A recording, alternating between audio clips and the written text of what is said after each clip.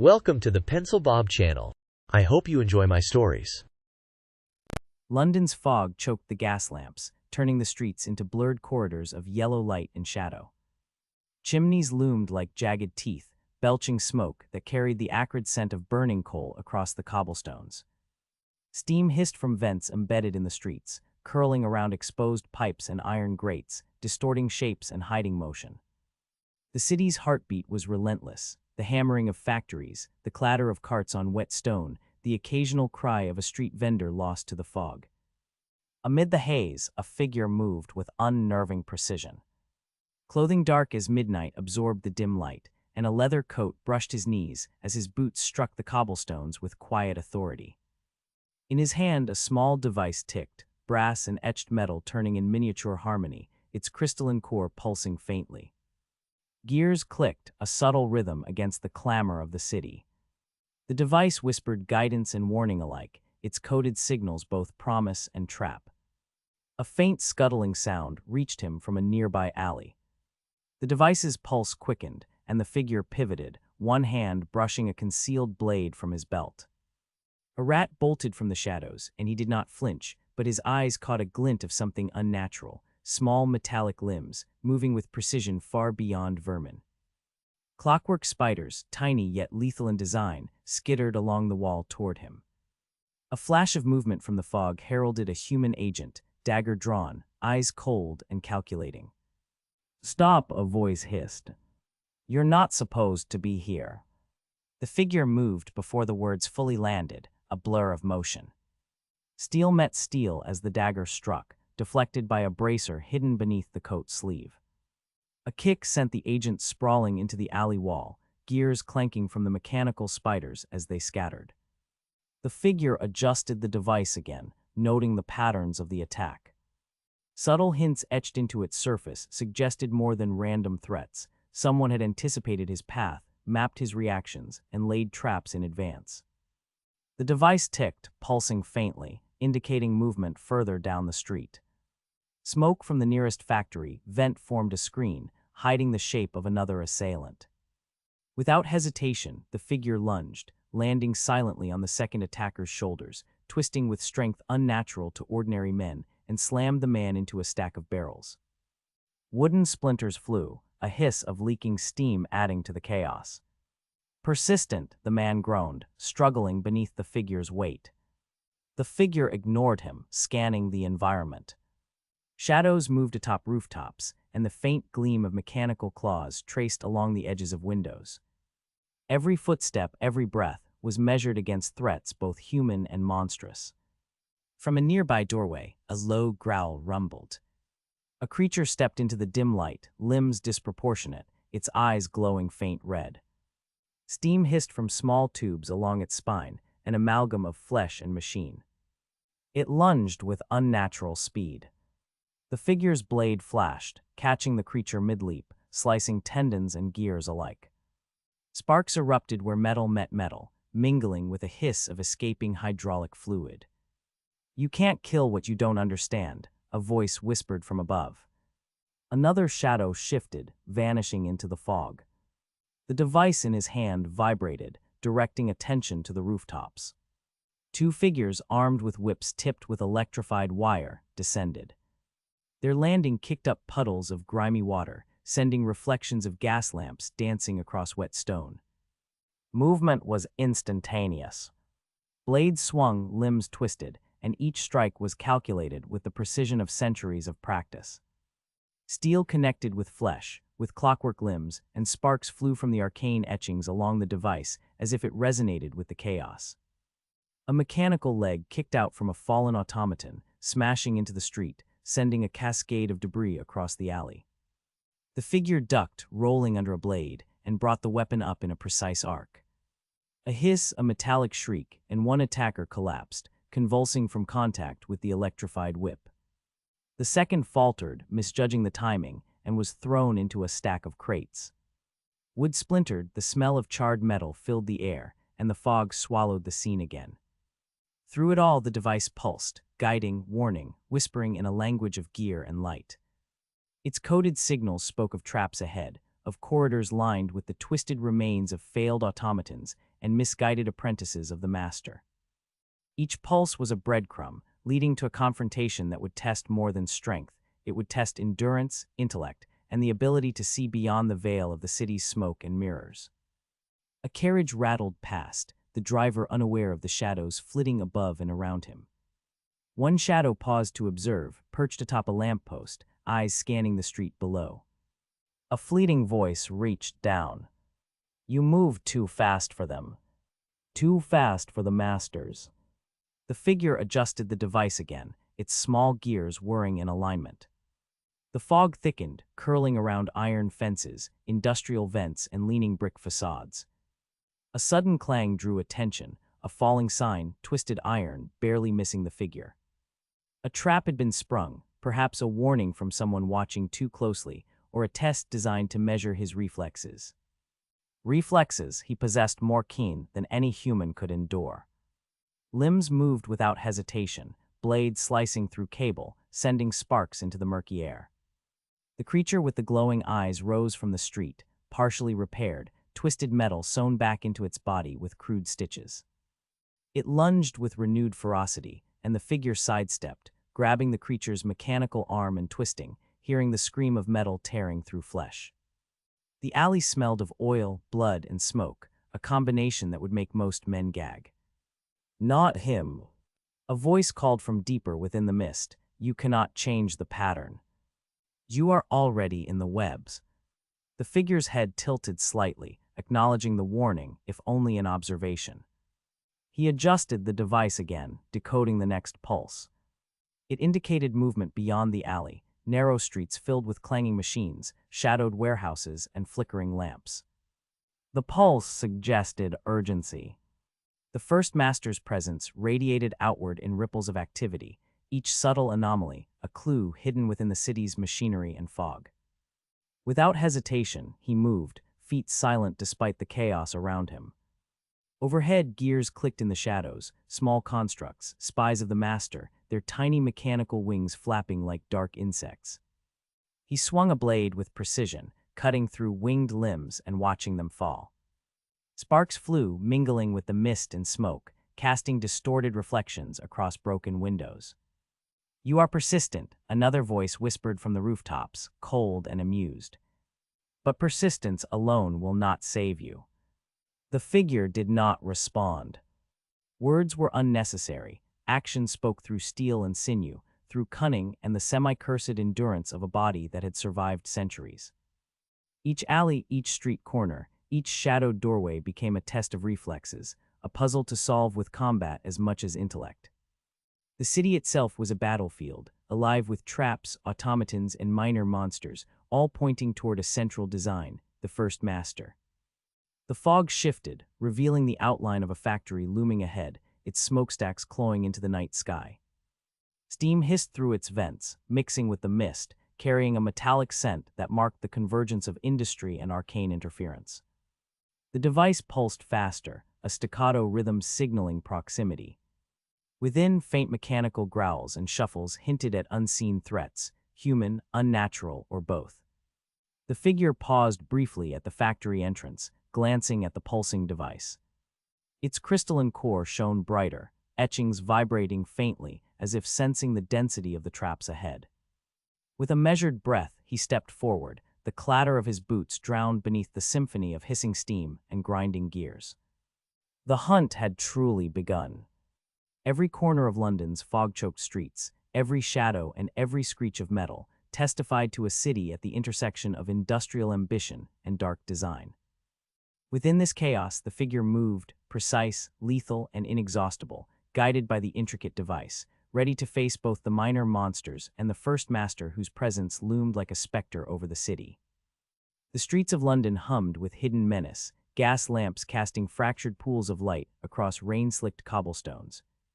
Shadows pooled in narrow alleys, shifting with the scrape of unseen mechanisms and the low growl of creatures that prowled just out of sight. The figure advanced deliberately, the small steampunk device in his hand ticking and pulsing with uneven rhythm. Each flare of its crystalline core revealed faint anomalies in the city's machinery and architecture, subtle signs that traced the first master's influence through hidden corridors, abandoned workshops, and shadowed corners of the industrial maze. A faint clatter echoed from a nearby warehouse, the sound of gears grinding against each other. Without hesitation, he slipped into the shadows, body coiled like a spring, senses stretching to catch every vibration in the fog-laden streets. Within the building, faint shapes moved, automatons crafted from brass and steel, their limbs jerking with mechanical precision. One turned sharply, a thin whip of steam unfurling from a small vent, as if sensing the intruder. Curious, a voice whispered from the darkness, human yet modulated by some device, distorted and metallic. Not many survive this far. The figure did not pause to answer. Feet landed silently on the worn wooden floor, and a blade flashed, cutting a joint on the automaton's arm. Sparks erupted as cogs and wires snapped. The device pulsed again, guiding him further into the heart of the warehouse. Each room revealed more traps, pressure plates wired to release scalding steam, swinging pendulums tipped with jagged metal, and mechanical spiders that scuttled along the beams overhead. Every obstacle was anticipated and countered with preternatural precision. A sudden hiss drew attention to a side corridor. A pair of figures emerged, cloaked and armed, their blades catching the dim light. The first moved with a practiced lunge, dagger aimed at the figure's side. Reflexes honed over centuries answered instinctively, a pivot, a catch of the wrist, and a snap that sent the dagger flying into the far wall. The second attempted a flank, only to find a foot planted squarely against his chest, throwing him backward into a stack of crates. The crates collapsed with a splintering crash, revealing a tangle of gears and small hydraulic limbs, another trap designed to slow pursuit. The device pulsed insistently, signaling the location of more subtle disturbances, unseen threads of the master's influence woven into the city's machinery. It hinted at hidden corridors beneath the factory floor, narrow passages that twisted beneath streets and warehouses. The figure followed the signals with the precision of a predator stalking prey, aware that each subtle pulse could indicate danger or opportunity. From above, a soft clinking sounded as clockwork birds descended, wings flaring brass feathers and tiny steam vents puffing with rhythm. They circled, scanning for movement, their beady lenses reflecting the faint light. One dive-bombed, aiming for the figure's head. A swift strike with the blade sheared through metal wings and gears, sending shards clattering across the floor. "Persistent," hissed a voice from a shadowed catwalk. But persistence alone is insufficient. The figure's eyes tracked the silhouettes above. Two more automatons lurked on the beams, their mechanical limbs jerking with unnatural fluidity. A leap, a swing of the blade, and one was torn from its perch, plummeting into a vat of molten metal below. Steam hissed as the metal hissed and bubbled, filling the warehouse with heat and acrid fumes. The remaining automaton advanced, arms swinging with heavy clubs tipped with serrated edges. Timing and reflex collided in a deadly ballet. The figure dodged, parried, and countered, each strike calculated to exploit weaknesses in design and structure, sending cogs and pistons flying from the construct. "Not bad," the voice called again. "But the master's reach extends farther than you imagine." The figure ignored the taunt, moving deeper into the warehouse. The device pulsed faster, indicating hidden influences layered throughout the city, faulty gearboxes, arcane etchings carved into support beams, faint vibrations in the floors signaling pressure plates or traps. Factories became labyrinths, warehouses twisted into mazes of shadows and noise, and secret laboratories revealed experiments half-finished, the results twisted by dark purpose. Vials of unknown liquids, arcane runes etched across machinery, and partially assembled clockwork creatures littered the rooms. A shadow shifted at the far end of the lab, a hunched humanoid figure with elongated limbs, partially mechanical, its joints clicking and whirring unnaturally. It lunged with a low, grinding scream, blades extending from its wrists. The figure sidestepped, catching a wrist mid-leap and snapping it backward. Metal teeth tore through flesh and gear alike, and the hybrid creature fell to the floor, twitching as circuits sparked across its frame. Steam hissed from broken pipes overhead, filling the room with blinding mist. In that moment, two human agents emerged from hidden panels, their guns trained. They fired rapidly, bullets striking metal and wood with ricocheting clangs. Reflexes that had been sharpened over centuries allowed a swift dive to cover, followed by calculated counterattacks. A kick to one agent's chest, sending him into the machinery, gears grinding bones and metal together, and a slash that severed the second agent's weapon hand. The device's pulse intensified. Subtle vibrations guided the figure through hidden corridors, each step calculated to avoid pressure plates and more lethal traps. In narrow passageways beneath the city, mechanized guardians awaited, spiders, serpents, and quadrupedal automatons, all designed to delay or kill. Each was met with strategy and speed, limbs moving in a symphony of violence. The creatures fell one by one, shattered brass and splintered metal littering the ground, mixing with faint trails of blood where human interference had occurred.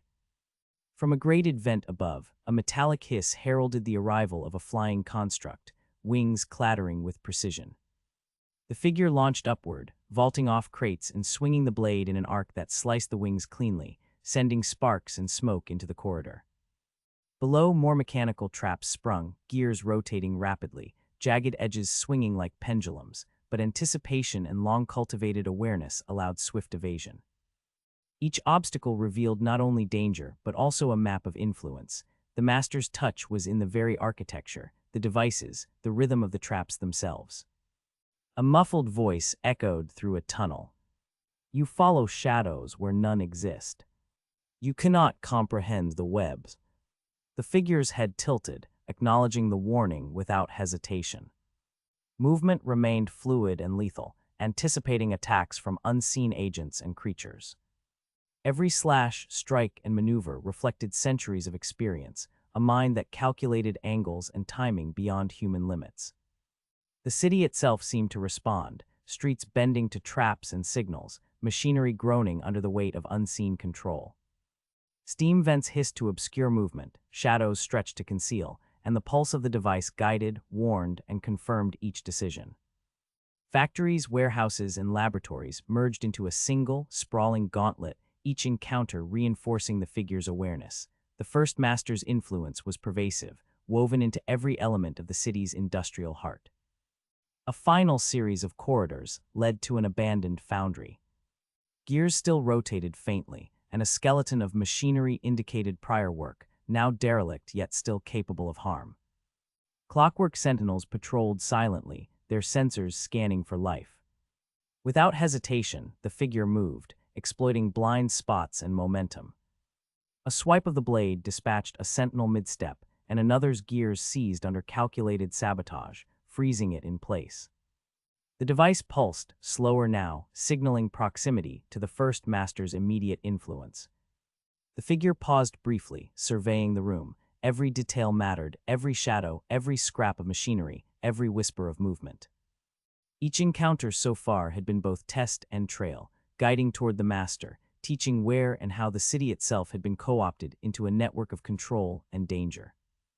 The hunt continued, the streets and underbelly of London alive with machinery, human threat, and minor supernatural creations.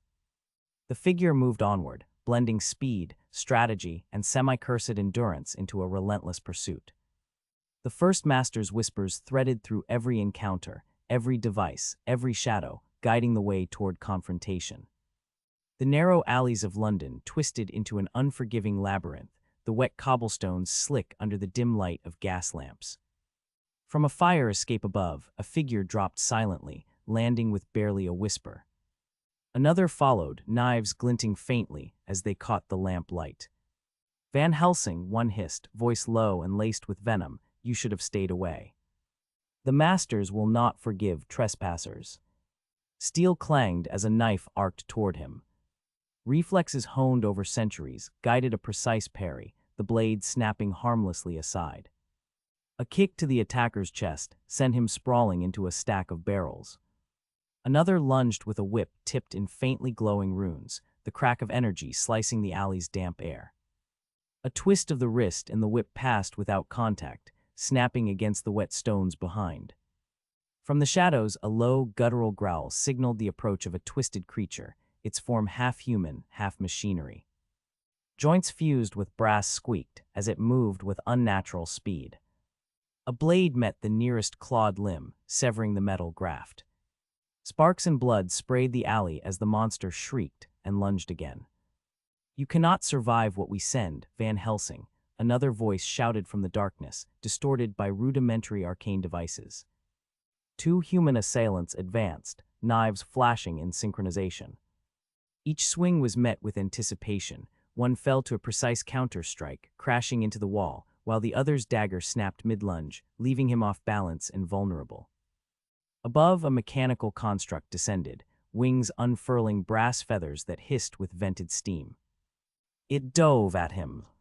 Van Helsing rolled beneath the attack, sweeping a blade in a calculated arc. The construct collapsed, its springs and cogs scattering across the stones. The device pulsed faintly, each blink revealing subtle anomalies in the city, pressure plates hidden beneath crates, small traps rigged along the walls.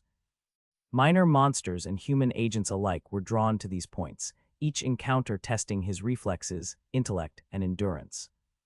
From a nearby doorway, a grotesque figure emerged, limbs twisted with metal enhancements, claws snapping. Van Helsing anticipated the strike, spinning to deliver a precise blow that shattered joints and severed grafted limbs. The creature screamed, staggering back before lunging again. Another sweep of the blade ended the assault, the alley littered with debris, broken machinery, and the twitching remains of hybrid monstrosities. "Van Helsing, you moved too quickly," a voice shouted from a rooftop, releasing a chain tipped with a hook. It swung downward with lethal intent. Timing and centuries of honed reflexes allowed Van Helsing to duck beneath it. The chain struck harmlessly against the stone behind him. A leap onto a crate placed him above the attacker, and a single strike sent the man sprawling into a heap of wet crates. Another minor monster, half flesh, half clockwork, lunged from the shadows. Van Helsing sidestepped, severing mechanical limbs with fluid precision. Sparks flew, mixing with the slick of rain on the cobblestones. A second human agent attempted a desperate attack, running from the opposite end of the alley. A swift kick to the chest sent him sprawling. Before he could recover, Van Helsing delivered a precise downward strike, disarming and incapacitating him. The device pulsed, guiding him through hidden corridors beneath the streets. More minor monsters emerged from shadowed vents, their claws scraping metal grates. Each was neutralized with precise strikes, calculated movements, and preternatural endurance. Limbs were shattered, gears torn from frames, and each assailant left inoperable. From above, a mechanical bird dropped silently, wings snapping open. Van Helsing twisted mid-roll, slashing through one wing. The construct crashed into a pile of barrels with a metallic clang. Two human agents charged from the far end of the alley, knives in hand, shouting, "Van Helsing, you can escape." Each lunge was anticipated. One assailant's blade was caught mid-strike, snapped with precise torque, sending him sprawling. The other's dagger was deflected, leaving him exposed to a kick that sent him into a stack of crates. The crates toppled, revealing a hidden trap, spinning gears, jagged edges swinging like pendulums. Van Helsing's footwork, perfected over centuries, neutralized each hazard, slicing through the gears where necessary to disable their movement. A low hiss signaled another minor monster approaching from a side alley, claws scraping cobblestone. Van Helsing dodged, countered with a strike to fuse joints, and spun to catch a secondary attack from a hidden human assailant. Sparks, blood, and oil sprayed the alley as limbs and gears collided. "You can't defeat us, Van Helsing," the surviving human called, desperation creeping into his voice. A pulse from a small device on his wrist sent nearby constructs into frenzied motion. Mechanical spiders scuttled, and a flying construct swooped from above. Van Helsing's movements were fluid and precise, a kick to destabilize, a slash to destroy joints, and a roll to evade. Every attack was met with centuries of honed reflexes and unerring calculation. From the shadows, another human agent hurled a vial of luminescent liquid. It shattered on impact, spraying the ground with corrosive light. Van Helsing pivoted, striking the agent before he could flee. Limbs, both human and mechanical, collided in a deadly rhythm as the alley became a battlefield of calculated chaos. Another minor monster, its body partially grafted with brass, lunged with claws extended. Van Helsing's blade struck, severing the appendages in one motion, before following with a kick that destabilized the creature. Sparks and fluid sprayed the cobblestones. The surviving human agents regrouped, attempting coordinated attacks, but each was anticipated, countered, and incapacitated with brutal efficiency. The device pulsed, signaling no immediate threats, yet faint residual patterns indicated more traps, minor monsters, and human operatives nearby. The organization's reach became clear, independent, efficient, and relentless. Their motives remained opaque, their moral authority absent, and Van Helsing's understanding of the city's threats deepened. One surviving agent, clutching a dagger, spat blood and hissed, "You may survive, Van Helsing, but the masters control everything." A silent step forward was the only response. The device pulsed once more, guiding him deeper into the city's web of traps, monsters, and human adversaries. Minor creatures scattered, mechanisms fell silent, and the alley returned to an eerie stillness. The hunt continued. The streets themselves were alive with hidden dangers, but Van Helsing's centuries of skill, reflexes, and endurance allowed him to press forward, relentless, toward the first master's influence. A sudden clatter from above drew his gaze to a tangle of ropes and scaffolding, where three human agents dangled precariously, attempting a coordinated ambush from height. Their weapons, daggers, spikes, and a small crossbow, were aimed with deadly precision. Van Helsing lunged, narrowly evading a volley of bolts, kicking one assailant back into the scaffolding. The crossbow discharged again, a bolt thudding into a nearby wall. Sparks from a misfired electrical trap danced along the wet cobblestones. A small mechanical spider scuttled along a railing, eyes glowing red, leaping toward him. A swift spin and a precise strike crushed its gears, sending fragments scattering. Another minor monster, its human form fused with brass and gears, charged from a side alley. Van Helsing intercepted with a low kick, destabilizing it, then followed with a sweeping blade across its midsection, gears grinding as it collapsed. Above, an assassin called out, "Van Helsing, you cannot survive the master's designs." He hurled a vial of noxious gas, and it hissed as it spread across the alley. Van Helsing moved like liquid, weaving between the creeping fog, striking the human agent before he could recover, shattering a dagger and sending him sprawling. The device pulsed again, guiding him toward the next cluster of threats. The alley twisted and constricted, more minor monsters surged, mechanical limbs clicking, claws scraping stone. Van Helsing moved with preternatural speed, anticipating attacks, dismantling traps, severing limbs fused with machinery, incapacitating human assailants, leaving the alley littered with broken forms of both flesh and metal. The surviving agent, bloodied and desperate, shouted one last warning, "Van Helsing, the masters are everywhere, you cannot escape them." Van Helsing's only response was the silent, deliberate step forward, his hand resting briefly on the device as it pulsed, faint light revealing residual patterns across the city's underbelly. He pressed on, unyielding, every sense alert to human and monstrous threats alike, ready to confront the next wave, his hunt far from over. The streets narrowed, funnels of steam rising from vented grates and broken pipes, curling in dense coils around rusted railings and iron scaffolds.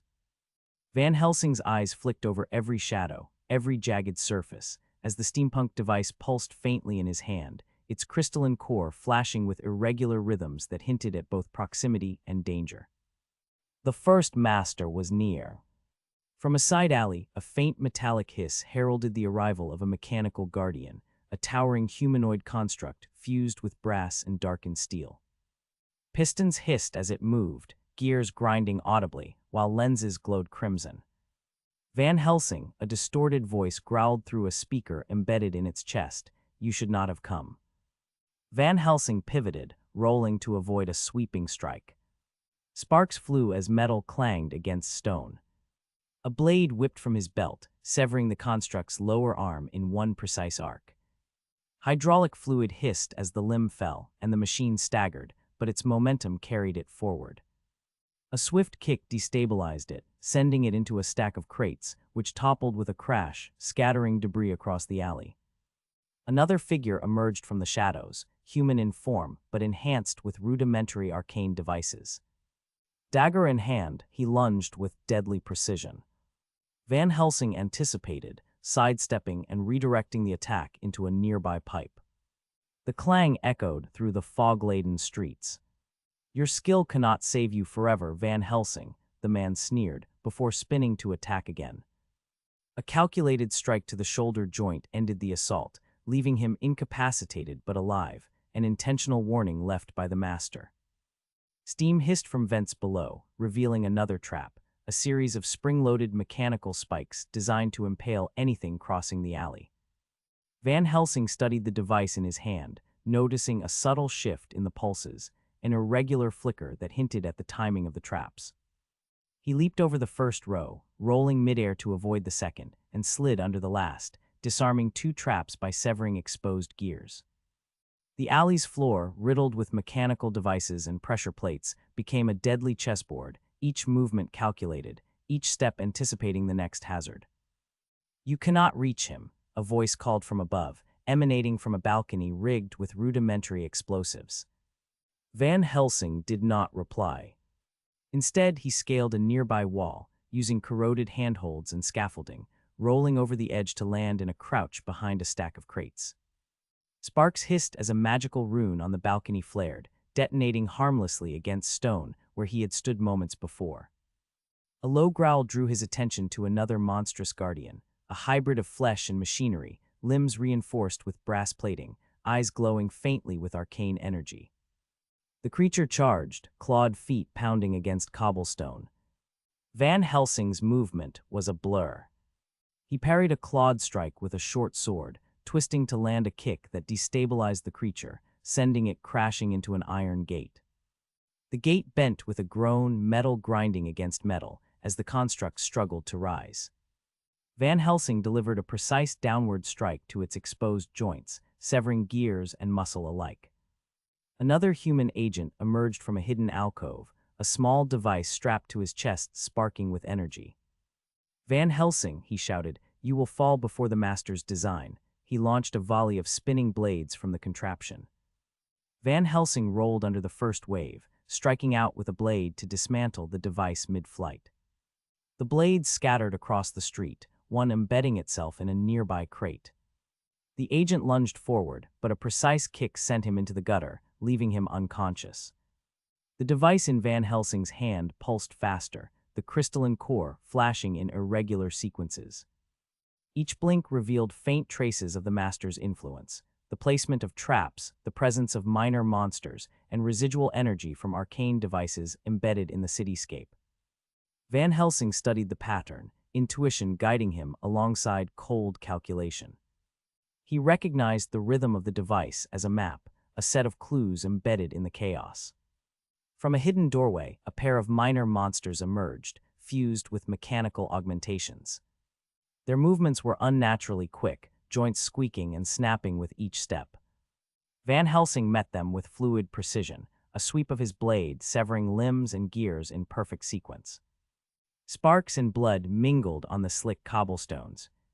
The creatures lunged again, but were met with a rapid series of strikes, each one precise, each one lethal.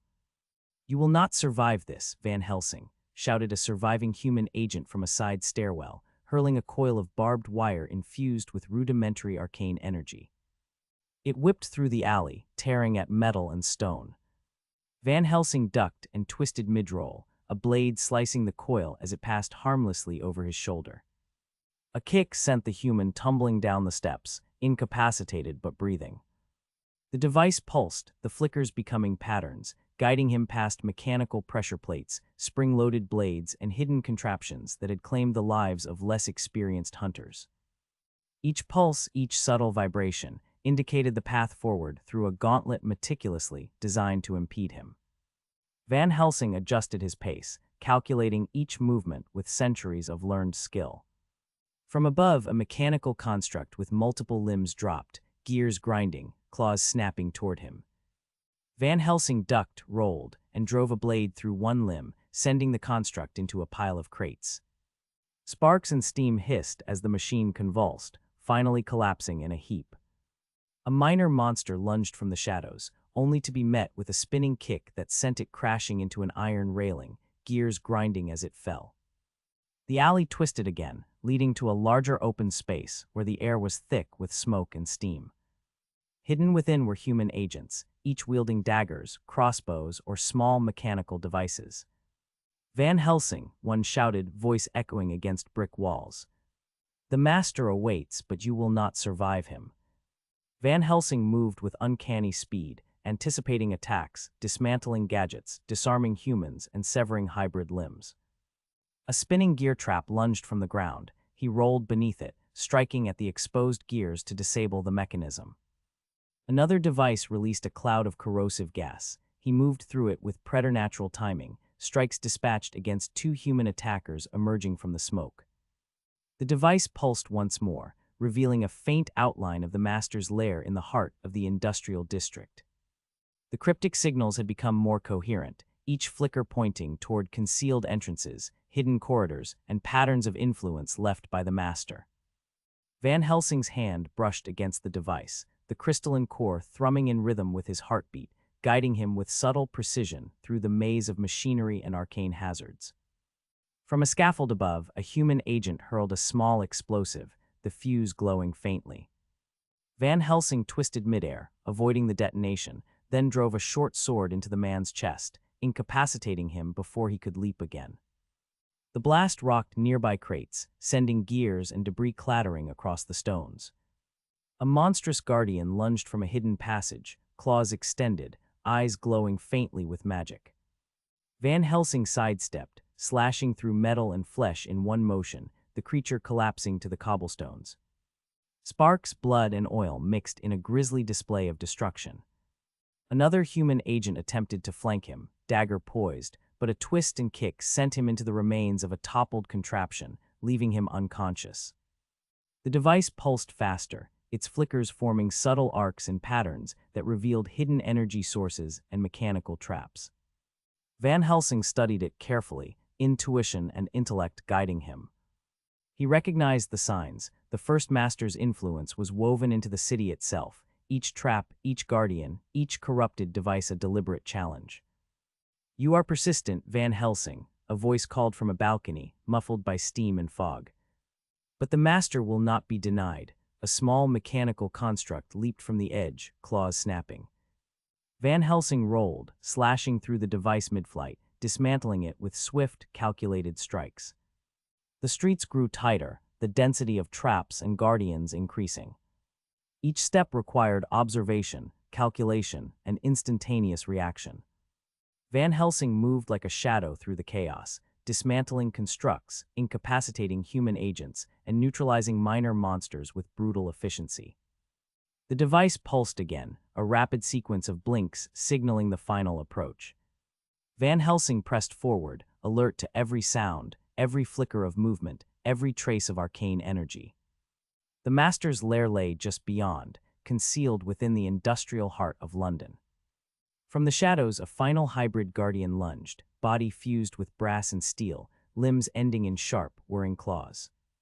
Van Helsing sidestepped, striking with fluid precision, severing each limb in sequence. Sparks flew, mixing with the rain-slicked cobblestones, the metallic scent mingling with blood and oil. The device pulsed once more, guiding him toward a hidden passage behind a wall of steam and scaffolding. Van Helsing pressed his hand to the crystalline core, deciphering the last of the cryptic signals. The master's lair was revealed, hidden, fortified, and deadly, but he had arrived. The industrial district held its breath. Every steam vent hissed, every gear groaned, every shadow shifted. Van Helsing stepped forward, the gauntlet of traps, guardians, and cryptic signals behind him, now poised to confront the first master at the center of the labyrinth. The industrial heart of London trembled beneath the weight of steam, smoke, and unseen menace. Van Helsing advanced through the narrow corridors of machinery and twisted iron, the small steampunk device pulsing rapidly in his hand, signaling proximity. Every flicker of the crystalline core indicated the master's presence, faint tremors of energy resonating through the city's veins. The first master waited, cloaked in shadow, a presence both human and otherworldly, drawing power from machinery and arcane devices scattered throughout the factory-turned lair. "You've come far, Van Helsing," the master's voice echoed, layered with distortion, "but this city will be your tomb." A hiss of steam released from vents above as mechanized constructs lurched forward, claws snapping, gears grinding. Minor monsters, twisted hybrids of flesh and brass, emerged from hidden passages, growling with unnatural strength. Van Helsing's reflexes, honed over centuries, guided every movement. He rolled beneath a sweeping limb, driving a blade through a fused joint, severing gears and sinew in one precise motion. Sparks and ichor flew, staining the slick cobblestones. "Do you finally understand, Van Helsing?" The master called from the shadows, summoning arcane energy that twisted the air, distorting the steam and smoke. "The organization does not forgive. The city itself obeys me." A blast of energy erupted from the floor, propelling a mechanical guard toward him. Van Helsing ducked, slashing upward with a blade that cut through both flesh and brass. The construct convulsed, gears flying apart as it collapsed into a heap. Another hybrid lunged from a side corridor, claws extended. A precise kick sent it crashing into a stack of crates. He followed with a series of strikes, each calculated to disable both limbs and mechanisms. The master appeared briefly on a raised platform, robes flowing, mechanical augmentations glittering with energy. "Van Helsing. Every trap, every guardian, every machine you have overcome has been designed to break you." He extended a gauntleted hand, releasing a pulse that sent gears spinning violently, metal scraping metal in discordant rhythm. Van Helsing twisted midair, evading the blast, and drove a dagger into the master's mechanical arm, severing a conduit that hissed sparks. From the shadows, a swarm of clockwork spiders skittered across the floor, red eyes glowing with malice. Van Helsing's blade flashed, sweeping through their legs, crushing gears and springs with surgical precision. One lunged at his ankle. He stomped down, severing its legs, sparks showering the wet stone. Another human agent, armed with a rudimentary arcane pistol, emerged from behind a collapsed wall. "You cannot escape, Van Helsing," he yelled, firing. Van Helsing rolled to the side, slashing the gun from his hands, disarming the man before delivering a kick that sent him crashing into debris. The master's laughter echoed, muffled by steam and metal. "Do you see now? Every movement, every step is within my design." "You cannot prevail." A wave of kinetic energy blasted from the master, spinning debris, cogs, and minor constructs through the air. Van Helsing's preternatural reflexes allowed him to dive beneath the arc, rolling into cover behind a pile of crates. He sprang to his feet, slicing through a mechanical limb that had swung toward him, the metallic clang ringing through the chamber. "You miscalculate, Master," Van Helsing called, voice calm amid chaos. "You underestimate centuries of experience." He lunged, blades flashing, striking at the master's augmented limbs with precision, dismantling conduits and severing gears. Sparks erupted with each strike, and the acrid smell of burning metal filled the air. A twisted creature, partially human, partially machinery, lunged from a side platform. Van Helsing sidestepped, cutting its limbs in sequence. It shrieked, clutching at broken limbs, before toppling into a vented grate below. He did not pause. Another human agent advanced, whip tipped with glowing runes. Van Helsing deflected the strike, sending the whip snapping into the wall, then struck with a downward arc, incapacitating the man instantly. The master moved with unnatural speed, augmented reflexes making each motion a blur. Van Helsing matched him blow for blow, parrying strikes, dodging blasts of energy, and countering with calculated precision.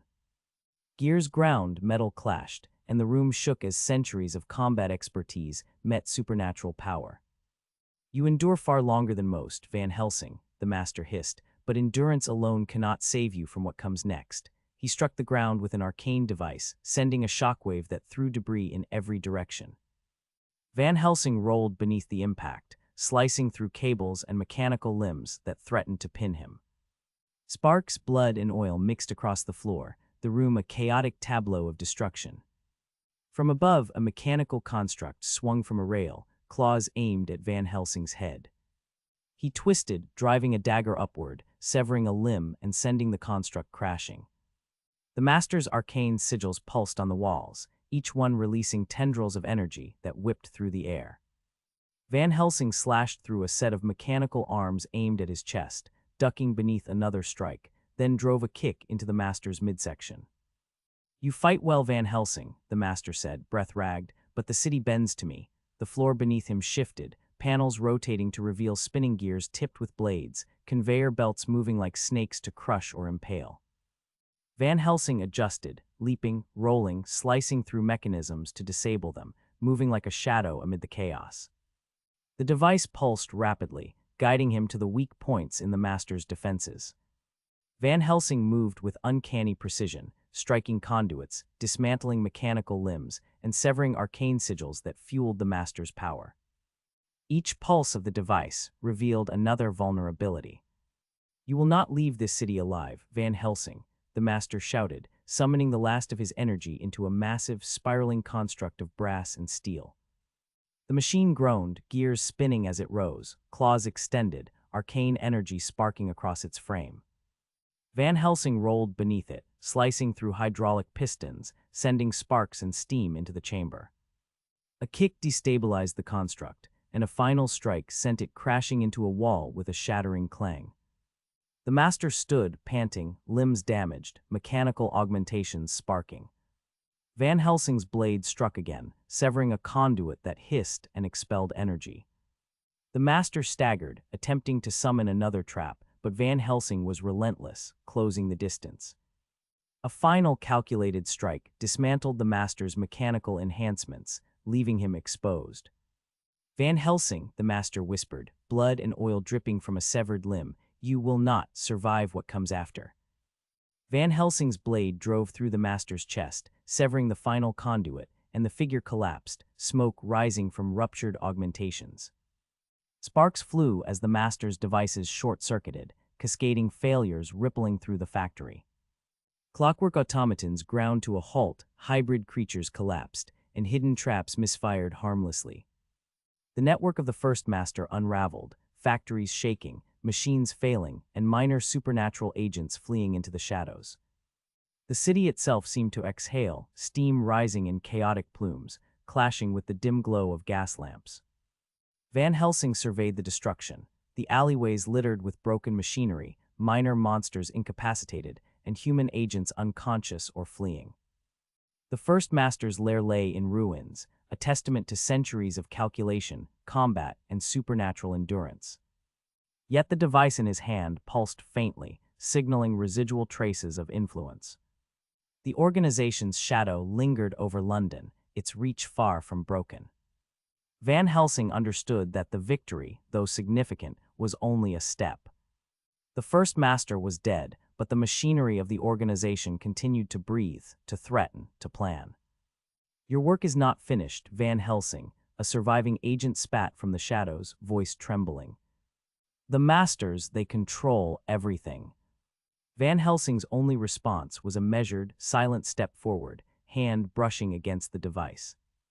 Its crystalline core pulsed once more, faint signals guiding him beyond the ruined lair, beyond the factories and broken streets. The transatlantic journey awaited, the hunt far from complete. New York lay ahead, filled with chaos, steam, and the remaining masters. Smoke and steam mingled as Van Helsing departed the industrial heart of London, every sense alert, every muscle coiled. The streets themselves whispered of danger, of traps yet undiscovered, of monsters yet to strike. But centuries of skill, preternatural reflexes, and unerring calculation allowed him to press forward, the pulse of the device marking the next step in his relentless pursuit. Even as he walked into the fog-choked streets once more, Van Helsing knew the city's shadowy heart had been shaken, its network destabilized. Factories groaned and cogs jammed, clockwork constructs lay in ruin, and minor supernatural agents had fled. The first master was dead. The hunt would continue. The organization's lingering presence, the unresolved threats, and the weight of centuries pressed on him, but Van Helsing's path was unwavering. The pulse of the device, faint and irregular, marked the route across London, toward the docks, toward the vessel that would carry him across the Atlantic. The hunt for the remaining masters would begin anew in New York. The fog swirled, carrying the scent of coal, oil, and faintly acrid smoke. Van Helsing's gaze was unflinching, hand steady on the device. Each footstep carried him closer to the next confrontation, each movement precise, each breath a measure of unrelenting resolve. The cabin was silent, except for the faint ticking and whirring of the intricate steampunk device resting on the workbench. Its crystalline core pulsed with irregular intensity, each flicker casting fragmented light across the brass framework etched with near-invisible glyphs. Shadows stretched across the walls, folding over shelves cluttered with arcane implements, mechanical components, and scattered papers filled with cryptic calculations. A low, metallic hum accompanied the device's subtle rotation, gears clicking with irregular cadence. Van Helsing's eyes scanned the etch symbols, tracing copper filaments and tiny circuits, seeking hidden patterns. Every scratch, every deviation suggested deliberate design, as though the device were testing the mind of the observer, challenging perception, patience, and intellect. "Curious, aren't you, Van Helsing?" a voice hissed from the far corner, distorted by the hum of machinery. "Or perhaps foolish. The device will guide, or it will betray." Fingers hovered over the crystalline surface, tracing interlocking spirals of mechanical and arcane markings. Each pulse suggested disturbances in distant locations, subtle anomalies that hinted at influence stretching far beyond London. Tiny clicks accompanied a minor rotation of the gears, aligning etched nodes in a sequence almost imperceptible to anyone less practiced. The device's light refracted through the crystalline core, scattering across the room in jagged lines. Van Helsing leaned closer, following the paths with eyes sharpened by centuries of observation. Arcane glyphs shimmered faintly, overlaying the brass framework, suggesting routes, hazards, and areas of concentrated influence. The pattern was fragmented, corrupted, deliberately so, but undeniable. Across the Atlantic, somewhere in New York, signals converged toward hidden nodes, locations where the second master's influence likely manifested. "You see it," the whisper continued, almost teasing. "You think it leads, but every path contains deceit. Only comprehension preserves life, Van Helsing. Only patience ensures survival." The pulse of the device accelerated slightly, a subtle cue that alignment had been partially achieved. Tiny mechanical arms shifted, revealing secondary facets etched with faint runes. Light reflected through the lenses, casting spectral overlays that traced lines across the tabletop. Each intersection hinted at shipping routes, clusters of influence, and areas where minor supernatural agents could be deployed. Misleading nodes appeared deliberately, luring observers toward traps embedded in the organization's vast network. Van Helsing's fingers adjusted a dial, realigning a crystalline lens. The pulse steadied. A sequence of clicks revealed hidden channels of energy, interwoven with the mechanical framework. Patterns emerged, convoluted, fragmented, but readable with precise interpretation. The device spoke in pulses, etchings, and minor vibrations transmitted through the floorboards, signaling weak points, safe passages, and potential hazards. "Interpretation is survival," another voice hissed, closer now, resonating from the walls themselves. "Misdirection is intention. Every pulse deceives and informs. Do you understand, Van Helsing? Or will you falter?" Van Helsing traced a particularly corrupted arc with a gloved fingertip, noting deviations from expected alignment. He murmured numbers, coordinates, and sequences under his breath, calculating distances and relative positions across oceans. Each flicker of the crystalline core corresponded to another node, a hidden cluster of influence that the second master had likely prepared. The room vibrated faintly as the device's pulse extended beyond its brass casing, resonating through the cabin.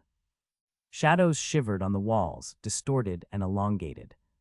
Each pulse seemed to suggest both direction and caution, subtle indications of minor traps, corrupt conduits, and hidden agents. Every blink, every whir was a layered message, demanding meticulous attention. Van Helsing, the original voice hissed again, sharper now, "The organization answers to no church."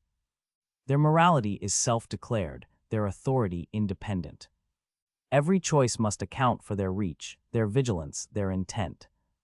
A soft metallic click followed, revealing a small etched compartment along the device's frame. Inside, miniature brass tablets contained sequences nearly imperceptible to casual observation. Van Helsing studied them, noting subtle variations in pattern and pulse. Each was a fragment of a larger puzzle, a test designed to separate the perceptive from the reckless. The crystalline core pulsed faster.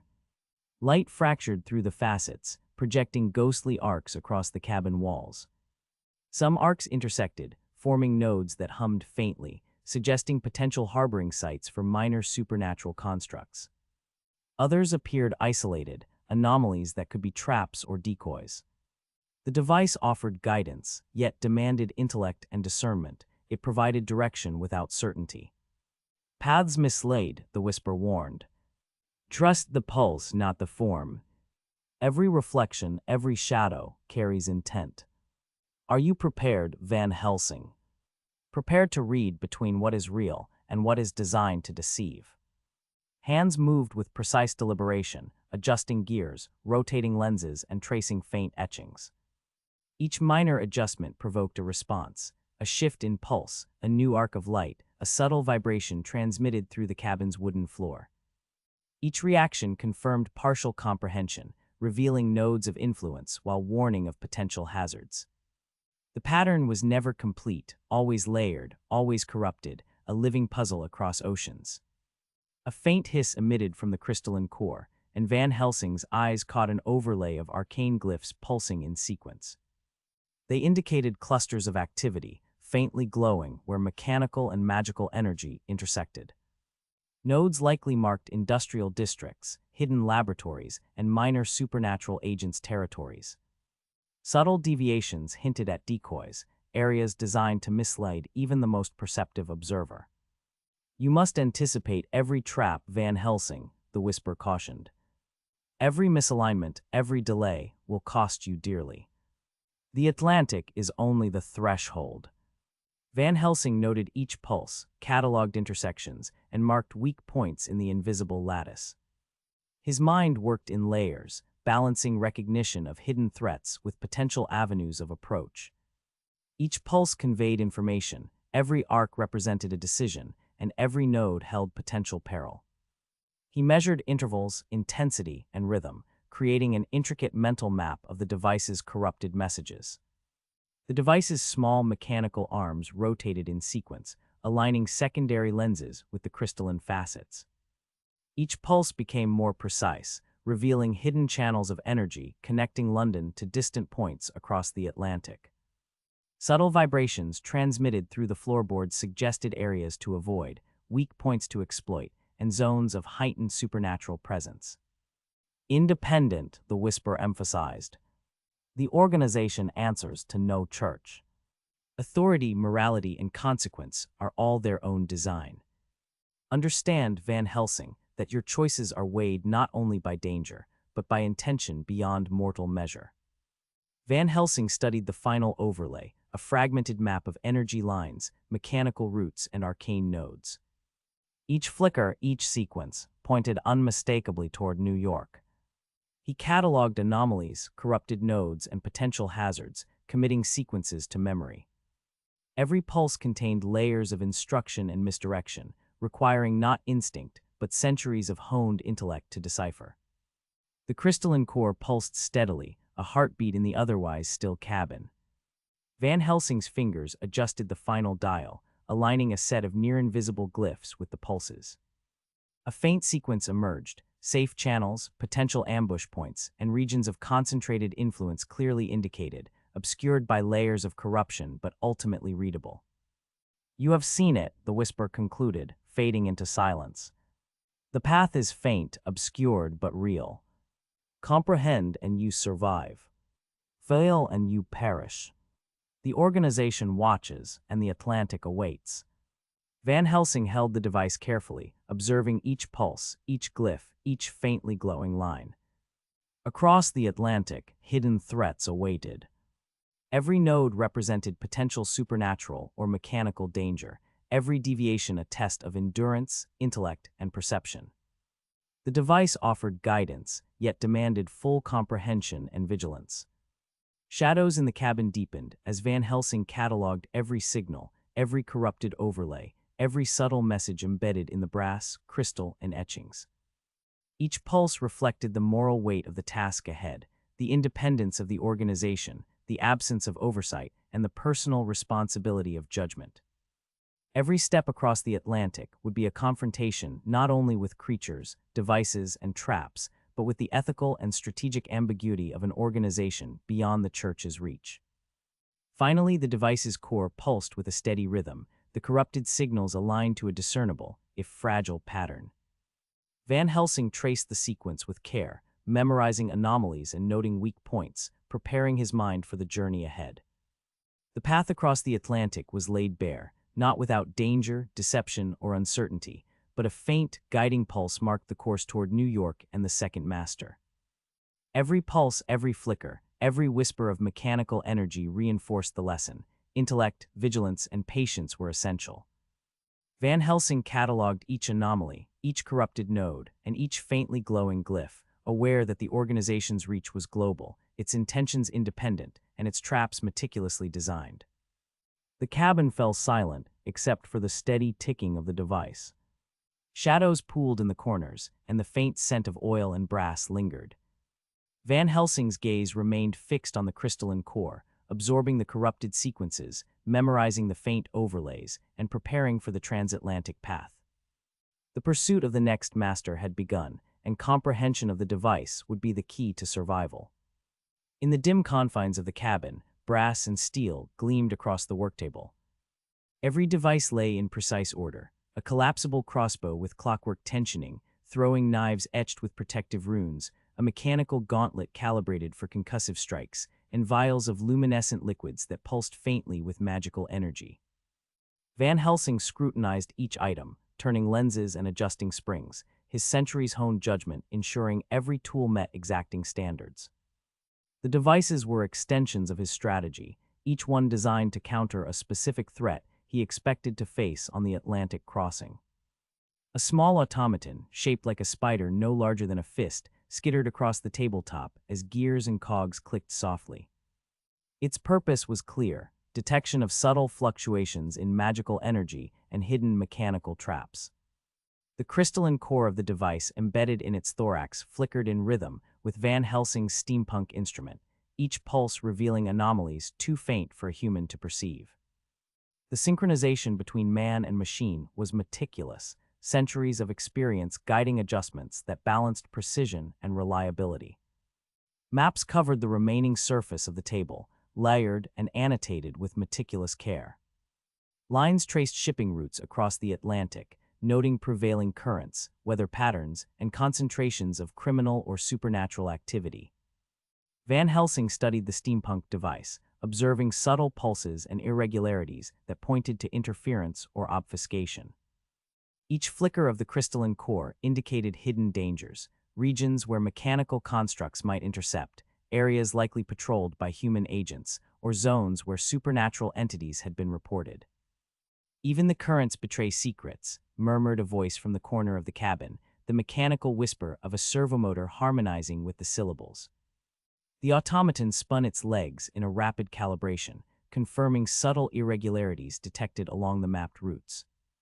Van Helsing's eyes followed each trace on the maps, identifying points where the steampunk device indicated potential traps.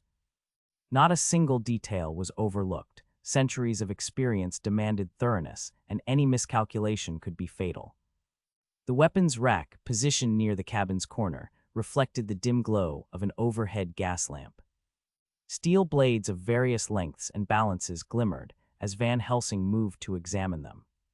Cross-hatched hilts were checked for perfect balance, edges were tested for sharpness against small whetstones.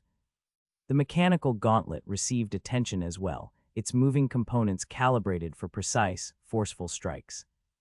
Each weapon was assessed in silence, the ritualistic care reflecting a lifetime of preparation and the methodical mind of a man who had seen centuries of combat. Nearby, a collection of vials pulsed with faint luminescence. Each one contained a substance designed to disrupt constructs, repel supernatural entities, or provide protection against magical interference. One vial, cracked with fine lines, was discarded carefully. Even the smallest flaw could render it dangerous. Another was tested for volatility, shaken gently, and observed for consistent reaction. The attention to detail was painstaking, yet necessary. The Atlantic journey offered no room for error. Threats both mundane and arcane awaited, and Van Helsing's survival depended on precise preparation. Mechanical observers perched on shelves, their articulated limbs poised to detect even the smallest disturbance. One adjusted its sensors, casting faint beams across maps and devices, highlighting areas of possible oversight. Subtle mechanical hums accompanied the motion, harmonizing with the pulsing light of the steampunk device. Each anomaly detected, slight misalignment, irregular reading, or faint pulse of magical interference, was cataloged mentally, integrated into a comprehensive strategy. Shipping schedules were laid alongside the maps, inked lines denoting departure and arrival times, expected conditions, and potential hazards. Van Helsing's gloved fingers traced the intersecting routes, cross-referencing against currents, wind patterns, and the hidden influence of supernatural forces. Each line was scrutinized for possible interception points, ambush zones, and concealment opportunities. Notes in invisible ink marked areas of heightened danger, and minor calculations corrected for tidal variation, ship velocity, and unexpected deviations. Arcane crystals, small yet potent, were arranged in alignment along the table's edge. Each emitted a subtle aura, calibrated to counteract interference and alert to latent magical currents. Van Helsing adjusted resonance, orientation, and frequency with methodical care. These crystals formed a protective network during transit, functioning as both detection and defensive mechanisms.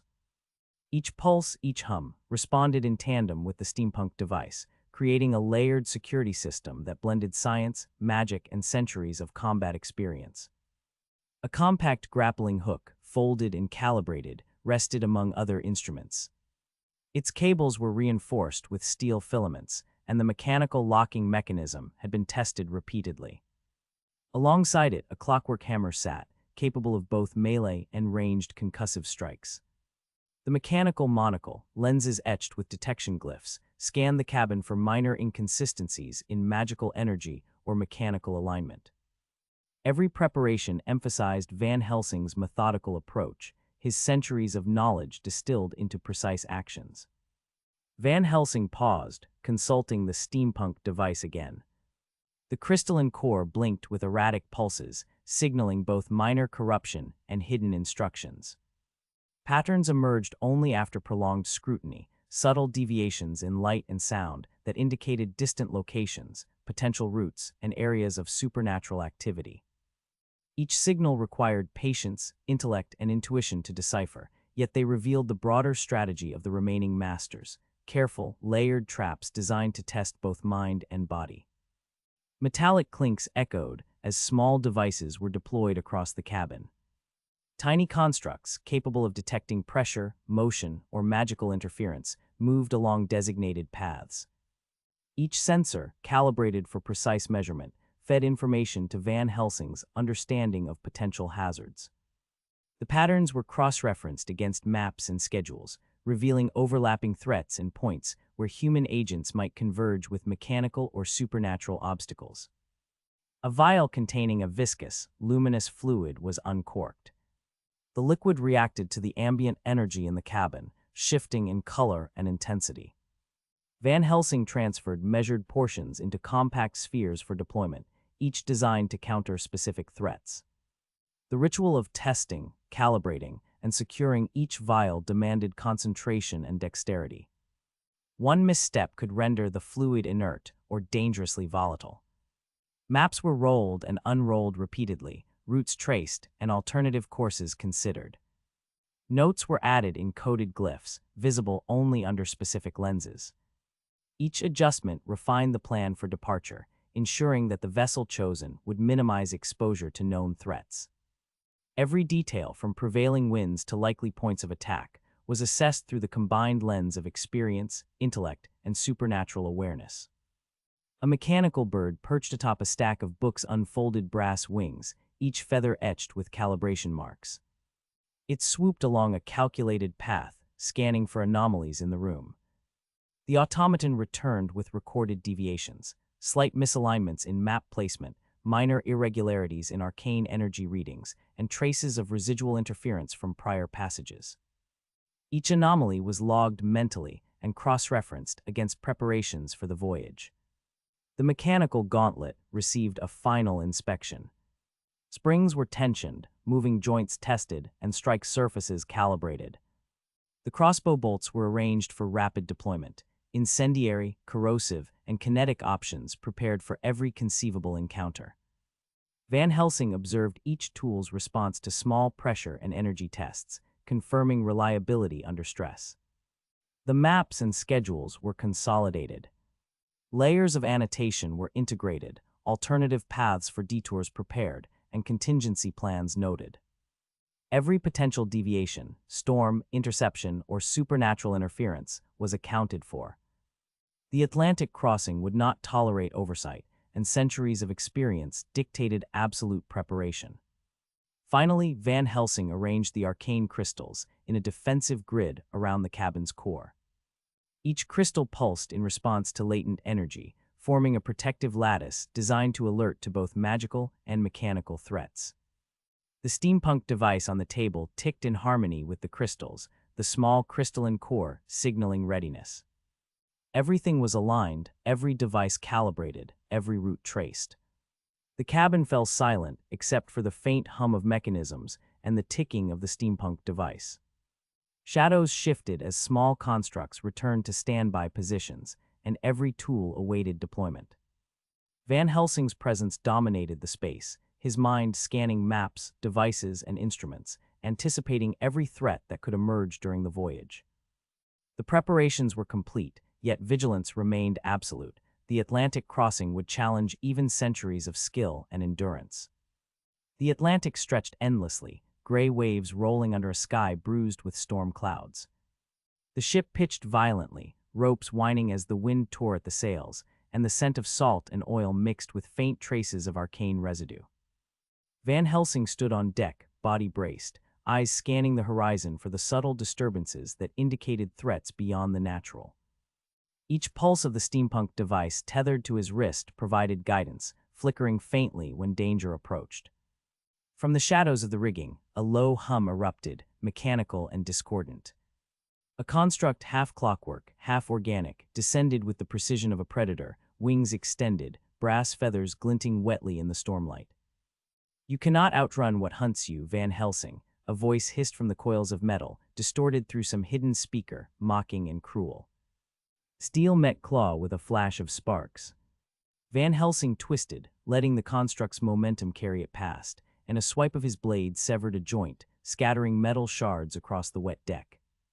Another mechanical bird dove from above, its wings screeching against the wind. He rolled, sweeping a concussive strike with a mechanical gauntlet that hurled it into the rigging, snapping cables with a metallic clang.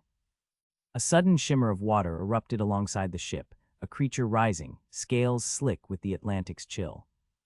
Its eyes glowed faintly, reflecting an unnatural intelligence. Van Helsing ducked as a jaw lined with teeth snapped shut mere inches from his head. A quick pivot, a slash across the flank, and the beast recoiled, hissing as the edge of his blade tore through fused musculature and steel-like plating. "Ships are fragile," the same disembodied voice sneered, carrying over the wind, "but your resolve is brittle, Van Helsing." Van Helsing's eyes flicked to the device, its pulses aligned with the rhythms of the waves, revealing the creature's approach vector. Another wave slammed against the deck, throwing a human crewman off balance. Van Helsing grabbed the man, stabilizing him, while simultaneously blocking a swipe from another hybrid creature, a limbed amalgamation of flesh and gear. Sparks flew as the creature's metal prosthetic met the edge of a sharpened blade, grinding against it. The creature shrieked, retreating to strike again, but Van Helsing anticipated its arc, striking precisely at a vulnerable joint. From the crow's nest, a human agent loyal to the organization emerged, hurling a rope with a hooked end toward the deck. Van Helsing. You will not survive this crossing. The rope whipped across, snapping dangerously close. Van Helsing's gauntlet caught the hook midair, twisting it free before delivering a backhand that sent the assailant sprawling against the mast. Lightning split the sky, illuminating more threats, silhouettes of creatures swimming alongside, mechanical constructs dangling from hidden sails, arcane glyphs glowing faintly along the ship's rails. Van Helsing moved with preternatural precision, his strikes measured, each aimed at disabling both flesh and machine. His movements were fluid, a centuries-honed rhythm honed by countless hunts, each assault met with instinct and calculation. A massive tentacle erupted from the sea, wrapped in brass rings and glowing sigils. Crewmen screamed as it lashed toward the deck. Van Helsing leapt atop a crate, slicing downward with a mechanical sword, cutting through tendons, gears, and glyphs in a single, decisive stroke. Sparks and seawater mingled, hissing as they hit the steel plating. You cannot outlast the ocean, Van Helsing, the disembodied voice intoned again, this time layered with metallic distortion. Every wave carries your doom closer. The steampunk device pulsed violently, indicating another approach vector. Van Helsing spun, intercepting a small, spider-like construct racing along the deck. Each leg was tipped with tiny blades, each movement calculated to cripple. A kick destabilized it, a precise strike severed the joints, and the construct collapsed into shards of brass and whirring gears. Another leapt from the rigging, and Van Helsing rolled, his gauntlet smashing it into splinters mid-roll. From below deck, a human agent charged, brandishing a crude mechanical crossbow. Van Helsing, your centuries will not save you, he fired, bolts whistling across the storm. Van Helsing deflected each with his blade, pivoting to slam the attacker into the railing. The agent staggered, disarmed, and retreated into the shadows, leaving only a trail of sparks where the bolt had clipped the deck. The Atlantic seemed alive, waves crashing with a rhythm almost sentient. Another hybrid creature rose from the water, tentacles tipped with razor-like mechanisms. Van Helsing twisted, sweeping a concussive strike from his mechanical gauntlet, shattering the appendage, sparks flying with every contact. The creature shrieked, partially submerged, before sinking beneath the waves with a hiss that sounded like escaping steam. Fingers brushed along the device, aligning cogs and pulleys, reading the subtle pulses embedded in its crystalline core. Each flicker revealed hidden threats, submerged constructs, magical anomalies, and human agents waiting in ambush. Van Helsing calculated timings, angles, and sequences, every movement a preemptive strike against hazards, both known and invisible. The ship pitched violently, another wave tossing a barrel into the deck. A mechanical serpent slithered from the shadows, its metal scales reflecting the flickering lantern light. Van Helsing struck swiftly, slicing through its segmented body before it could coil around an unsuspecting crewman. Sparks and fluid sprayed, the sound mingling with the wind and thunder above. "Do you even comprehend what awaits, Van Helsing?" hissed a voice from the rigging. "The sea is but the beginning." Van Helsing's eyes never left the horizon. Each pulse of the device, each subtle distortion in the air, revealed new angles of attack. Another wave crashed, dislodging a crate that rolled toward a minor construct. A swift kick sent it flying, crushing it beneath the barrel. He ducked under a mechanical bird swooping from the mast, slashing a wing, sending it spiraling into the ocean. Hours passed in relentless vigilance. The device pulsed, the sea thrashed, constructs and creatures attacked in endless waves. Van Helsing moved without hesitation, conserving energy only when absolutely necessary. Each strike, each evasion, each calculation was informed by centuries of endurance, knowledge, and strategic thinking. The storm intensified. Sheets of rain cut across the deck, and the wind became a physical force, tugging at sails and thrashing rigging. Van Helsing's cloak whipped violently around him as he leapt to intercept a hybrid with a serrated mechanical arm. He spun, redirected the force, and drove a blade into a vulnerable seam of its chest, sparks showering as the creature fell. Another creature, a massive construct resembling a cephalopod, lunged from the side. Van Helsing rolled under a crashing wave, his gauntlet smashing into its segmented limb, fracturing brass joints. "Do you feel your mortality yet, Van Helsing?" The distorted voice taunted, carried on the wind with sadistic glee. "Your centuries mean nothing out here."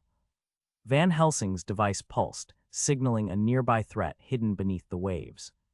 He read the subtle distortions in the water, predicting the creature's trajectory, and with a swift leap from a crate, he plunged a blade through the hull of a mechanical shark, copper plates ripping with a scream of steam.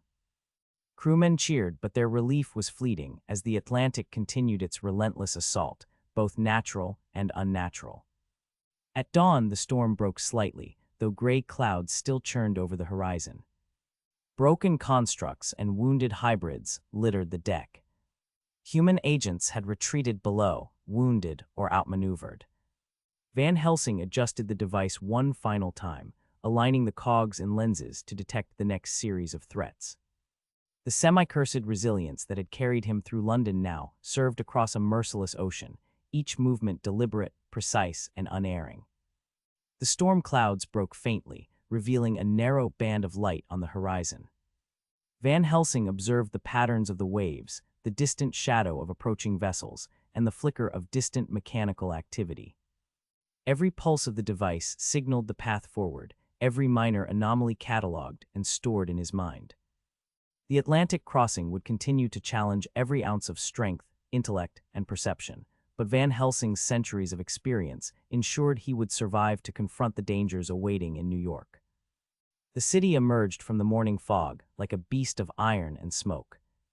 New York's industrial heart pulsed with life and menace, every street a channel for clanging machinery, hissing steam, and the relentless march of human ambition. Van Helsing stood on the edge of the pier, boots scraping against slick wood, eyes sweeping the sprawling metropolis. Smokestacks twisted skyward, coughing acrid clouds into the gray air. Rail lines crisscrossed overhead, belching sparks as clattering locomotives ferried cargo through the city's arteries. Below, the streets teemed with motion. Laborers shouted over the din of hammers and presses. Wagons rattled along uneven cobblestones.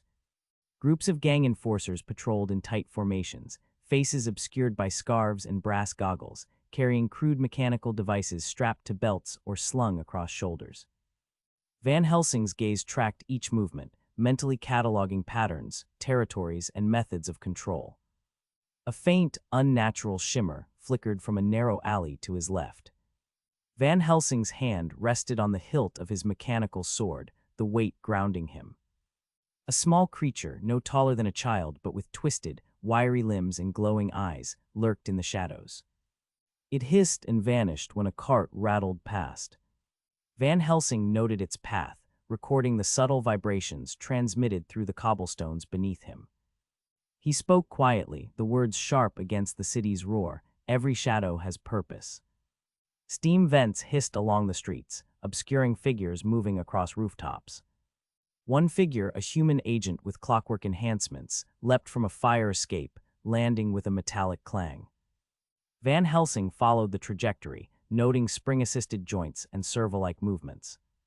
The agent froze, observing, then disappeared down a side street. The crystalline core of Van Helsing's wrist device pulsed faintly in response, signaling hidden mechanical constructs, arcane interference, and minor supernatural agents dispersed throughout the urban sprawl. A loud clang echoed from the marketplace. A gang enforcer swung a large, steam-powered cudgel at a vendor's cart, sparks flying as metal struck crates. Van Helsing studied the tension in the man's shoulders, the timing of his strikes. Observing the habitual pauses likely used for communication with others, Van Helsing muttered under his breath, "Control through fear." The pattern was methodical, disciplined, a mark of someone trained or commanded by a hidden power. Above the city, dirigibles floated in the gray sky, tethered by thick cables, engines thrumming. Arcane glyphs glimmered faintly along their hulls. Van Helsing squinted, tracing the ley lines projected by the glyphs. Some vessels were observational, others likely armed, patrolling high-value districts. Each pulse of the device confirmed his suspicions, highlighting areas of concentrated influence, possible locations of hidden laboratories, and positions of human or supernatural operatives.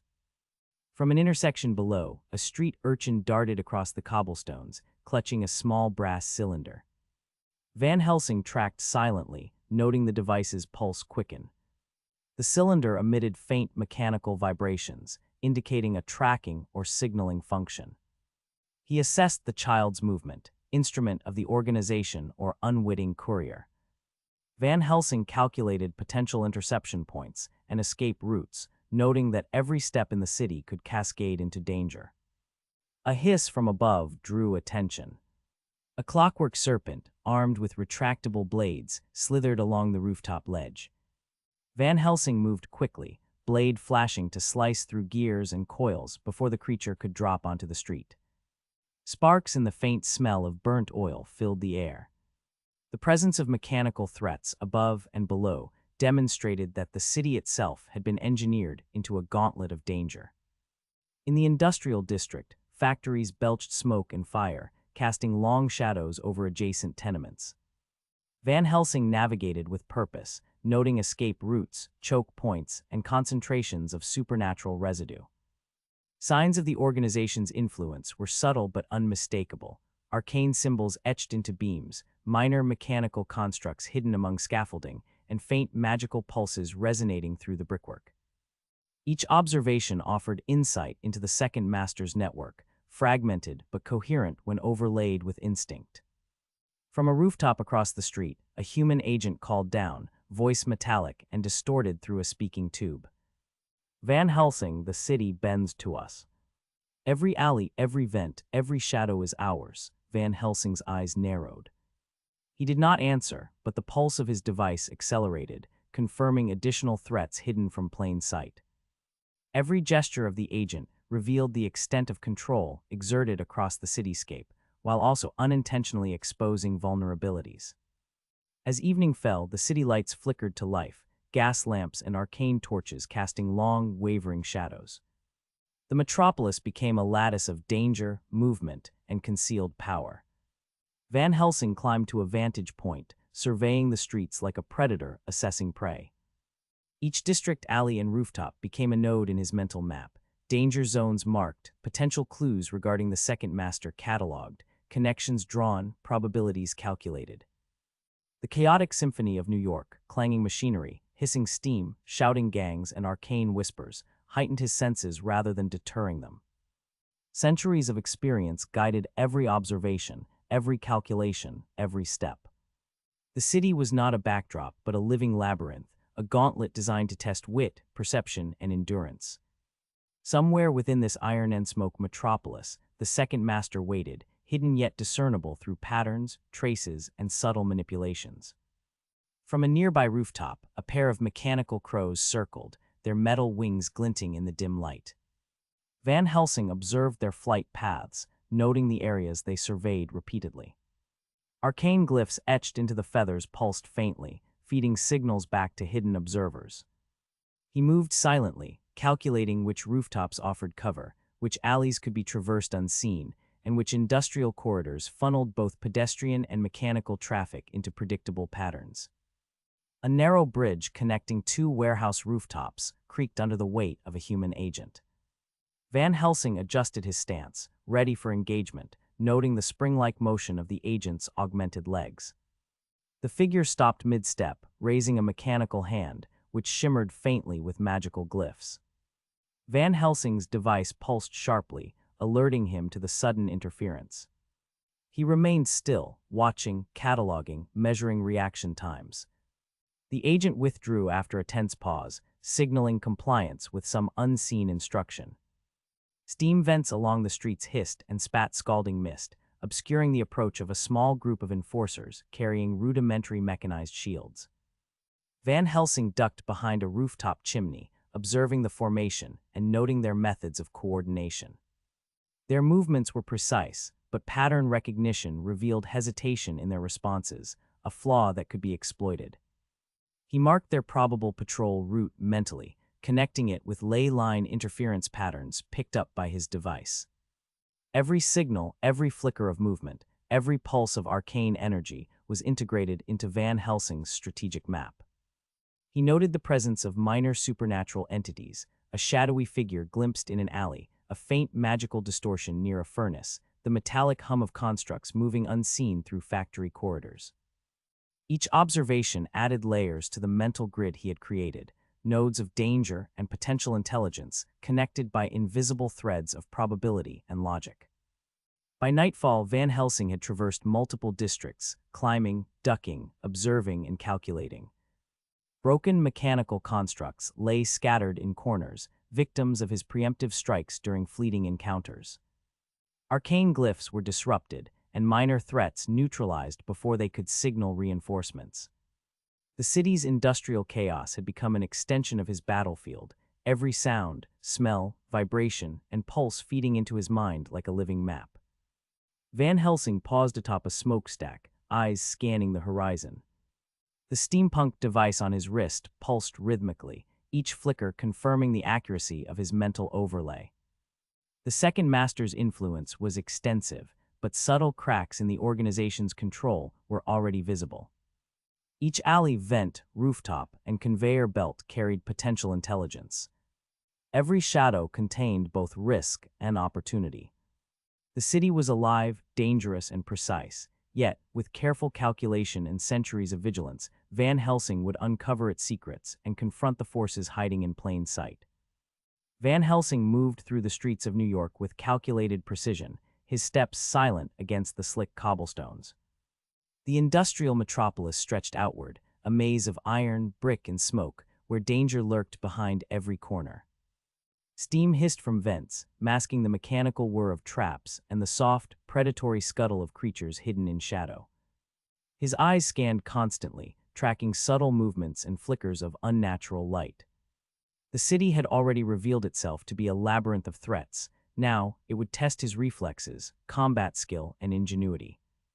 A gang enforcer emerged from an alley, his brass goggles reflecting the glow of gas lamps.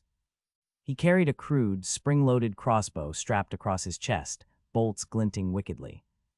Well, the hunter has wandered into our streets," the enforcer snarled, voice roughened by brass filters that distorted his words. "Perhaps you'll find New York less forgiving than London." Van Helsing's gloved fingers brushed the hilt of his mechanical sword. His device pulsed faintly, signaling the presence of hidden constructs nearby. Without a word, he lunged, blade slicing through the air with measured force. Sparks erupted as the crossbow struck the edge of the sword, shattering a segment of the trigger mechanism. The enforcer leapt back, deploying a retractable shield that hissed as gears locked into place. A hiss echoed from the shadowed alley behind the enforcer. Van Helsing pivoted, eyes catching the glint of something wiry and unnatural. A small, wiry creature with luminescent eyes lunged from the shadows, claws snapping. Van Helsing's mechanical gauntlet met the attack, sending the creature sprawling across the cobblestones. "The city breeds cunning," he murmured, scanning for more movements. "Every shadow is a lesson." Steel and brass clashed again as the enforcer recovered, swinging a modified club tipped with arcane glyphs.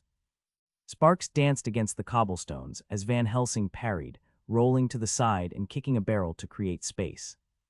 The gauntlet activated a concussive pulse, hurling the enforcer backward into a stack of crates. "Strength alone will not claim these streets," Van Helsing said, voice low, the words carried only by the wind. From the rooftops, a mechanical crow swooped, wings etched with glowing runes. It dove toward him, talons extended. Van Helsing adjusted the wrist device, aligning its crystalline pulses with the crow's trajectory. With a swift motion, he deflected the bird with the flat of his gauntlet, sending it careening into a smokestack. The glyphs fizzled and extinguished as the construct collapsed, motionless. Deeper into the industrial district, factories belched smoke and fire. Van Helsing navigated narrow walkways, noting escape routes and vantage points, every shadow a potential threat. A sudden hiss warned of a trap, a coil of spring-loaded blades launched from a concealed chute. He leapt, rolling across the walkway as the blades sliced through the air, clanging against metal supports. Landing softly, he traced the trigger mechanism, noting the rudimentary but effective steampunk ingenuity. "Innovation comes at a price," he said, snapping the mechanism with a quick strike. A gang of 3 enforcers appeared in a dimly lit courtyard, each wielding modified mechanical weapons, clubs with spinning gears, bladed gauntlets, and a small, portable arcane generator pulsing faintly. "The streets are ours," one shouted. "You'll bleed for every step, Hunter." Van Helsing moved with centuries of experience guiding him. He dispatched the first enforcer with a precise sweep of his mechanical sword, severing the spinning gears in one motion. The second lunged with a bladed gauntlet. Van Helsing sidestepped, applying pressure to a joint in the machinery, forcing it to lock with a grinding sound. The third fired the arcane generator, a pulse of energy crackling toward him. Van Helsing's gauntlet emitted a counterwave, dispersing the energy harmlessly into the air. A low, guttural growl emerged from the shadows. From the corner of the courtyard, a humanoid figure with elongated limbs and phosphorescent eyes advanced, teeth glinting unnaturally. Van Helsing's device pulsed sharply, highlighting the creature's precise arc of attack. He parried, twisted, and struck, mechanical strikes meeting supernatural agility. Sparks flew as his gauntlet connected with bone and sinew, disabling one limb while the creature recoiled. "Flesh and steel alike yield to calculation," he observed, backing toward a stack of crates for cover. A sudden clang and hiss drew his attention upward. From the catwalk above, a small assemblage of mechanical traps, a cluster of spinning blades mounted on spring hinges, dropped toward him. Van Helsing rolled under the first, striking a second midair with a calculated kick, sending it spinning into the wall. One more blade descended, but his gauntlet's concussive strike shattered it against the floor with a shower of sparks. The human enforcers regrouped, attempting to flank him. Van Helsing darted between columns, using every shadow to his advantage, forcing them into predictable patterns. "Predictable, every one of you," he muttered. As they lunged again, he released a series of arcane spheres, small vials containing volatile substances designed to disrupt mechanical function. The spheres shattered on contact, disabling gears, arcs, and rudimentary constructs. A mechanical serpent slithered along the railings, blades clicking against each other as it advanced. Van Helsing's eyes narrowed, tracking its motion and calculating timing. A swift strike with his sword severed the head, and the rest of its segmented body collapsed, thrashing helplessly before sliding from the railing. The enforcers hesitated, unsure whether to advance further into the lethal calculus of Van Helsing's movements. Van Helsing pressed on, moving toward a factory complex at the district's edge. A low hum vibrated through the air, mechanical contraptions began to stir, gears spinning in anticipation. From the shadows of stacked crates and scaffolding, several small humanoid automatons advanced, each armed with bladed appendages.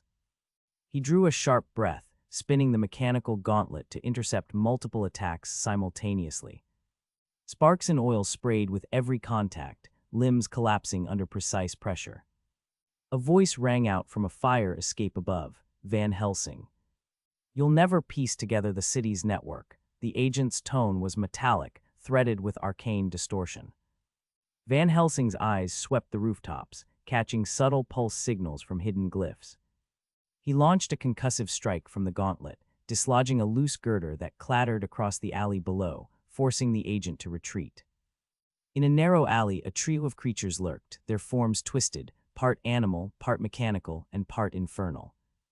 Their claws dripped with oil and faintly glowing ichor. Van Helsing sidestepped their initial assault, spinning his sword to cleave through the first, then a calculated kick disabled the second. The third lunged, jaws snapping, but the gauntlet met it squarely, sending it crashing into a brick wall. He checked the pulse of his device, no additional immediate threats, but the city whispered of greater dangers ahead. By nightfall, Van Helsing had gained a foothold in New York. The streets were littered with disabled constructs, unconscious or retreating enforcers, and disrupted arcane traps. His device pulsed faintly, confirming multiple points of infiltration had been neutralized, though distant signals indicated reinforcement and greater danger still lay ahead. From a rooftop above, the distorted voice called once more. "You can survive tonight, Van Helsing, but the city will not be kind for long. Every corner harbors observation, every shadow conceals a strike." Van Helsing's eyes narrowed, scanning rooftops, alleys, and chimneys. Every signal from his wrist device was recorded and integrated into his mental map. The city was a living gauntlet, mechanical, magical, and human threats intertwined in a complex lattice. His semi-cursed resilience and centuries of experience allowed him to endure and adapt, but he understood the challenge had only just begun. In the darkness of New York, amidst smoke, steam, and faint glows of arcane energy, Van Helsing pressed onward. Each strike, each observation, each carefully measured movement reinforced his foothold. Every defeated enforcer and neutralized trap was a lesson, every pulse of the device a guide. He would learn the city's rhythms, map its threats, and step by step uncover the network leading to the second master. Even as the first night drew to a close, Van Helsing remained vigilant. The streets whispered with distant movement, faint mechanical whirs, and subtle magical interference. Every alley, every rooftop, every shadow was both a threat and a clue. And he, the hunter of monsters and master of strategy, was already calculating his next moves with deliberate, preternatural focus. Van Helsing threaded his way through the twisting streets of New York's industrial districts, boots echoing softly against slick cobblestones. Steam hissed from vents, carrying the tang of oil and iron. The buildings rose like walls of a labyrinth, brick and steel stacked in oppressive tiers, smokestacks twisting skyward as though clawing at the gray sky. Every shadow, every flicker of light, demanded scrutiny. The second master's influence had already carved itself into the city's iron skeleton. He paused at the mouth of a narrow alley, hand resting on the hilt of his mechanical sword. A faint shimmer of energy danced across the bricks, a pulse so subtle that only a trained eye or a finely tuned device could detect it. Van Helsing crouched slightly, adjusting the crystalline core embedded in his gauntlet. The pulse intensified as he traced it, revealing the trajectory of an encoded message, a series of glyphs etched into metal pipes, disguised as industrial ornamentation.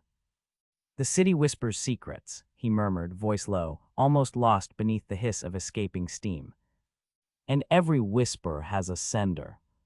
The encoded runes led him along rooftops, over catwalks connecting factories, and through narrow passages where machinery groaned like living beasts.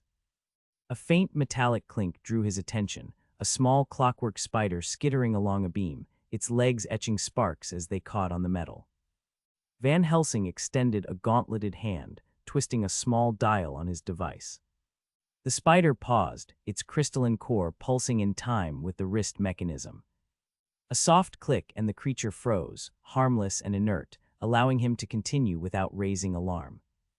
Below, workers labored in the shadows, steam-powered presses hissing, gears spinning, and levers striking with rhythmic precision. Van Helsing observed patterns, noting human agents subtly guiding processes in ways that ensured not efficiency, but concealment of the second master's influence. Arcane sigils glimmered faintly along girders, some etched invisibly into the iron with formulas that could disrupt ordinary perception. Every pulse of the city, mechanical or magical, fed into his mental map, revealing not just geography, but hierarchy, power, and intent. A voice called out from a fire escape above, distorted and metallic through a speaking tube. "Van Helsing, the streets are watched. You will find no step safe." Van Helsing's eyes narrowed, tracking the pulse of his device. "Every step," he replied under his breath, though the words were not meant for the agent, "is calculated." A faint hiss alerted him to movement in the shadows of a warehouse doorway. A small creature, its body twisted with gears and sinew, lurked low, eyes glowing. Van Helsing moved swiftly, striking with his mechanical gauntlet. Sparks and viscous fluid mingled as the creature collapsed. His sword swept the area, catching a hidden trap, a spring-loaded arcane blade, tipped with runes that sparked when disturbed. With a calculated strike, he disabled the mechanism, grinding its gears into silence. As he pressed forward, a pattern emerged in the scattered clues, mechanical fragments, glyphs etched subtly, and discarded notes with cryptic codes. The second master had left a trail, deliberate and layered, a gauntlet designed not only to test intruders, but to assert dominion over the city. Van Helsing's fingers brushed the edge of a metallic pipe, tracing the glyphs with care. Each adjustment of his gauntlet's crystalline core allowed him to decode the hidden instructions, directions, warnings, and contingencies. From the rooftop across the alley, a human agent watched. Brass goggles reflected faintly in the lamplight. "The network is ours," the agent shouted, voice distorted through a small speaker. "You cannot comprehend its reach."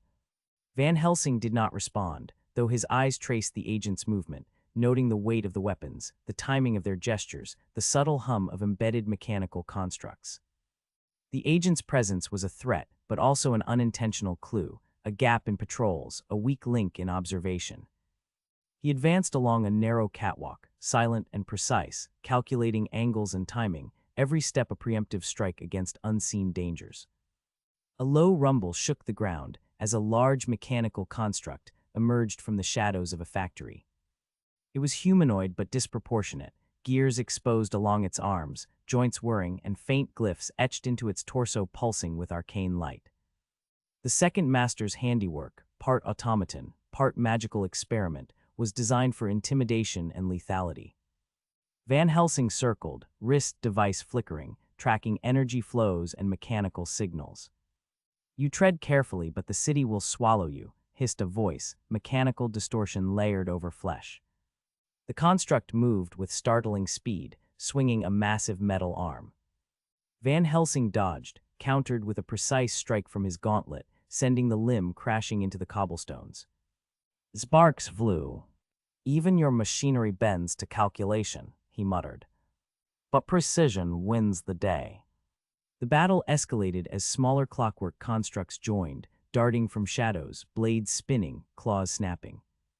Van Helsing met each attack with fluid, centuries-honed rhythm, strikes, parries, and concussive pulses from his gauntlet. Every move accounted for potential traps and the unpredictable behavior of the second master's mechanical army. The constructs fell in a cascade of shattered metal and sparks, each encounter sharpening his focus and reinforcing his mental map of the city's underworld. A distant hiss drew his attention toward a side passage. A minor supernatural creature, its skin translucent and etched with faintly glowing runes, emerged, stalking with unnatural grace.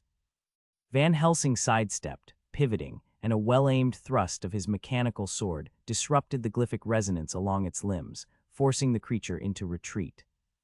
"Every alley breeds a new adversary," the man observed under his breath, eyes scanning for additional threats. Van Helsing ducked beneath a conveyor of pipes bristling with arcane sensors, careful to avoid pressure plates that might trigger magical traps. He traced the lines of encoded glyphs along the wall, noting which conduits carried power and which acted as signaling arrays for human agents. Each discovery added to the mental map forming in his mind, a lattice of danger, influence, and opportunity. From above, a mechanical crow swooped down, wings whirring and beak snapping. Van Helsing sidestepped, striking with a calculated sweep that shattered the construct midair. Sparks rained down onto the street below. "Ingenious but predictable," he muttered. Footsteps echoed behind him, human and mechanical in tandem. Two agents emerged from the shadows, wielding steam-powered crossbows, their armor bristling with glyph-etched plates. "Van Helsing, you cannot escape the city's grasp," one shouted. Van Helsing pivoted, striking with gauntlet and blade in seamless coordination. Bolts clanged against reinforced armor as the mechanical edge of his gauntlet shattered weaponry and disrupted circuits. Each agent fell back, nursing minor wounds, calculating, yet failing to anticipate the precision born of centuries of combat. A sudden vibration along the crystalline core of his device indicated an unseen mechanical observer tracking his progress through the factory network. Van Helsing moved to intercept, smashing the observer against a wall, gears grinding to silence. Each action revealed further clues, the second master's patrols, favored paths, and defensive redundancies. By the time the sun dipped low, casting the city in bruised gold and shadows, Van Helsing had traversed warehouses, factories, and rooftop catwalks. He had intercepted encoded messages, disabled traps, neutralized minor supernatural threats, and cataloged the movements of human agents. His mental map now spanned multiple districts, detailing the latticework of power, influence, and danger embedded into New York's industrial core. Van Helsing paused on a rooftop overlooking a smokestack-choked avenue.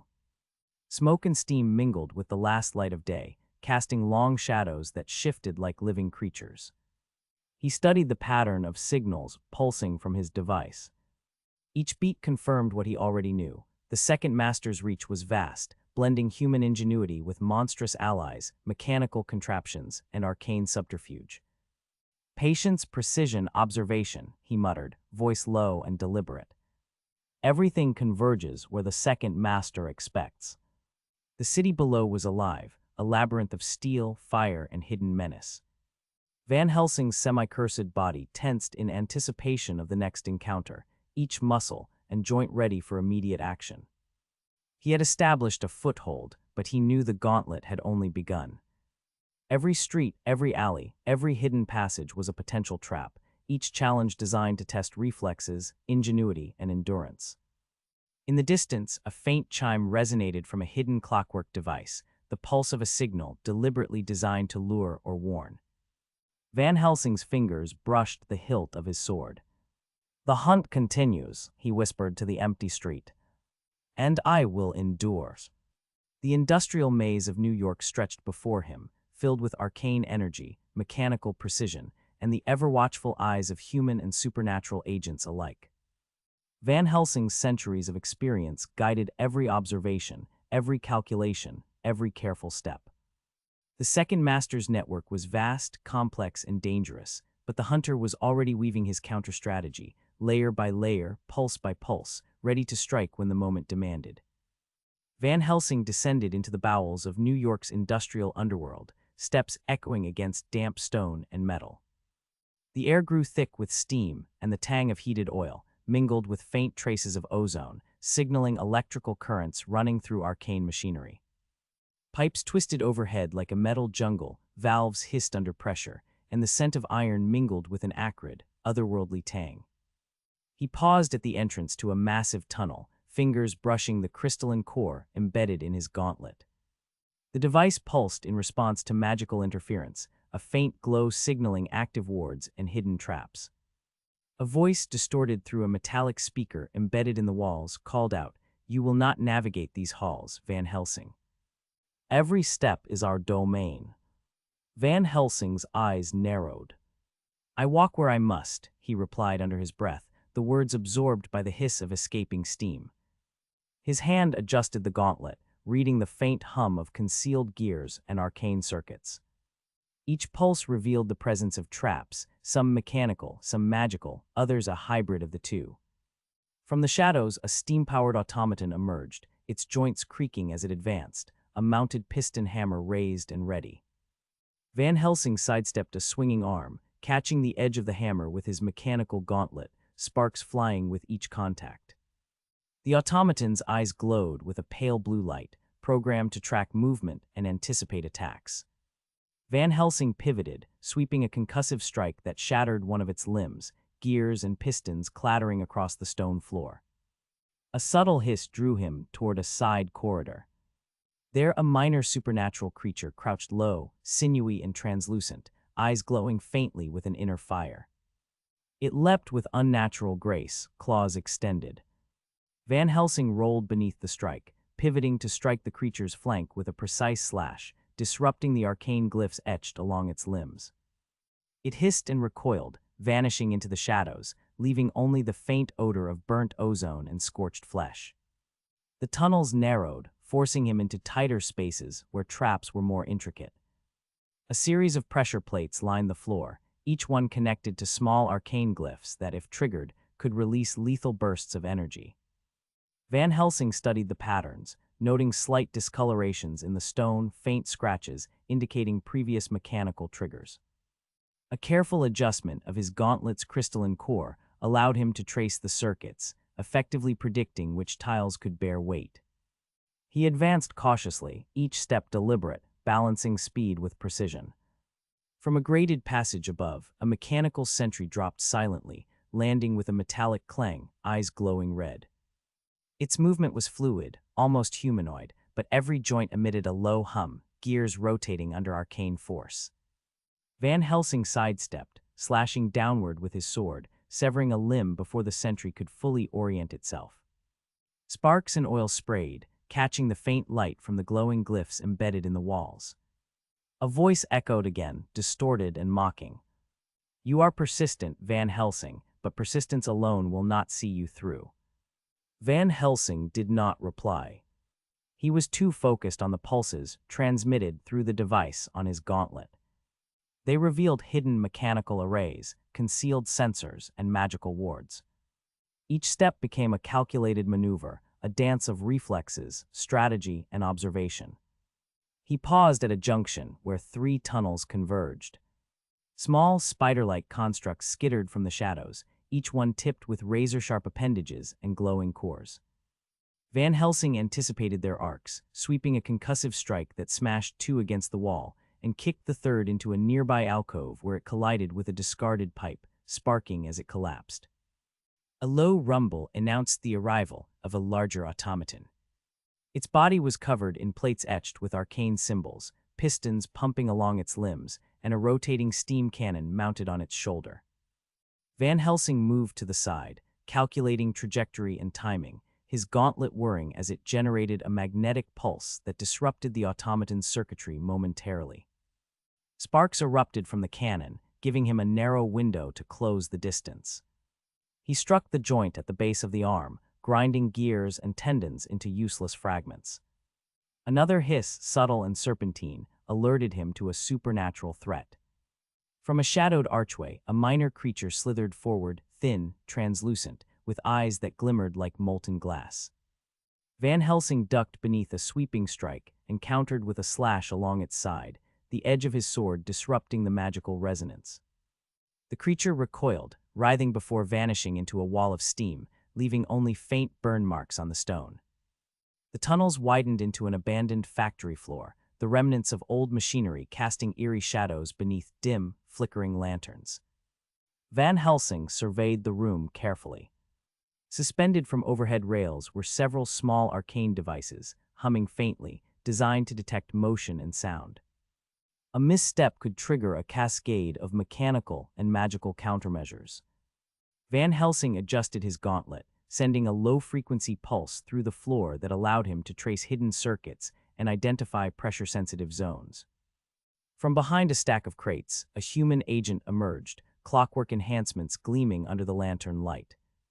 "You have no place here, Hunter," the agent said, voice metallic with a slight distortion, holding a spring-loaded crossbow that gleamed with arcane etchings. Van Helsing rolled forward, narrowly avoiding a bolt that sang past his shoulder. He slammed his gauntlet into the floor, generating a concussive shockwave that sent the agent tumbling backward, then spun, slicing through the crossbow before the weapon could recover. "Every threat," Van Helsing murmured, "teaches a lesson." Mechanical spiders and minor supernatural creatures now emerged from multiple points, forming a gauntlet of attack. Van Helsing pivoted, deflecting, striking, calculating. He used walls, machinery, and scaffolding to redirect attacks, exploiting weaknesses in the constructs, programming, and the arcane creatures' vulnerabilities. Sparks and magical residue filled the air, mingling with steam and the smell of burning oil. A loud grinding of pistons signaled the approach of a larger automaton, one whose entire torso rotated with gears like a windmill. Van Helsing dodged the first strike, the momentum throwing a crate across the floor and breaking a small arcane sensor. He adjusted quickly, striking at exposed joints with precision, disabling it while keeping alert for other threats. "Why persist, Van Helsing?" a distorted voice hissed, emanating from the shadows. "Even your centuries of skill cannot overcome all that we have built." Van Helsing's eyes flicked to the crystalline core on his gauntlet. "Skill is the sum of centuries," he murmured, pivoting to meet the next wave. Every construct, every supernatural predator, every trap was a test of endurance, reflexes, and tactical mind. He dodged, blocked, countered, each motion fluid, anticipating paths and angles invisible to ordinary eyes. He moved deeper into the network, where tunnels narrowed again, steam hissing through valves above, sprinklers releasing scalding bursts to deter intruders. Pressure plates lined the floor, arcane glyphs pulsing faintly. Van Helsing's gauntlet emitted a soft, continuous hum, mapping the traps and revealing a safe path. Each step became a thread in a larger tapestry of movement, calculated to minimize exposure while maintaining forward momentum. From a side alcove, a minor supernatural creature lunged, claws extended, fangs glinting. Van Helsing ducked, sweeping his mechanical gauntlet to knock it aside, then drove the blade into the glyphs etched along its limbs.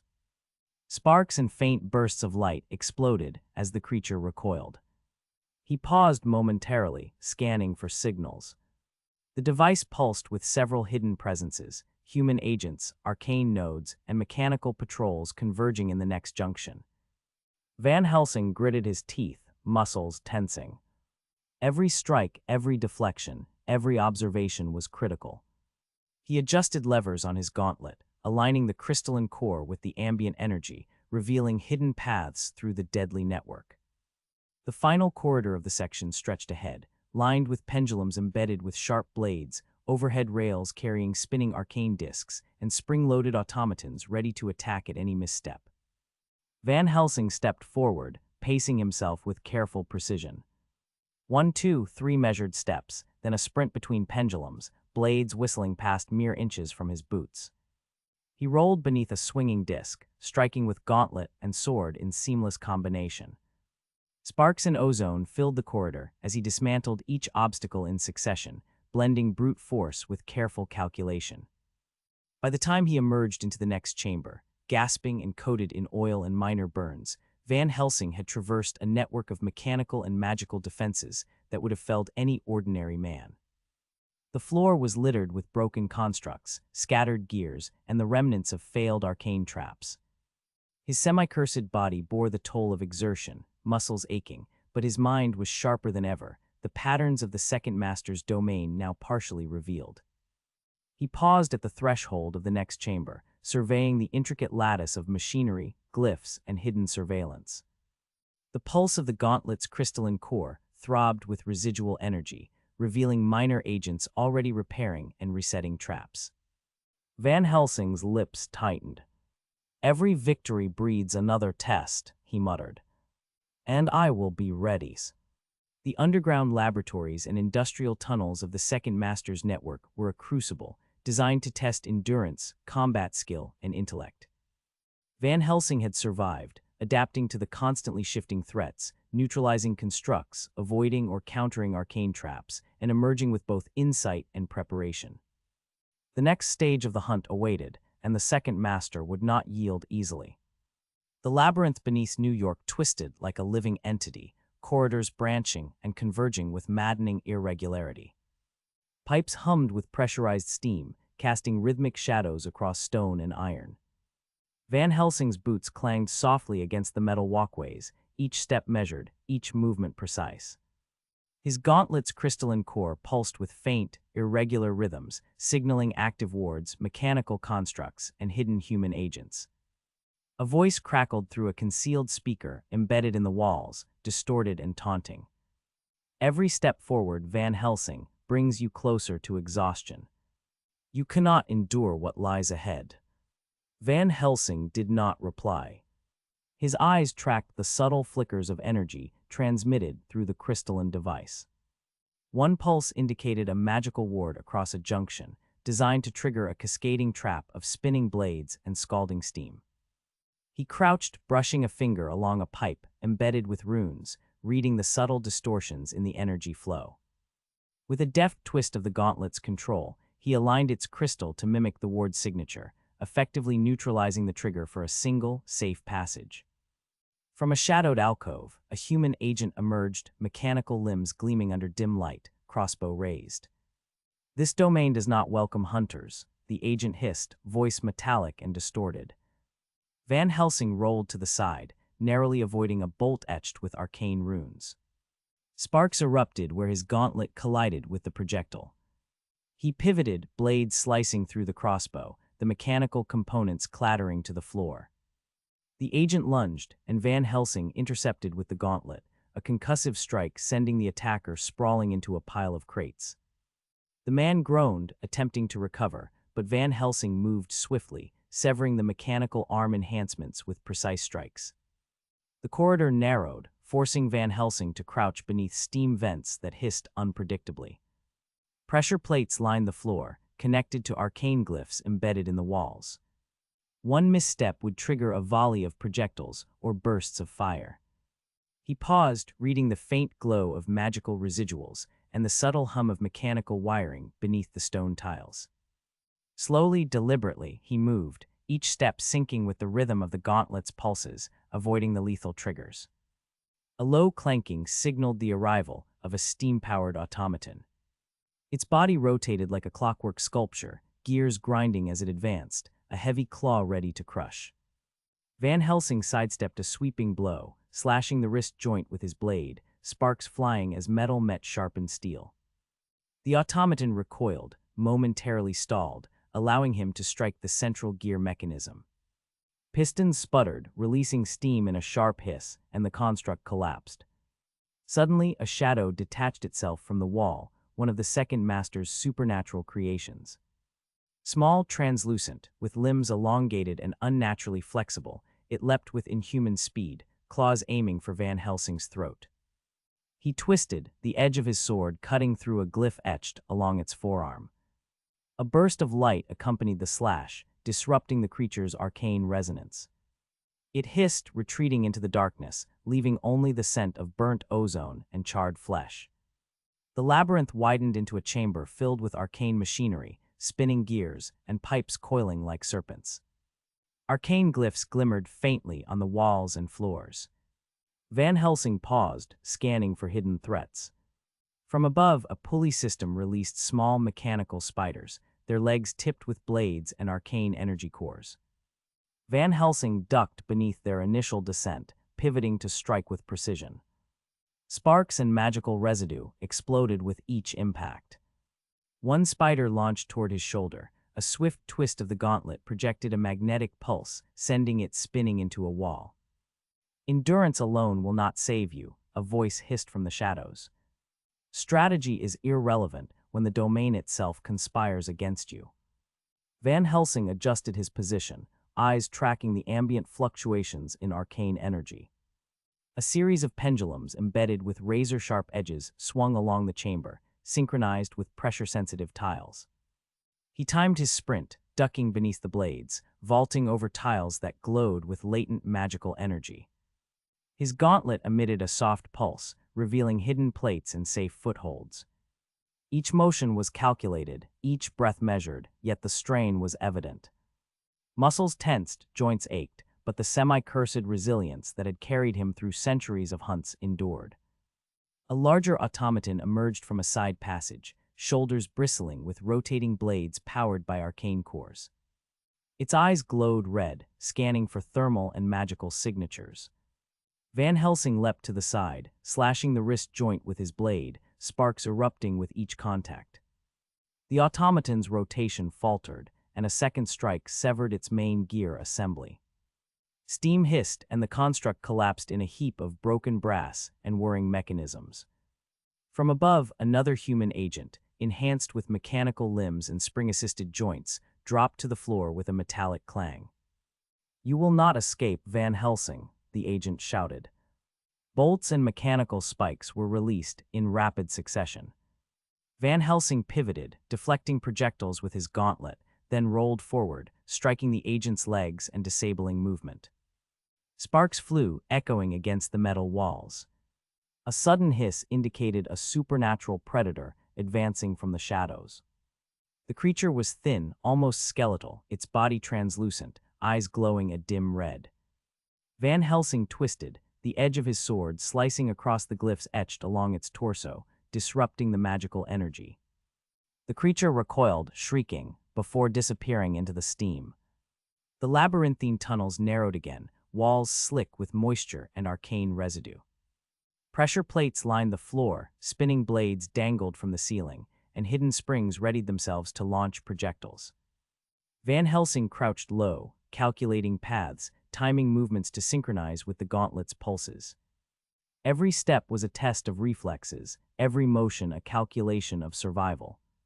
From a grated shaft above, a mechanical serpent dropped, fangs tipped with arcane energy aimed at Van Helsing's chest.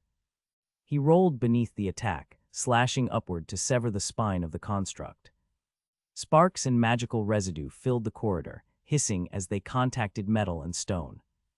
A low rumble reverberated through the walls. A larger automaton emerged, a hybrid of steel, gears, and arcane wards. Its movements were almost fluid, limbs bending in unnatural arcs. Van Helsing sidestepped, striking at joints and exposed mechanisms, sparks erupting as metal and blade collided.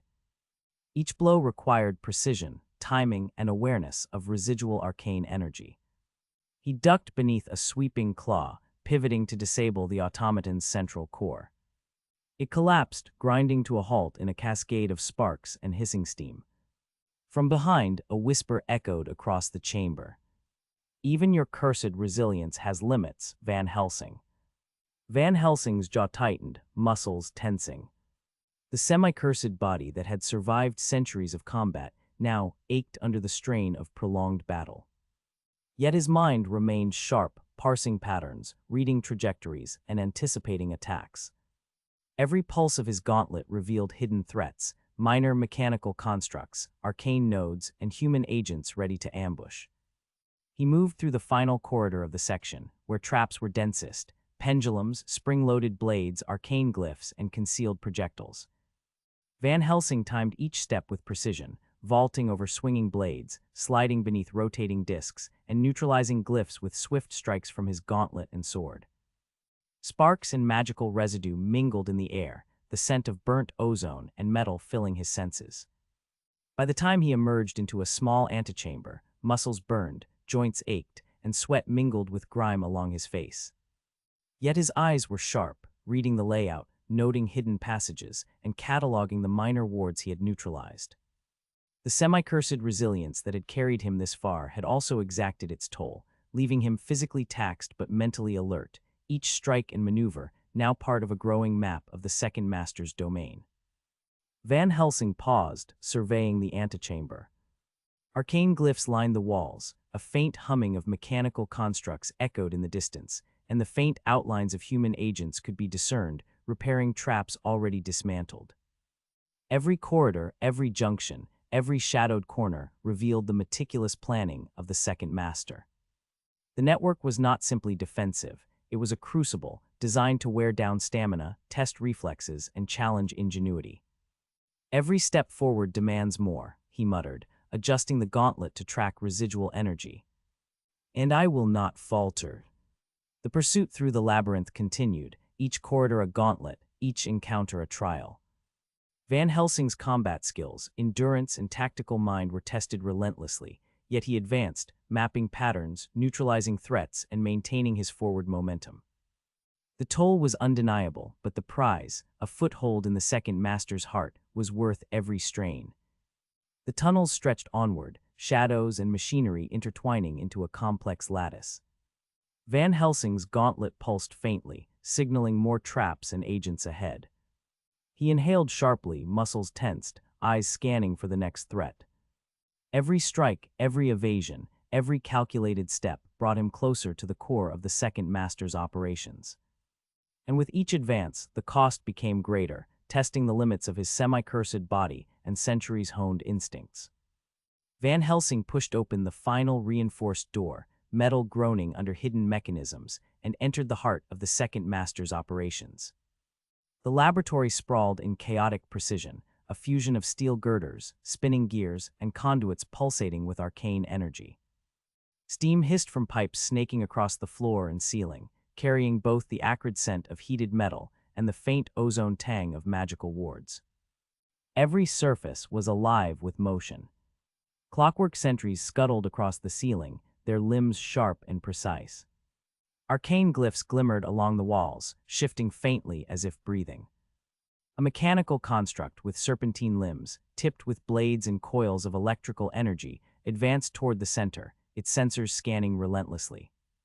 Van Helsing's crystalline gauntlet pulsed, warning him of the danger. He crouched behind a massive, rotating gear assembly, eyes sweeping the room. "Every device, every construct, every glyph is a weapon," he muttered, voice low but firm. And every weapon has a weakness. From above, a human agent with brass-bladed limbs dropped with a metallic clang. "Welcome, Van Helsing." The master anticipated your arrival. The agent sneered, voice distorted through a vocal modulator. With a flick of the wrist, a crossbow launched a bolt imbued with arcane energy. Van Helsing pivoted, deflecting it with the edge of his gauntlet, sparks and blue energy arcing across the floor. He rolled forward, striking the agent's knee joint, sending him crashing into a pile of brass cogs and tubing. The laboratory itself seemed to respond to his movements. Steam vents erupted in sudden bursts, scalding air sweeping across the floor. Gears spun unexpectedly, creating swinging obstacles. Van Helsing timed each step meticulously, vaulting over a spinning disc that could have severed a limb, then sliding beneath a swinging cog lined with glowing runes. Each pulse of his gauntlet read the room's energy, revealing hidden triggers, latent wards, and mechanical hazards. A monstrous creation emerged from the shadows, a hybrid of muscle and machinery, its torso fused with brass plating, arms ending in spiked hammers, eyes glowing faintly with a malevolent intelligence. Van Helsing rolled, narrowly avoiding a hammer strike that shattered the floor beneath it. Sparks and debris flew as he slashed at exposed joints, severing wires and tearing at fused musculature. The creature recoiled with a screech of metal and bone, circling back for another attack. From a side platform, another human agent leapt, pistols modified with arcane sigils in hand. "You cannot dismantle the master's design alone," he shouted, firing bolts of compressed energy. Van Helsing deflected the projectiles with the gauntlet, spinning to strike the agent's mechanical limbs. Sparks and hydraulic fluid sprayed as metal gave way to precise strikes. The agent fell back, panting, but not yet defeated. The floor vibrated as a larger construct advanced, a spider-like automaton, its legs tipped with blades and arcane emitters. It skittered across the metal surface, moving faster than the human eye could follow. Van Helsing ducked beneath one leg, slashing at the hydraulic joints, then pivoted to deliver a concussive strike from the gauntlet, sending the construct collapsing into a heap of sparks and smoke. Arcane glyphs on the walls began to glow brighter, reacting to the disturbance. Van Helsing's gauntlet pulsed violently, alerting him to multiple hidden mechanisms. He ran a hand across a nearby control panel, toggling gears and valves with practiced precision, diverting steam vents and creating a temporary safe path across the room. A low hiss indicated the presence of another minor supernatural creature, this one small and serpentine, with translucent skin and glowing eyes. It darted from a pile of machinery, aiming for Van Helsing's neck. He twisted, slashing the edge of his blade along a glyph on its spine. A burst of light disrupted its magical resonance, and it fell twitching, smoke rising from its scorched flesh. "You are persistent," a voice echoed, metallic and layered with arcane distortion. "But persistence alone will not save you from the core." Van Helsing advanced, moving between spinning cogs and rising pistons, every step a calculation of timing and trajectory. Steam hissed beneath his boots, nearly scalding him, but he pressed forward, each motion precise. A large mechanical arm swung from above, tipped with a serrated blade. He ducked and rolled, slicing exposed wiring to neutralize the device. Sparks erupted, illuminating the grotesque beauty of the laboratory. From a hidden alcove, a human agent hurled a vial of glowing liquid, imbued with minor magical energy. Van Helsing caught it midair with his gauntlet, smashing it against the floor. The liquid hissed, releasing noxious fumes, and he adjusted his mask, eyes scanning for additional threats. A massive hybrid construct shifted its weight across the floor. Tentacle-like appendages fused with mechanical joints lashed out, each tipped with sharp claws and electrical conduits. Van Helsing spun, the gauntlet striking a critical joint. Sparks and magic burst in unison, the appendage twitching before retracting. Another strike severed a hydraulic line, forcing the creature to stumble backward, creating an opening. Above, a human agent shouted, voice carrying over the mechanical din, "He will not leave with knowledge of the master's design." Van Helsing's eyes narrowed. The gauntlet pulsed, revealing the agent's trajectory and energy signatures. He rolled forward, slashing through mechanical limbs and disrupting arcane foci embedded in the agent's vestments. Sparks and shards of metal sprayed as the agent hit the floor, staggering but not fully incapacitated. The laboratory seemed to fight back with a will of its own. Gears spun faster, conduits emitted arcs of magical energy, and steam valves erupted with scalding force. Van Helsing ducked beneath a swinging cog, then vaulted onto a platform, slashing through chains holding a pendulum-like blade in place. Sparks scattered, illuminating the walls etched with arcane symbols.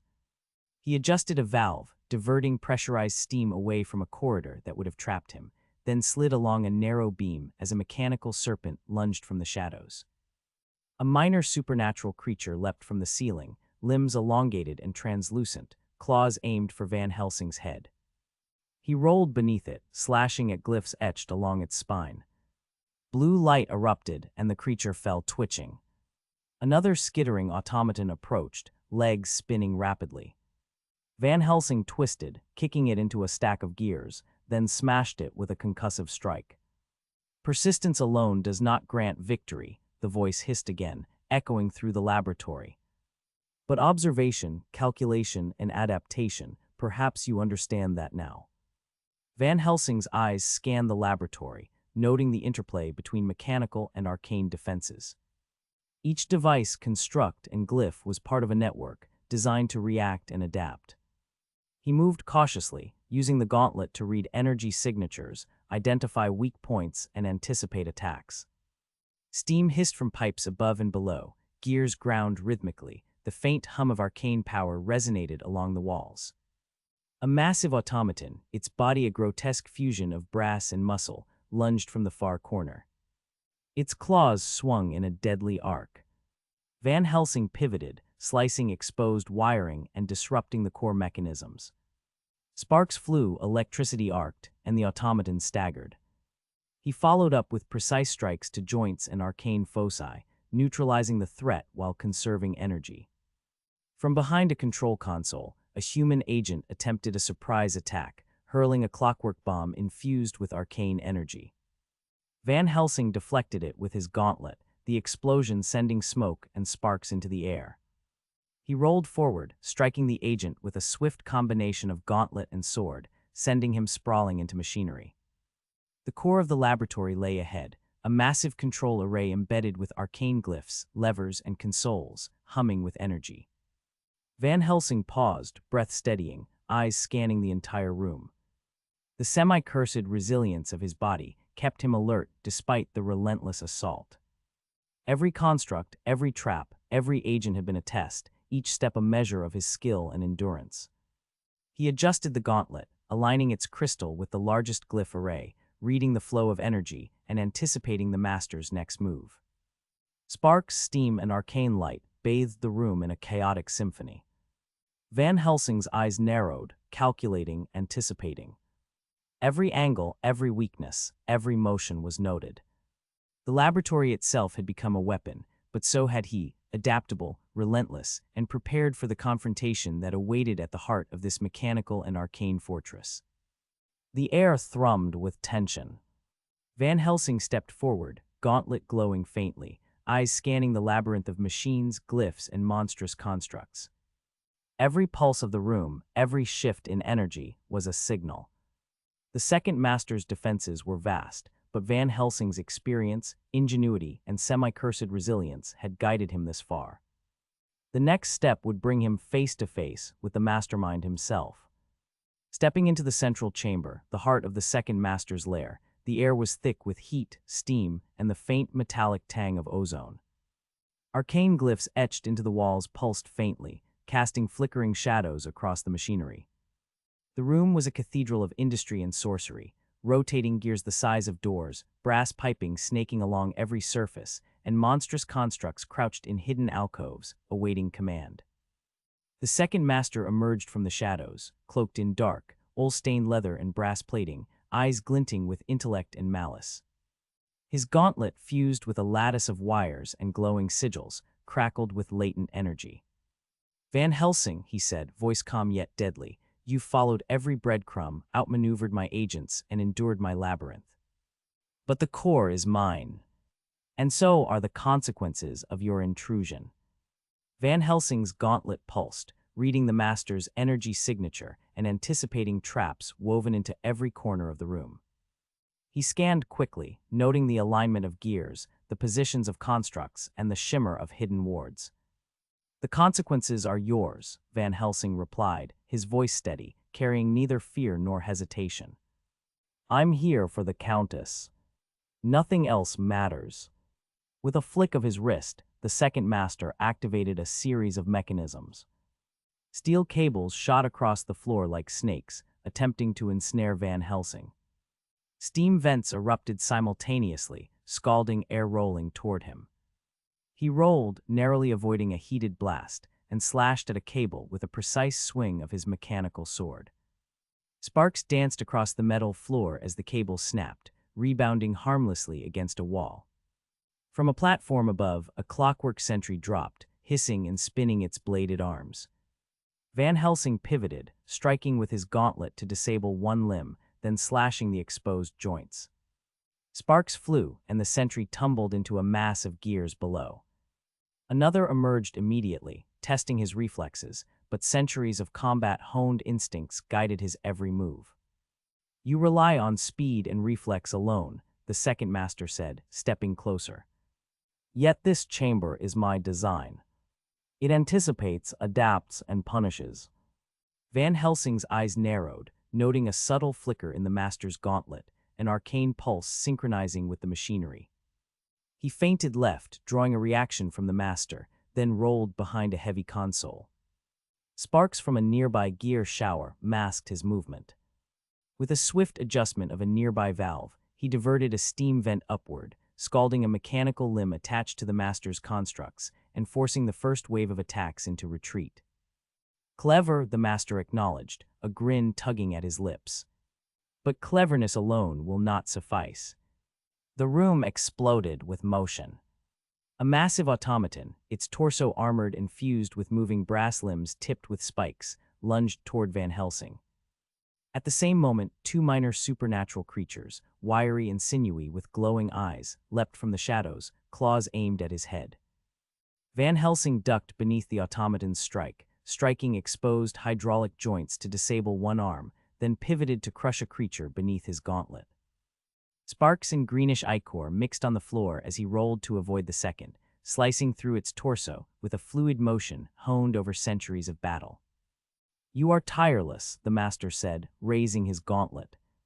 Sigils along his arm blazed brightly, energy arcs snapping between devices embedded in the room. But endurance is finite. And you are only one man's. Van Helsing adjusted the gauntlet on his wrist, its crystalline core pulsing violently, feeding him data on energy flows, mechanical vulnerabilities, and magical wards. He leapt atop a moving gear, slashing at a network of cables and conduits linking the master's constructs. Sparks flew as wires severed, arcs of energy lancing toward the ceiling harmlessly. He landed on a platform, sliding beneath a swinging pendulum imbued with a lethal arcane sigil, cutting it in half with a precise strike. A mechanical serpent erupted from a hidden tube, its jaws tipped with blades and electrical conduits. Van Helsing twisted, striking joints and exposed hydraulic lines, forcing it to recoil. Another automaton lunged from a side platform, and Van Helsing intercepted it with a concussive strike from his gauntlet, sending it crashing into a pile of crates. You fight as if centuries of experience matter, the master said, his voice rising over the clamor. But this chamber itself is my ally. Every motion, every reaction, every breath, you are playing into my design. Van Helsing's eyes flicked across the room, reading the interplay between mechanical and magical systems. He noted the timing of the pistons, the rotation of gears, the pulse of arcane glyphs, and the positions of remaining constructs. Calculating angles, velocities, and energy flows, he moved with precision, striking exposed joints, severing conduits, and neutralizing minor threats before they could converge. The second master lunged with his gauntlet raised, a surge of energy erupting along the floor toward Van Helsing. He rolled beneath it, slashing at a pressure conduit, redirecting the force harmlessly into a pile of machinery. Sparks and steam filled the air. Van Helsing sprang forward, blade slicing through one of the master's mechanical assistants, then pivoted to strike a critical glyph along the gauntlet, disrupting the energy flow. The master stumbled, eyes narrowing with annoyance. "You adapt quickly," he hissed, breath sharp, "but adaptability has limits." Van Helsing's semi-cursed body absorbed the strain. Muscles screamed, joints ached, but his mind remained sharp, calculating, predicting. A series of minor automata emerged from hidden compartments, and supernatural creatures descended from the rafters. Van Helsing moved like a conductor of chaos, each strike precise, each movement measured. Constructs fell under a combination of blade and gauntlet, creatures disabled or destroyed with surgical precision. The master unleashed a surge of energy, crackling and snapping through the air. Van Helsing's gauntlet pulsed, warning him of traps embedded in the floor and walls. He dove beneath an arcane blast, striking a support beam rigged with glyphs. Sparks erupted as metal bent, severing connections and creating a small opening. Rolling forward, he struck the master's side, metal against flesh, forcing him back. "You will not leave here with victory," the master shouted, staggering but relentless. "The city bends to my will. Every shadow, every machine, every whisper of magic is mine." Van Helsing's eyes narrowed. "You may control the city," he said, blade raised, "but not me." "Not now." With a calculated feint, Van Helsing drew the master toward a central control console. Gears, pistons, and glyphs crisscrossed its surface, but Van Helsing had mapped the energy flows. He struck a critical joint in the master's gauntlet, arcs of energy scattering harmlessly, then pivoted to deliver a precise blow to the second master's midsection. The man stumbled, momentarily stunned. A monstrous automaton lunged from the rear, but Van Helsing anticipated its trajectory. He rolled beneath its swing, striking exposed hydraulics, sending the construct tumbling into a wall. The master attempted to recover, unleashing another energy surge, but Van Helsing intercepted with the gauntlet, redirecting the force into a network of conduits. Sparks, steam, and arcs of magical energy erupted, filling the chamber with blinding light and deafening sound. Van Helsing seized the moment. He struck the master's gauntlet directly, disrupting its core energy field. Sparks flew, wires severed, and a scream of frustration echoed across the chamber. He followed with a swift combination of strikes, blade and gauntlet working in tandem. The master fell to his knees, exhausted, energy dissipating from his constructs. "You cannot," the master gasped, struggling to rise. "You will pay." Van Helsing pressed the advantage, severing a final conduit, dismantling the gauntlet completely. The second master's remaining constructs collapsed in a cascade of sparks and smoke. With a precise strike, Van Helsing ended the confrontation, driving the edge of his blade through the heart of the mastermind. The chamber fell silent, save for the hiss of cooling steam and the drip of water from burst pipes. Van Helsing sank to one knee, chest heaving, body battered, joints aching. Every muscle burned, every tendon protested. His gauntlet flickered faintly, reading residual energy, but no longer detecting immediate threats. The laboratory, once a lethal maze of steampunk ingenuity and arcane power, was now still. Victory had been won, but at a cost. He allowed himself a brief moment to assess the aftermath. Broken constructs, shattered glyphs, and twisted machinery littered the floor. The second master's network of mechanical and magical defenses lay in ruin, but Van Helsing knew that this was only one step. The final master awaited, and the challenge would be even greater. Rising slowly, Van Helsing's eyes turned toward the shadows, toward the flicker of arcane light still faintly pulsing in hidden corners. His body was strained, his mind exhausted, yet his focus remained unbroken. The Countess's safety depended on the continuation of this fight. The second master was dead, but the war was far from over. Van Helsing's gauntlet pulsed one final time, faintly, as if acknowledging the victory and warning of challenges yet to come. He exhaled, muscles tight, mind calculating, as he prepared to move onward. The battle had been brutal, relentless, and total, but the path forward was clear. The industrial districts of New York stretched like a dark, metallic maze beneath the waning light. Smoke from countless factories coiled into the sky, mingling with the gray haze of early evening, while the hiss of steam vents punctuated the ceaseless hum of machinery. The smell of oil, soot, and hot metal hung thickly in the air, settling in the lungs like ash. Van Helsing moved through the alleys and elevated catwalks with careful precision, eyes scanning for the subtlest anomalies, encoded markings etched into steel beams, faint residual energy from arcane traps, and mechanical decoys meant to mislead even the most seasoned observer. Encoded warnings appeared first, subtle glyphs etched onto crates, lampposts, and factory walls.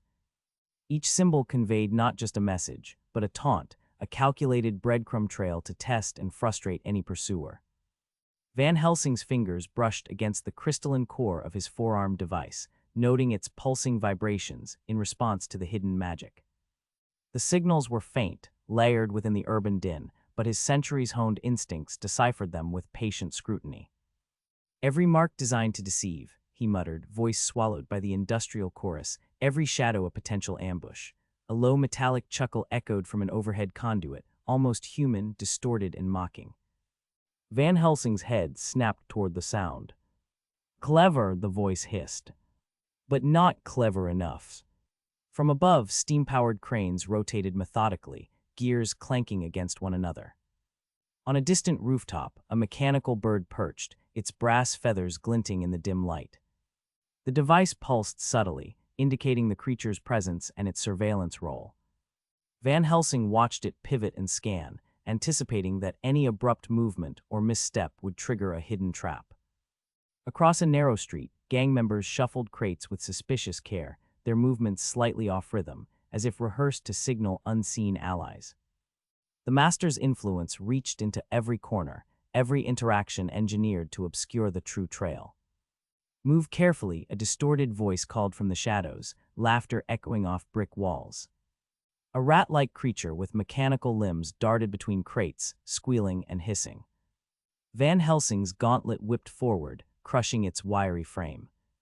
Sparks and arcane residue sizzled in the air, mingling with the smell of burning metal.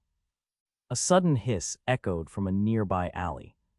A minor supernatural creature, no larger than a man's forearm but with elongated limbs and a serpentine face, slithered from the shadows. Its eyes glowed faintly, reflecting the flickering lights of gas lamps and factory lanterns. Van Helsing's hand went to his mechanical gauntlet, and in a fluid motion, he struck, shattering the creature's limbs with a concussive blow. Sparks and arcane residue danced in the air, the aftermath of both physical and mystical force. Every step, the disembodied voice of a surveillance automaton seemed to whisper from the shadows, is anticipated. Van Helsing pivoted, slicing through another small, clockwork sentinel that leapt from a crate with spring-loaded legs. Anticipated, yes, but not enough, he muttered under his breath. A shard of steel from the construct clattered against a pipe above, making him flinch, eyes narrowing as he scanned for additional threats. He paused near a lattice of overhead pipes, scanning the maze of scaffolding and conveyor belts above.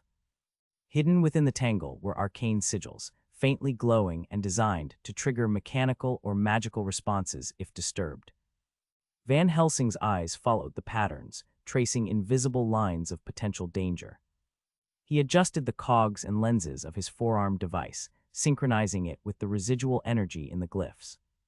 The faint hum of the mechanisms aligned with his pulse, creating a rhythm that revealed traps invisible to the untrained eye. A mechanical decoy, shaped like a human agent, lurched from the shadow of a warehouse doorway, pistons hissing as its limbs extended. Van Helsing pivoted, slicing a path through the gears of the construct with his mechanical sword. Sparks flew, clanging against metal beams. Not bad, a hidden speaker crackled, but your timing falters. Van Helsing gritted his teeth, eyes narrowing as he located and disabled the tripwire triggering the decoy. The device's pulse indicated further hidden threats, wires underfoot, concealed compartments along the walls, and latent arcane charges.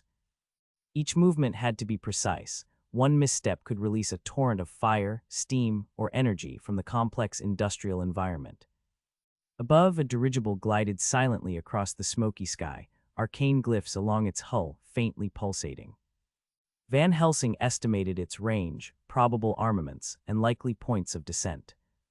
"The master is everywhere," he muttered under his breath, watching for the next clue. The encoded signals converged subtly, guiding him along a path designed to test perception, endurance, and intellect simultaneously. A shadow moved across a distant rooftop, a human agent with spring-loaded prosthetic legs. Van Helsing anticipated its trajectory, ducking behind a stack of crates as a crossbow bolt embedded itself in the wood beside him with a resounding thump. "Persistent," he murmured, adjusting the pulse settings on his device to detect magical signatures in real time. Through narrow alleys, over rickety catwalks, and past the clanging of unseen machinery, Van Helsing tracked each anomaly with relentless focus. Encoded patterns intertwined with mechanical decoys and manipulated criminal networks, forming a web of subtle influence. A worker moved too deliberately, pausing mid-step near a stack of barrels. Another crane shifted with improbable timing. Every irregularity was noted, every signal integrated into a growing mental map of the master's domain. Predictable yet clever, a metallic voice from a hidden speaker intoned mockingly. Van Helsing did not respond, but his hand adjusted the mechanical monocle strapped across his eye. Lenses etched with detection, glyphs illuminated concealed lines of motion, revealing wires strung between lampposts and scaffolding, the telltale shimmer of arcane, residue-marking trap sequences. With a single, measured step, he avoided a tripwire, then shifted a pipe slightly to reveal a hidden compartment filled with minor constructs ready to strike. A voice hissed from the shadows, "You cannot pass without consequence." Van Helsing grinned faintly and threw a small arcane charge that disabled the trap silently. Sparks arced across the metal walls, a faint hiss of steam masking the residual energy as it discharged harmlessly. Another hiss, another shadow.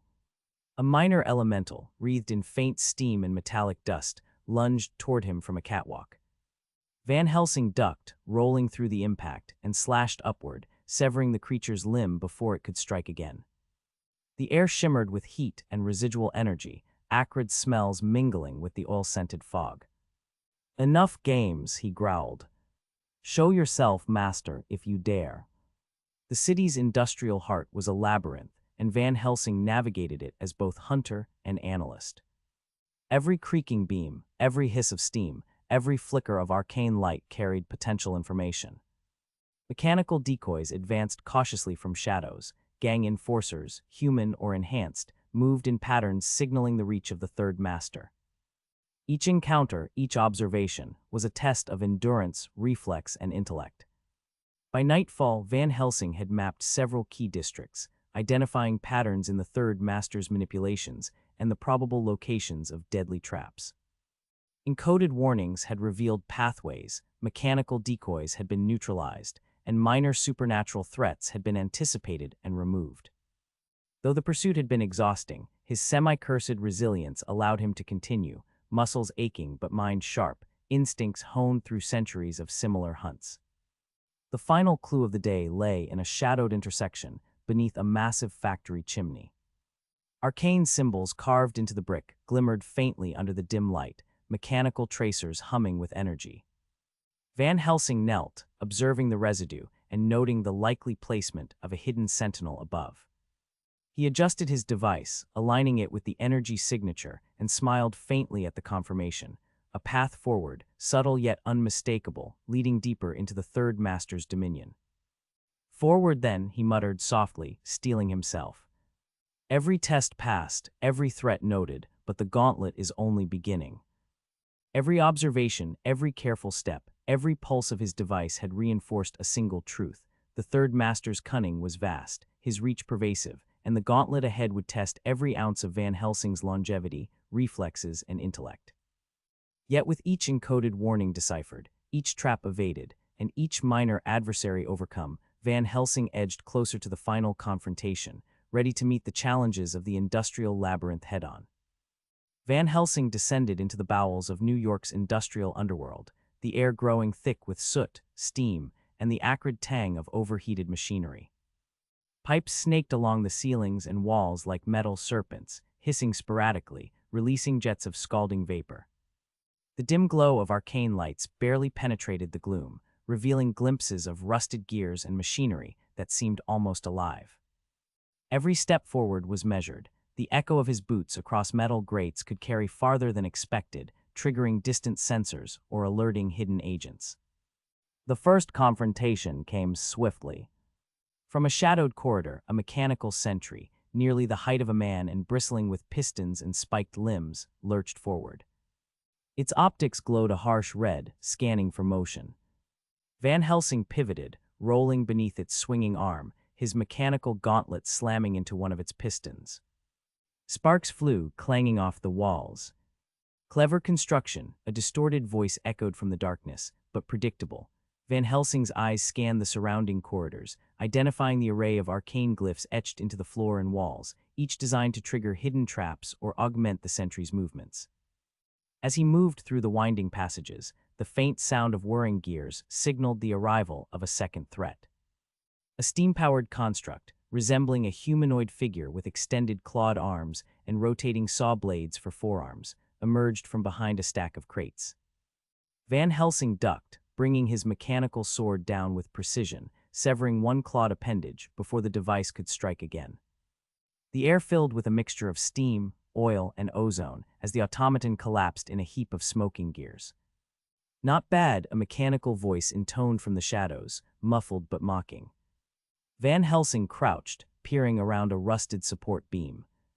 Two smaller constructs, shaped like quadrupedal beasts, advanced with synchronized precision, their joints hissing as they propelled themselves forward. He adjusted the lenses on his mechanical monocle, revealing faint lines of magical energy emanating from the floor beneath them. Timing his movements to the rhythm of the energy pulses, he launched a small arcane charge that disrupted their coordination, sending them tumbling into one another. From above, a series of ceiling-mounted devices whirred to life. Arcane turbines spun, generating a low-frequency hum that resonated through the metal floors. Any disturbance could trigger a cascading release of energy. Van Helsing moved carefully, his centuries-honed reflexes guiding every step. He counted the beats of the turbines, matching his stride to avoid the zones of maximum arcane discharge. A sudden roar reverberated through the tunnels. From a shadowed alcove emerged a monstrous ally, a creature of sinew and machinery, its body fused with brass and steel, eyes glowing with unnatural light. Its limbs ended in rotating drills and spiked appendages, and steam hissed from vents along its torso. Van Helsing assessed the creature, noting the faint arcane runes embedded along its limbs. Each rune pulsed in sequence, enhancing its strength and speed. He pivoted, striking at one rune with a precise, arcane-infused blow. Sparks and faint blue energy erupted, temporarily disrupting its motion, but the creature recovered instantly, lunging forward with renewed ferocity. Van Helsing rolled, narrowly avoiding the drill limbs, and sprang to a higher catwalk. From his elevated vantage, he surveyed the corridor, noting multiple concealed tripwires and glyphs designed to summon additional automatons if tripped. He activated a small device on his gauntlet, sending a pulse that revealed the hidden tripwires and the faint traces of magical interference. With careful precision, he severed the wires, neutralizing potential reinforcements before they could act.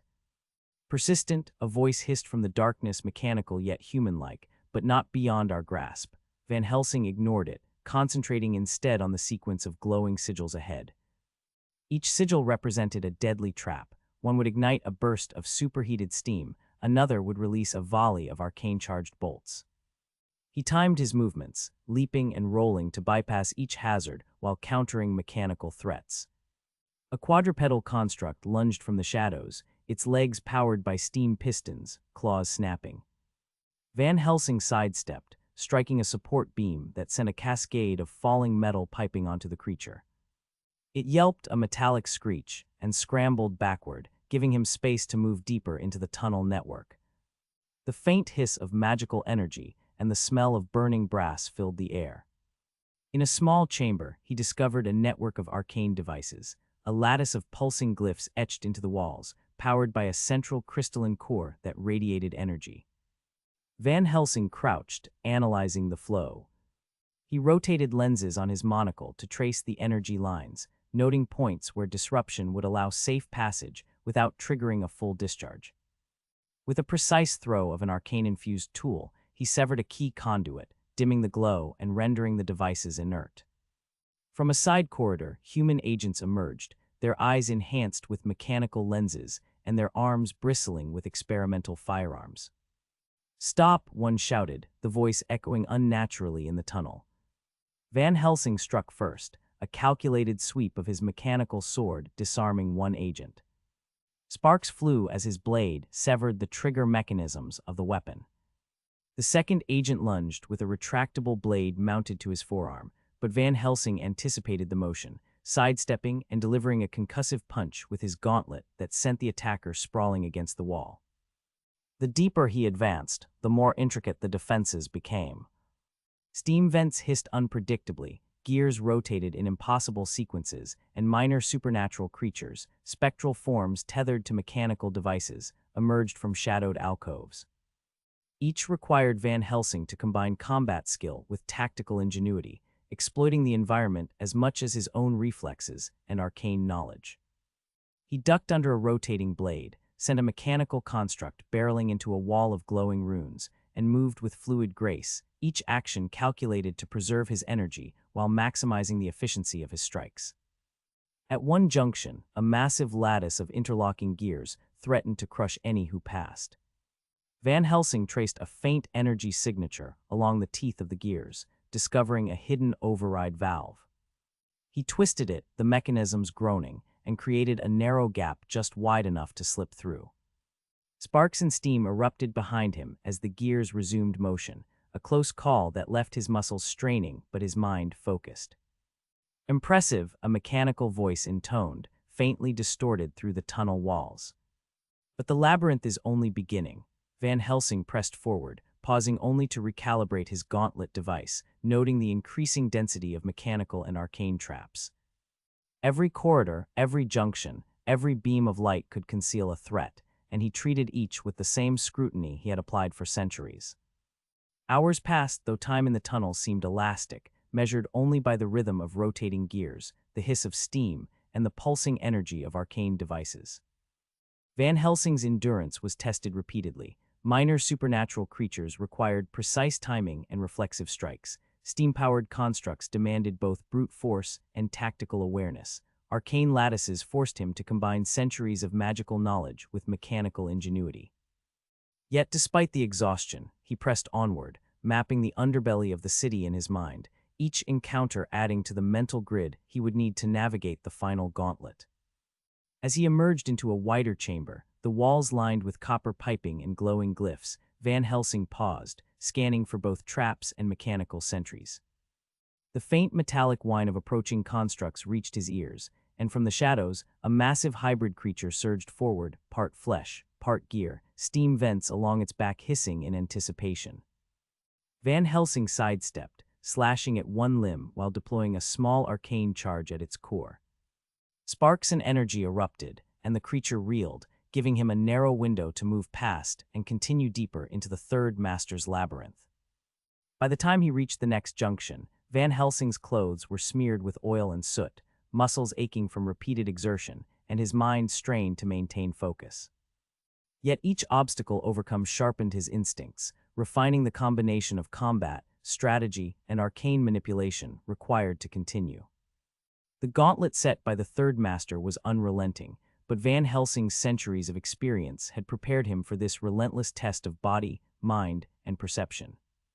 The final passage of the night opened into a chamber filled with suspended chains, spinning cogs, and arcane glyphs embedded in every surface.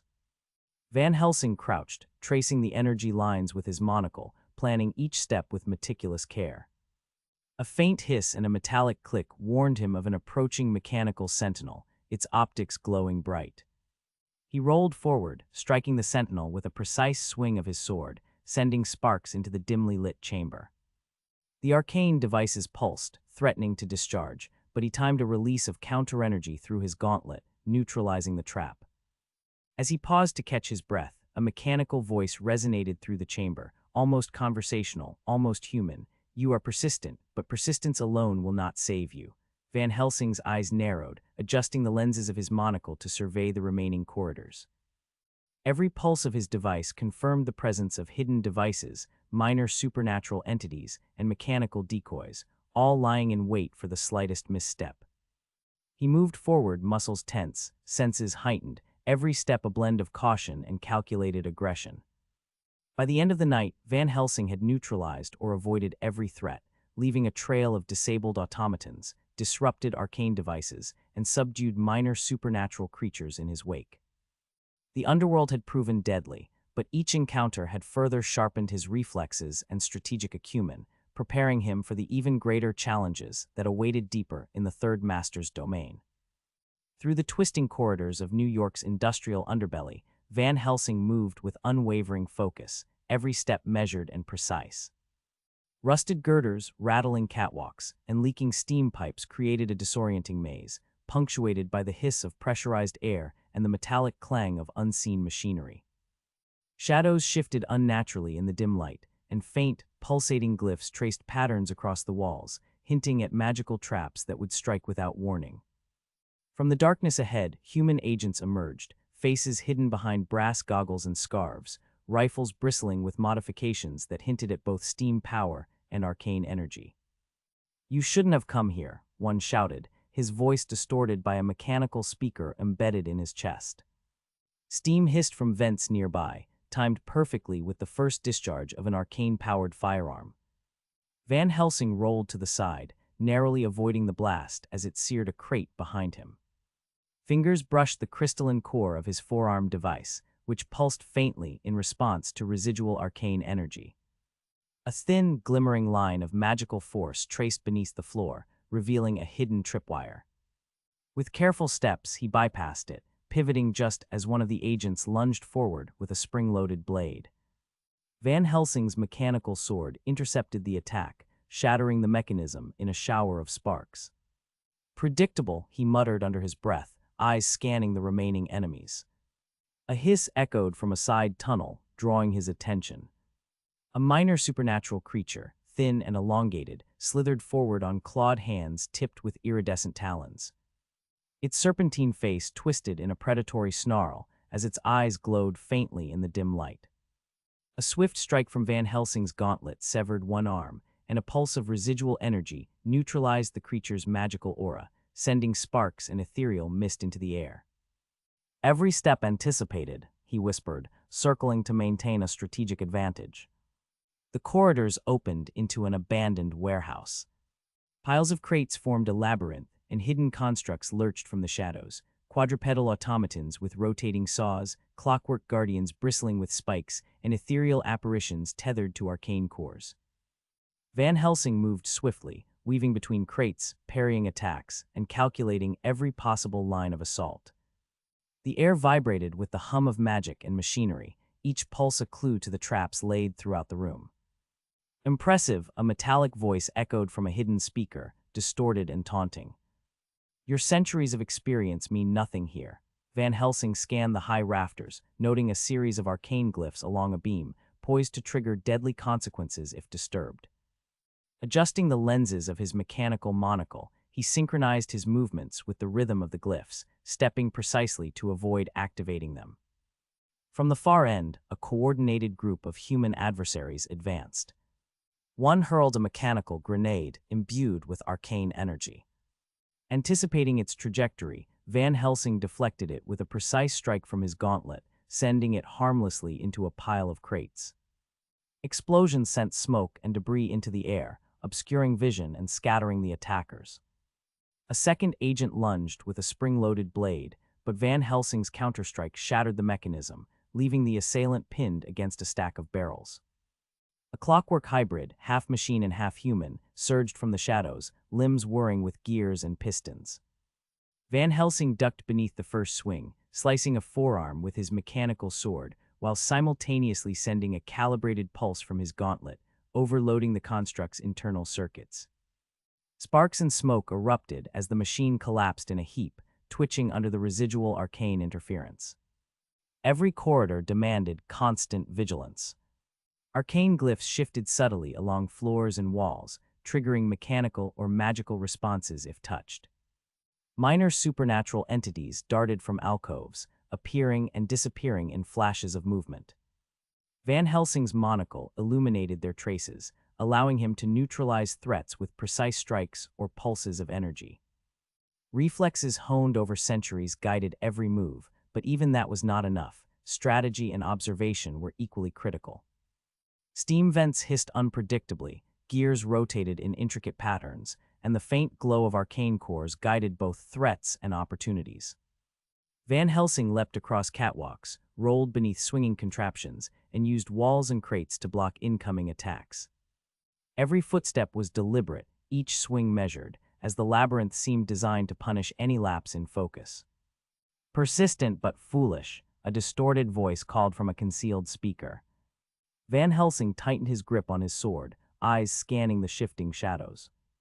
A mechanical serpentine creature, etched with glowing runes, lunged from the side. He countered with a rapid gauntlet pulse, shattering its energy core and causing the construct to collapse into a smoking pile. The voice hissed again, this time with frustration, echoing faintly through the warehouse. Your skill is notable, but the gauntlet has only begun. Corridors twisted further, tunnels narrowed, and overhead catwalks creaked under their own weight. Human agents reappeared in coordinated ambushes, each carrying steampunk rifles with arcane amplification. Van Helsing rolled, sidestepped, and struck with precise timing, disabling gauntlets and shattering weapons before they could fire. Minor supernatural creatures emerged alongside them, each dispatched with equal efficiency. A faint, eerie whistle cut through the air as a hidden automaton perched atop a catwalk released a volley of tiny darts tipped with magical energy. Van Helsing spun, deflecting 3 with the edge of his mechanical sword and crushing another with his gauntlet. Sparks ricocheted off nearby pipes, and the sound of tearing metal echoed as he leapt from crate to crate. Not clever enough, he muttered under his breath, eyes narrowing as he calculated his next move. A human agent advanced, shouting, "You will die here, witch hunter." He swung a massive, spring-loaded hammer imbued with arcane runes. Van Helsing ducked low, felt the wind of the strike brush past his head, and drove his sword upward into the agent's mechanical gauntlet, disabling the runic mechanism. The agent stumbled backward, crashing into crates that toppled with a deafening crash. By dawn, Van Helsing had cleared multiple sectors, muscles fatigued but senses razor-sharp, every engagement leaving him more aware of the Third Master's strategies. Mechanical and supernatural threats had been neutralized, human adversaries subdued or incapacitated, and the subtle manipulations of the industrial labyrinth laid bare. Each action, each narrowly avoided trap, contributed to a growing map of the labyrinth, a mental blueprint of the gauntlet still ahead. Finally, he paused in a chamber where vertical gears spun, pulleys rotated, and glyphs pulsed faintly with magical energy. A minor supernatural sentinel emerged, its body twisted with runes and metal augmentations. A swift strike severed its limbs, and a gauntlet pulse neutralized residual arcane energy. The distorted, omnipresent voice of the Third Master rang through the chamber. You adapt quickly, but adaptability alone will not save you. Van Helsing allowed himself a brief moment to observe the environment, rusted chains hanging from overhead beams, faint steam leaking from pressure valves, and shadows that shifted unnaturally as if watching him. Every corner, every darkened space could conceal a trap, an agent, or a supernatural horror. He crouched low, scanning the floor for residual glyph energy, noting that even minor disturbances could trigger cascading effects. Every move, every observation, and every narrowly avoided threat reinforced the lesson. The gauntlet combined human, mechanical, and supernatural forces into a single, relentless challenge. Survival required combat skill, strategic foresight, and mastery of both arcane and industrial systems honed over centuries. The labyrinth was not merely a physical challenge, but a test of intellect, endurance, and perception. Van Helsing's breath came in measured gasps as he crouched behind a stack of rusted crates, eyes scanning every inch of the warehouse. He traced the arc of a swinging pulley, noted the pressure valves hissing sporadically, and marked the subtle glow of residual arcane energy pulsing along the floorboards. Every detail, loose rivets, shifting shadows, and the faint hum of magical currents, was a potential hazard, a trap waiting for the unwary. Even the smallest oversight could turn a narrow victory into a fatal mistake, and centuries of experience had taught him the value of meticulous observation. Each success, each narrowly avoided strike or cleverly bypassed device, sharpened his focus. The mechanical and arcane labyrinth had been designed to break pursuers, to force them into mistakes under pressure. Yet with every trap disarmed, every supernatural creature neutralized, Van Helsing felt a grim satisfaction. The gauntlet was teaching him the patterns of his adversary, revealing both the master's ingenuity and his limits. He adjusted his gauntlet, checking the calibration of its detection lenses and the pulse of his mechanical sword, preparing for the next wave of threats that undoubtedly lay in wait beyond the next corridor. The warehouse had tested him relentlessly, pushing endurance, intellect, and reflexes to their extremes. Yet Van Helsing emerged from the chamber with a heightened awareness, muscles taut but mind sharper than ever. The third master's cunning would only escalate from here, each step forward promising more complex traps, deadlier constructs, and subtler manipulations. But for the first time in hours, Van Helsing allowed himself a brief, measured exhale, acknowledging that while the gauntlet had been punishing, he was more prepared than ever to face the escalating dangers that awaited deeper within the master's domain. The corridors narrowed, twisting into a claustrophobic network of pipes, scaffolding, and conveyor belts. Shadows pooled in the corners, shifting unnaturally under the dim, flickering light of arcane-infused lanterns. Each step forward carried weight, not merely physical but strategic. Every creak of metal or hiss of steam might conceal the third master's next test. Van Helsing advanced cautiously, the pulse of his forearm device steady in his grip, guiding him through subtle distortions in residual energy that hinted at hidden traps. Encoded signals appeared with increasing frequency, etched into steel supports, and along the walls with a combination of mechanical precision and magical flourish. Each marking was a puzzle, a layered riddle meant to test both intellect and patience. Van Helsing crouched beneath an overhead catwalk, fingers tracing a glyph glowing faintly with residual arcane energy. Not just warnings, he murmured, but a map of intent. Every pattern tells a story if you know how to read it. His mechanical monocle adjusted automatically, lenses scanning for invisible lines of force threading through the industrial sprawl. A faint shimmer marked the trajectory of a tripwire running between two overhead beams. The device beeped softly, confirming his deduction. A sudden hiss from a nearby vent drew his attention. A minor supernatural creature, small and sinewy with clawed limbs tipped in phosphorescent talons, slithered along the pipework above him. Van Helsing pivoted, firing a short pulse from his gauntlet that shattered its limbs midair. Sparks and a faint, greenish mist filled the corridor as the creature collapsed to the floor. Every inch watched, a metallic voice crackled from an unseen speaker, distorted and mocking. Every decision anticipated. Van Helsing's eyes narrowed. Anticipated, yes, but not infallible. He stepped over the creature's body, adjusting his trajectory to avoid a concealed tripwire beneath a loose grate. Ahead, a mechanical decoy, resembling a human agent, lurched from behind a stack of crates. Pistons hissed and gears whirred as it lunged forward with a spring-loaded blade. Van Helsing sidestepped, parrying with his mechanical sword and shattering the contraption in a shower of sparks. Impressive reflexes, a distorted voice intoned from a hidden speaker. But the master has more tricks in store, Van Helsing muttered under his breath, and I have more tricks in return, as he crouched and traced a sequence of glyphs along the wall, deciphering the arcane logic linking several hidden pressure plates. With careful timing, he adjusted the floor panels, deactivating 2 additional hidden traps without triggering them. The air grew hotter as he descended into a lower chamber, the metallic tang of ozone mixing with the acrid scent of steam and burning oil. Conveyor belts twisted through the room like serpents, carrying crates marked with both arcane sigils and mechanical insignias. Van Helsing advanced cautiously, leaping over snapping pneumatic pistons and rolling beneath swinging chains coated in residual magical energy. Each movement required calculation and timing, a ballet of muscle, reflex, and intellect. From the shadows, human adversaries emerged, faces hidden behind brass goggles and respirators, weapons bristling with both mechanical and arcane modifications. "You'll find no easy path," one shouted, voice amplified and distorted by an embedded speaker. Arcane bolts flared from his rifle, narrowly missing Van Helsing as he rolled aside, sending sparks into a stack of crates that toppled with a deafening crash. Van Helsing's gauntlet fired a short, calibrated pulse that disabled the weapon's energy core, causing it to sputter and die. He then swept a hand across the floor, deploying a small, silent arcane disruptor that neutralized residual energy traps embedded along the corridor. Mechanical constructs lurked in every shadow, quadrupedal automata with rotating saws, clockwork guardians bristling with spikes, and hybrid clockwork beast creatures tethered to arcane cores.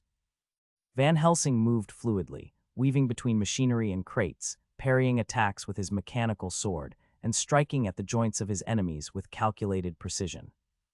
Sparks flew, metal clanged, and arcane energy danced along the walls as the room became a chaotic symphony of violence. A sudden shift in air pressure signaled a hidden trap triggering, a floor plate descending rapidly toward spikes. Van Helsing leapt, twisting in midair to land on a scaffold overhead. Below, the mechanical floor collapsed harmlessly into a pit, revealing a set of arcane glyphs pulsing faintly beneath the metal. "Clever," he muttered, "but predictable in its patterns." He marked the sequence mentally, tracing invisible lines connecting several traps, and realized he could navigate the chamber without further incident by stepping only on safe areas. The encoded warnings became more intricate, often layered over mundane industrial symbols or etched subtly into rusted beams. One beam bore scratches forming a barely noticeable sequence, which, when combined with the faint glow of nearby arcane residues, revealed a safe route through a corridor lined with spring-loaded blades and energy pulses. Van Helsing's fingers brushed over his forearm device, syncing it with the pulses to track subtle distortions in the environment. Each glyph, each vibration, was a breadcrumb toward the third master's inner sanctum. A distorted voice echoed through the chamber, every move anticipated. Every breath calculated. Van Helsing's eyes narrowed as he scanned the shadows. From above, a clockwork bird released a small, spiked projectile.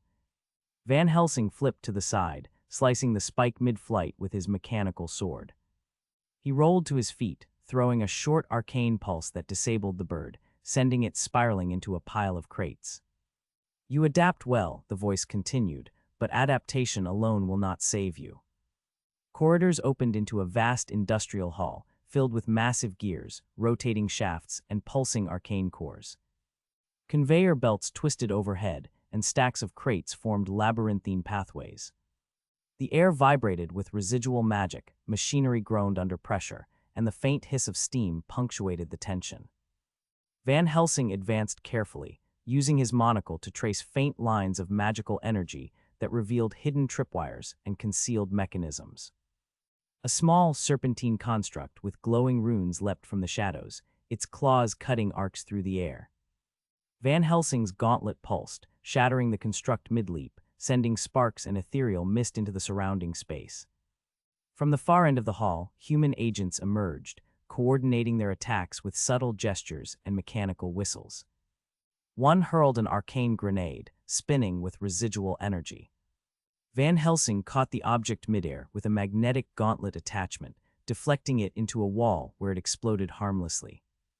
He pivoted, striking with his mechanical sword to disable two more approaching agents, their weapons collapsing under precise blows. Hours passed, the industrial labyrinth proving relentless. Every corridor, every room, every trap demanded constant vigilance. Van Helsing paused briefly in a control alcove, studying the network of pipes and gears, calculating timing sequences for upcoming mechanical hazards. The encoded signals had guided him, revealing patterns in the third master's planning. Each trap neutralized, each construct destroyed, and each adversary overcome added clarity to the chaotic puzzle. Finally, he reached a narrow passageway lined with arcane glyphs, pulsing faintly with energy. A minor supernatural sentinel slithered from the shadows, its elongated limbs tipped with iridescent talons. Van Helsing ducked a strike, delivering a precise blow with his gauntlet, neutralizing both the creature and the residual energy in its path. The distorted voice echoed one last time through the labyrinth. You move with skill, but skill alone cannot breach the sanctum.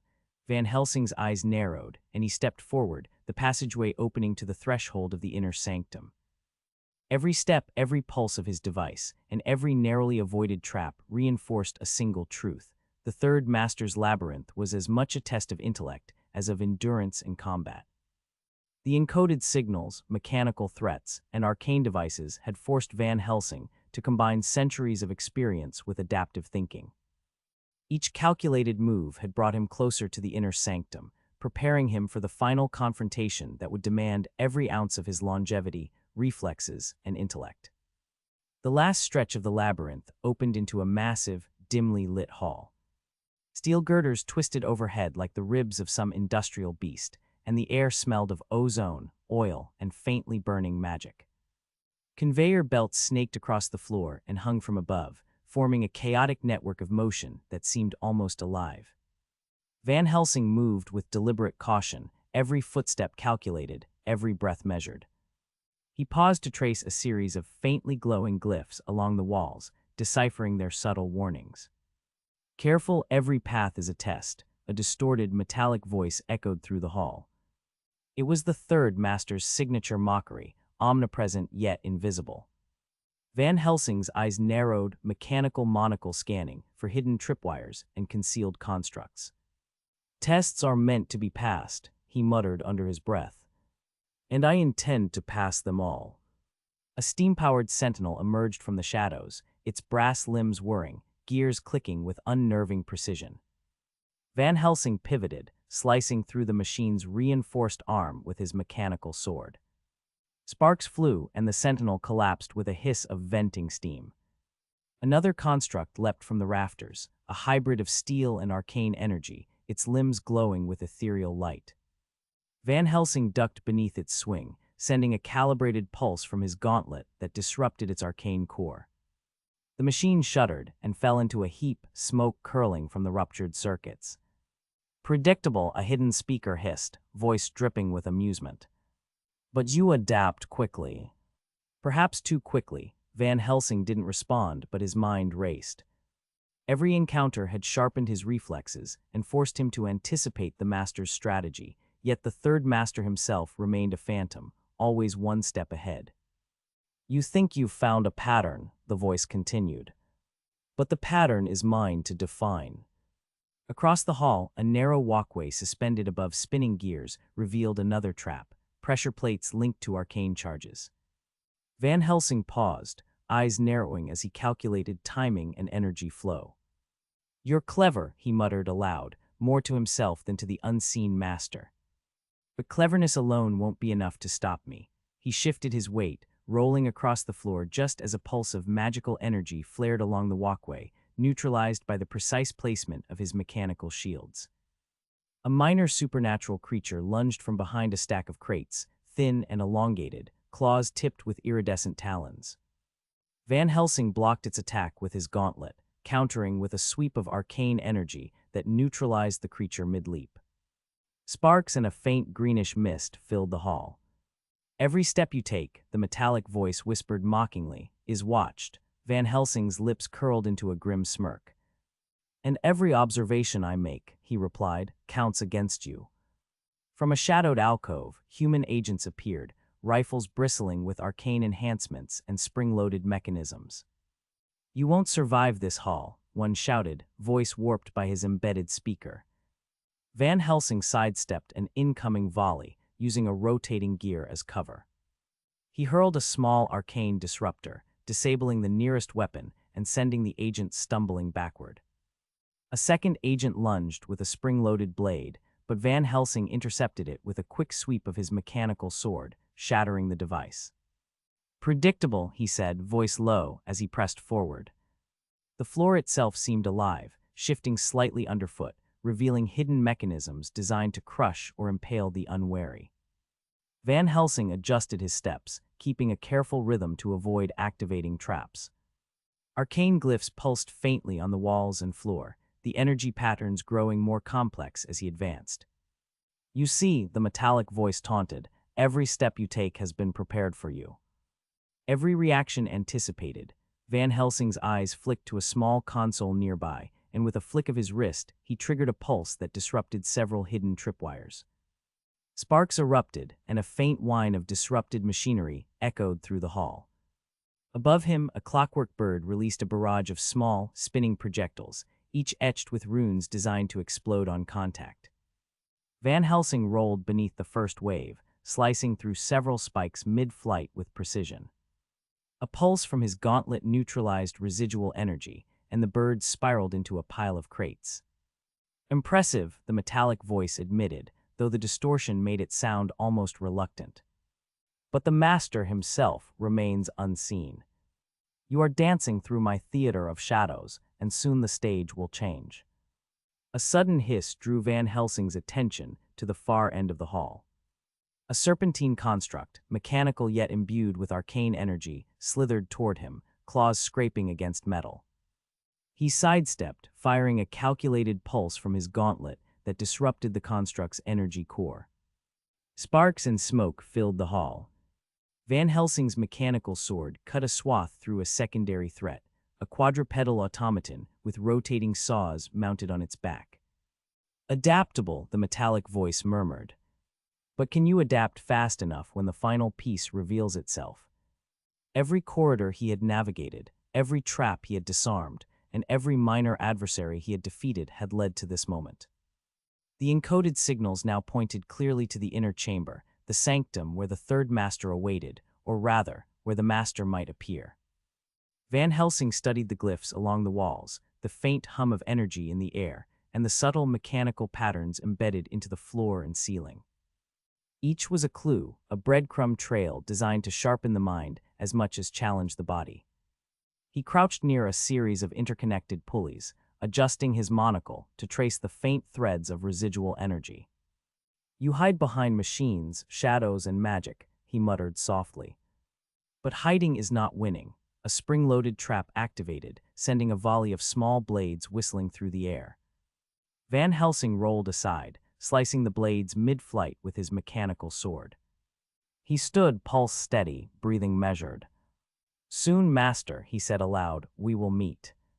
The hall opened onto a wide platform, overlooking the lower chambers of the industrial labyrinth. Massive gears rotated slowly beneath, arcane energy coiling like smoke along the shafts. Van Helsing stepped carefully, noting every possible path, every potential hazard, every subtle fluctuation in magical energy. Mechanical sentries lurked in shadowed alcoves, while minor supernatural creatures slithered along railings and pipes, each neutralized before they could strike. The metallic voice spoke once more. Every advantage you think you hold is borrowed. The final challenge will reveal your limits. Van Helsing paused, surveying the gauntlet that had brought him to this point. Limits, he said, voice low and resolute, are meant to be tested, not obeyed. He adjusted his forearm device, syncing it with the remaining glyphs and energy pulses in the hall. His muscles ached, but his mind remained sharp, honed by centuries of similar trials. Each encoded warning had been interpreted, each mechanical threat neutralized, each supernatural adversary dispatched. The path forward was clear, yet perilous. A distant, distorted chuckle echoed, bouncing off the steel walls. Clever, resourceful, patient. But all preparation is meaningless when the final move is unseen. Van Helsing's eyes narrowed. Then I will learn it when the time comes, he replied. He moved forward, every sense attuned, every step deliberate. The gauntlet had tested his body and mind, but he remained resolute, ready for the final confrontation yet to come. The industrial labyrinth stretched ahead, filled with shifting shadows, arcane traps, and mechanical horrors. Van Helsing's breath was steady, his focus absolute. Every pulse of his device, every flicker of glyphs, and every movement of the remaining constructs reinforced one truth. The third master was elusive, cunning, and unpredictable. But he had already sharpened Van Helsing's reflexes, intellect, and resolve. Stepping onto a narrow catwalk overlooking a pit of rotating gears, Van Helsing muttered, "You remain hidden, master, but your trail is mine. Every trick, every shadow, every construct, it all leads forward. And I will be ready when you show yourself." The metallic voice hissed faintly from hidden speakers, distant but omnipresent. "We shall see, Hunter. We shall see." With that, Van Helsing pressed forward, muscles coiled, eyes scanning, and mind calculating. The gauntlet of horrors had honed him, but the ultimate challenge, the final confrontation with the elusive Third Master, remained ahead. He had survived the traps, deciphered the signals, and overcome every subordinate threat. Now he stood on the threshold, ready to enter the final battlefield, fully aware that the Master himself could strike at any moment, testing every ounce of his longevity, reflexes, and intellect. The entrance to the Third Master's lair yawned like the maw of some industrial leviathan, a steel-lined archway leading into darkness that smelled of oil, ozone, and faintly burning, arcane residue. Van Helsing paused at the threshold, senses straining, every nerve alert. His mechanical monocle swept across the walls, lenses adjusting to detect faint traces of glyphs, tripwires, and residual magical pulses. "Here it begins," he muttered, voice low, almost lost beneath the hiss of venting steam from pipes overhead. Every step calculated, every trap deliberate. Inside, the corridors twisted unnaturally. Gears the size of small buildings turned above him, connected to pistons that hissed in precise, rhythmic bursts. Steam vents punctuated the hallways, releasing scalding plumes at irregular intervals. Arcane sigils glimmered faintly along floor and ceiling, some appearing as mirrors of themselves, a visual trick designed to confuse intruders. Van Helsing's boots clicked against metal grating as he moved, the sound swallowed by the industrial roar, yet he noted every vibration, every echo, every anomaly. A flicker of movement caught his eye. From a shadowed alcove, a minor construct emerged, a thin, serpentine machine etched with glowing runes, its limbs whirring with gears and pistons. It lunged with terrifying speed, claws aimed at Van Helsing's chest. He ducked, gauntlet firing a pulse that overloaded its circuits. Sparks and a faint mist of arcane energy filled the air. "You adapt quickly," a metallic, distorted voice intoned from hidden speakers, "but this is only the beginning." Van Helsing's eyes narrowed.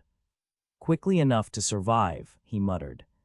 He moved forward, stepping carefully around a series of glowing glyphs that pulsed in sync with nearby pistons.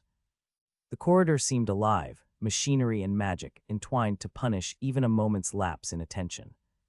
Pipes hissed, gears rotated, and hidden mechanisms clicked as if waiting for the wrong step. Each breath he took was measured, each motion deliberate. From above, a spring-loaded platform tipped, sending a barrage of razor-edged discs spinning along the floor. Van Helsing rolled to the side, slicing the first few with his mechanical sword while dodging the rest. The shards clanged against metal beams, some ricocheting dangerously close to his legs.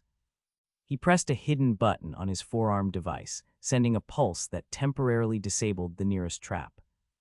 "Every hazard," he muttered under his breath, a lesson in timing and observation. Another corridor branched off, dimly lit by hanging lanterns that flickered under the influence of residual magic. A group of human agents appeared, faces obscured by brass goggles and respirators, rifles bristling with arcane amplifiers.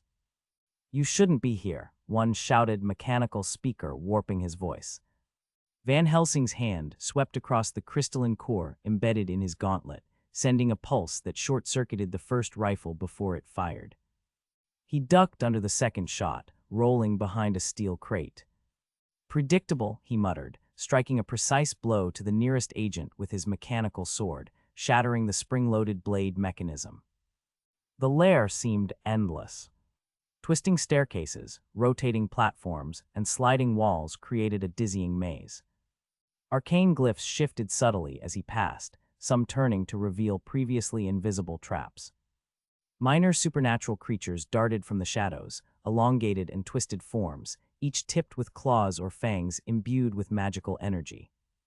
Van Helsing's reflexes, honed over centuries, met each threat with measured counterattacks. Gauntlet pulses neutralized arcane enhancements, while blades and strikes dismantled mechanical limbs. "Every step anticipated, yet never fully predictable," he whispered, circling to maintain spatial awareness. A low hiss echoed from above. He glanced upward, spotting a mechanical serpent construct coiled around a girder, glowing runes along its segmented body. It struck with startling speed. Van Helsing leapt to the side, gauntlet firing a pulse that disrupted the creature's energy core. The serpent crashed into a stack of crates, sparks flying, machinery whirring and grinding as residual energy short-circuited. From a hidden speaker, the voice hissed, this time layered with faint laughter. Impressive, but the gauntlet has only begun. The corridors opened into a vast chamber. Overhead, spinning gears rotated in time with pistons below, some capped with arcane sigils that glowed faintly. Steam hissed in timed bursts from multiple vents, creating pockets of scalding air. Van Helsing stepped lightly, scanning every beam, pipe, and surface for latent traps. A faint shimmer along the floor indicated residual arcane energy from a tripwire, which he disarmed with a precise pulse from his gauntlet. Clever but not clever enough, he muttered, scanning for the next threat. From the shadows, another wave of minor constructs surged forward, clockwork quadrupeds with rotating saws and serpentine hybrids coiling through the air. Van Helsing rolled beneath the first attacks, slicing the spinning blades mid-flight. A pulse from his gauntlet disrupted the arcane circuitry in the serpentine constructs, sending sparks and ethereal mist into the air. He could feel his muscles protesting, fatigue setting in, yet his mind remained sharp, noting patterns, timing, and the subtle flow of energy through the hall. "You think you've learned the path," the voice intoned, reverberating from hidden speakers. But every success only sharpens the challenge ahead. Van Helsing pressed forward, boots sliding across metal grates, moving with a precision born of centuries of experience. He adjusted his mechanical monocle, lenses catching faint residual traces of magic and highlighting hidden tripwires. Each pulse of energy, each whine of gears, each hiss of steam offered clues, revealing traps before they could strike.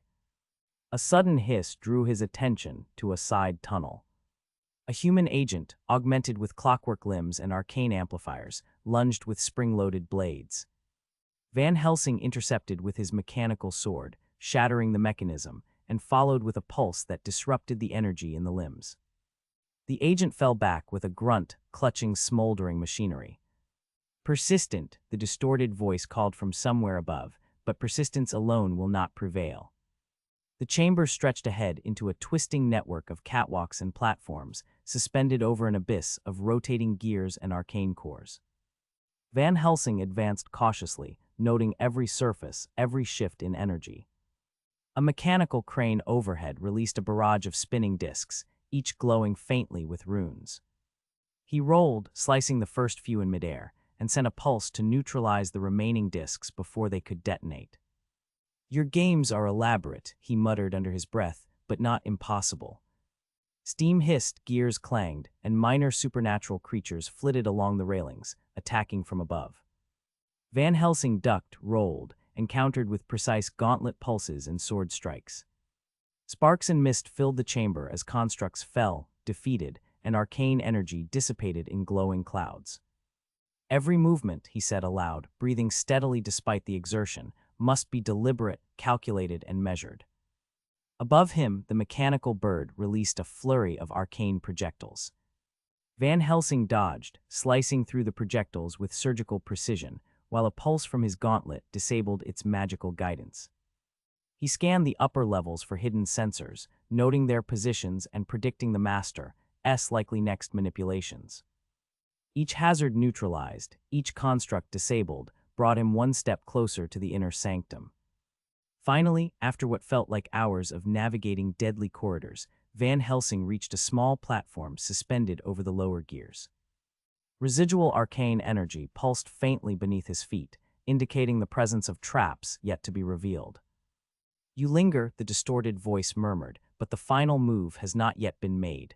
Van Helsing's eyes narrowed. "I am ready," he replied, voice firm. "Show yourself, master, or continue to hide while I advance." He crouched briefly, adjusting the lenses of his monocle to track every subtle movement, every flicker of magic, every mechanical quiver. Pipes hissed, gears groaned, and distant constructs stirred, yet no visible sign of the third master appeared. The labyrinth was a crucible, a test of his endurance, intellect, and reflexes, but it had also sharpened him, made him hyperaware, and ready for the confrontation yet to come. Every path observed, every hazard noted, Van Helsing said softly, stepping forward onto the next catwalk. I will meet you when the time comes. Your tricks, your traps, your constructs, they are all noted. And I will be ready. The voice did not respond immediately, only a faint metallic chuckle echoing from hidden speakers. So confident, so certain, we shall see if certainty survives the final gambit, it hissed, fading into the shifting shadows of the labyrinth. Van Helsing moved on, boots clicking against the steel grates, mechanical sword at the ready, gauntlet-primed monocle scanning, every sense stretched to its limit. The third master remained unseen, elusive, and cunning. But the gauntlet had honed him, and every challenge surmounted reinforced one undeniable truth. He was ready for the confrontation, prepared to face the final master with every ounce of his longevity, intellect, and reflexes. The corridors of the lair twisted unpredictably, steel and stone fused with arcane energy, in a maze designed to disorient even the most experienced pursuer. Van Helsing's boots clanged softly against the grated floor, the vibrations alerting him to hidden mechanisms, each one primed to punish a misstep.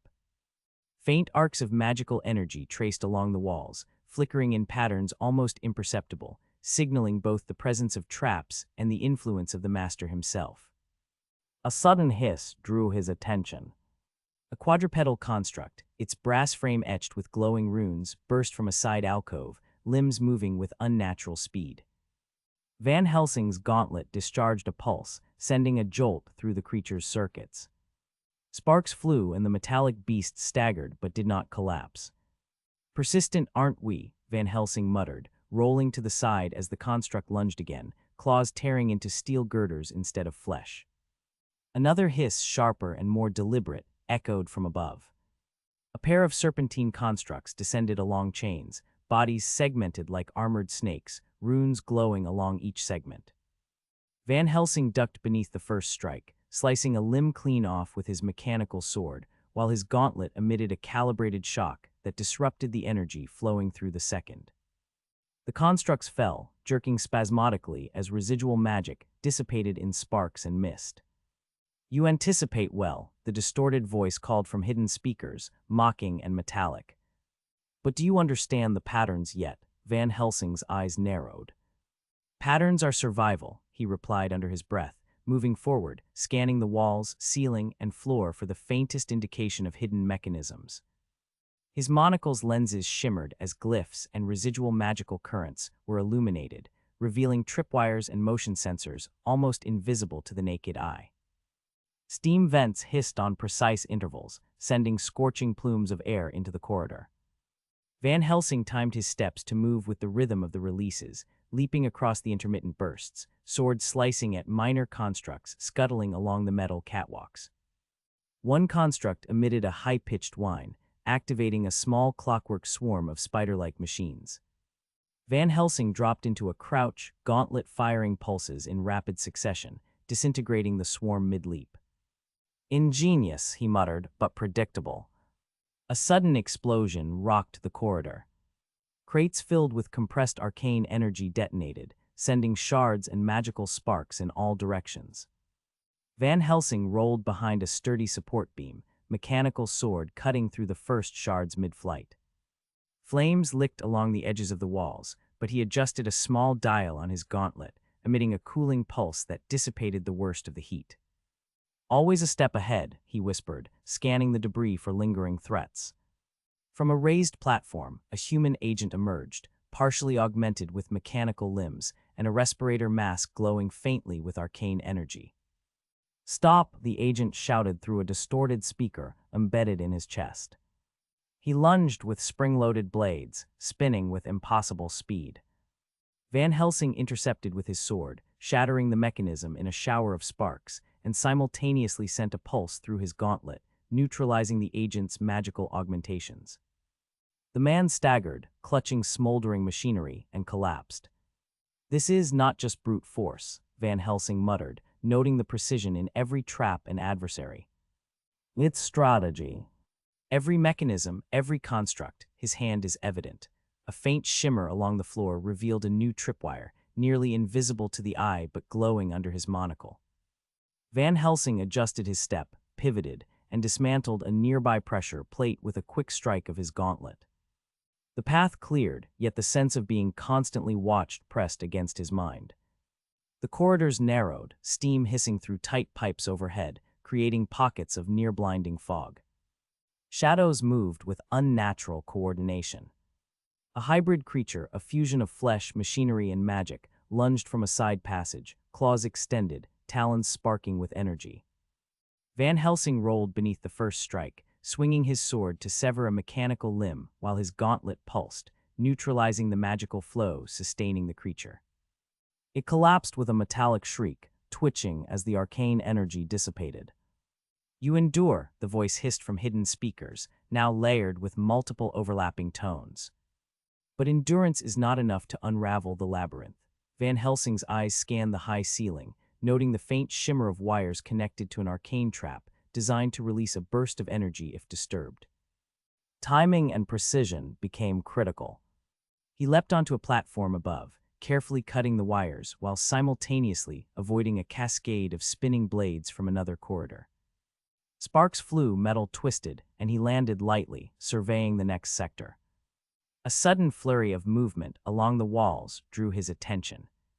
Mechanical spiders, clockwork hybrids, and arcane wisps emerged simultaneously. Van Helsing's gauntlet discharged, disrupting the magical cores of the nearest threats. He swung his mechanical sword, slicing through the first wave of constructs, then rolled under a descending mechanical limb, sending a counterpulse to neutralize energy flowing through the second. Each action required calculation, reflex, and foresight. He paused briefly, crouched behind a support beam, chest heaving slightly as he scanned the labyrinthine corridors. Every path twisted unexpectedly, and yet the arrangement of traps and constructs bore the unmistakable signature of the third master. "Cunning," Van Helsing murmured. Not just strength or numbers, but foresight, every obstacle designed to test both body and mind. A sudden hiss and metallic whine announced the arrival of another wave of threats. Steam-powered quadrupeds lunged from hidden alcoves, their limbs serrated, bodies glowing faintly with arcane energy. Van Helsing rolled to the side, blades slicing through the nearest construct, gauntlet pulsing to overload the arcane circuitry of the next.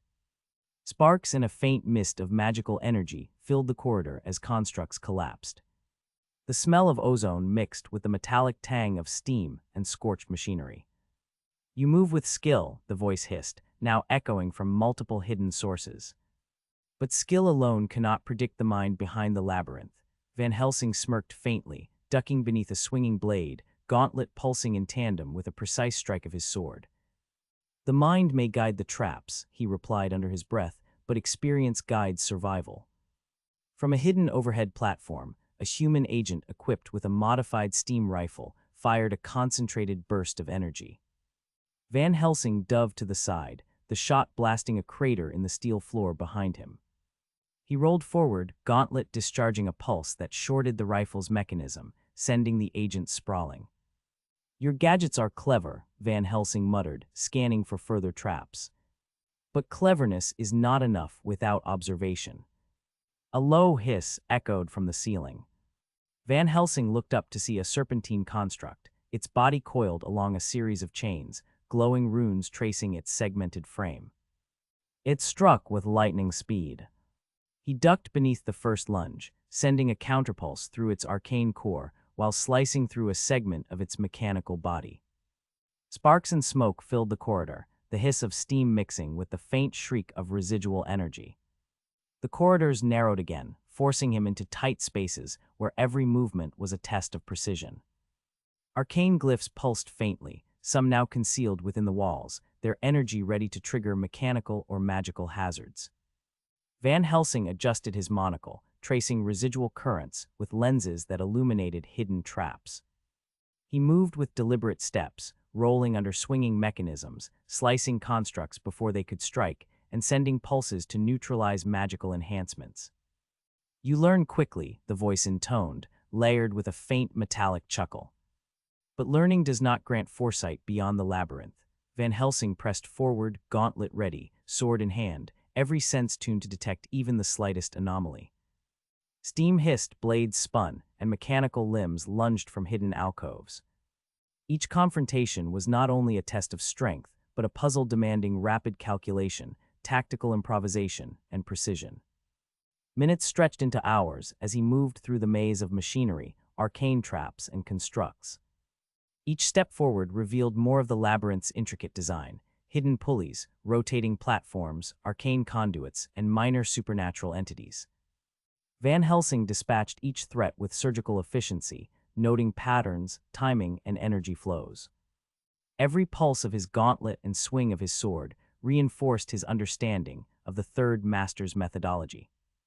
Finally, after navigating a particularly dense sector filled with overlapping threats, steam-powered constructs, serpentine hybrids, and human agents equipped with arcane-imbued weapons, Van Helsing paused briefly, catching his breath, scanning the corridor ahead.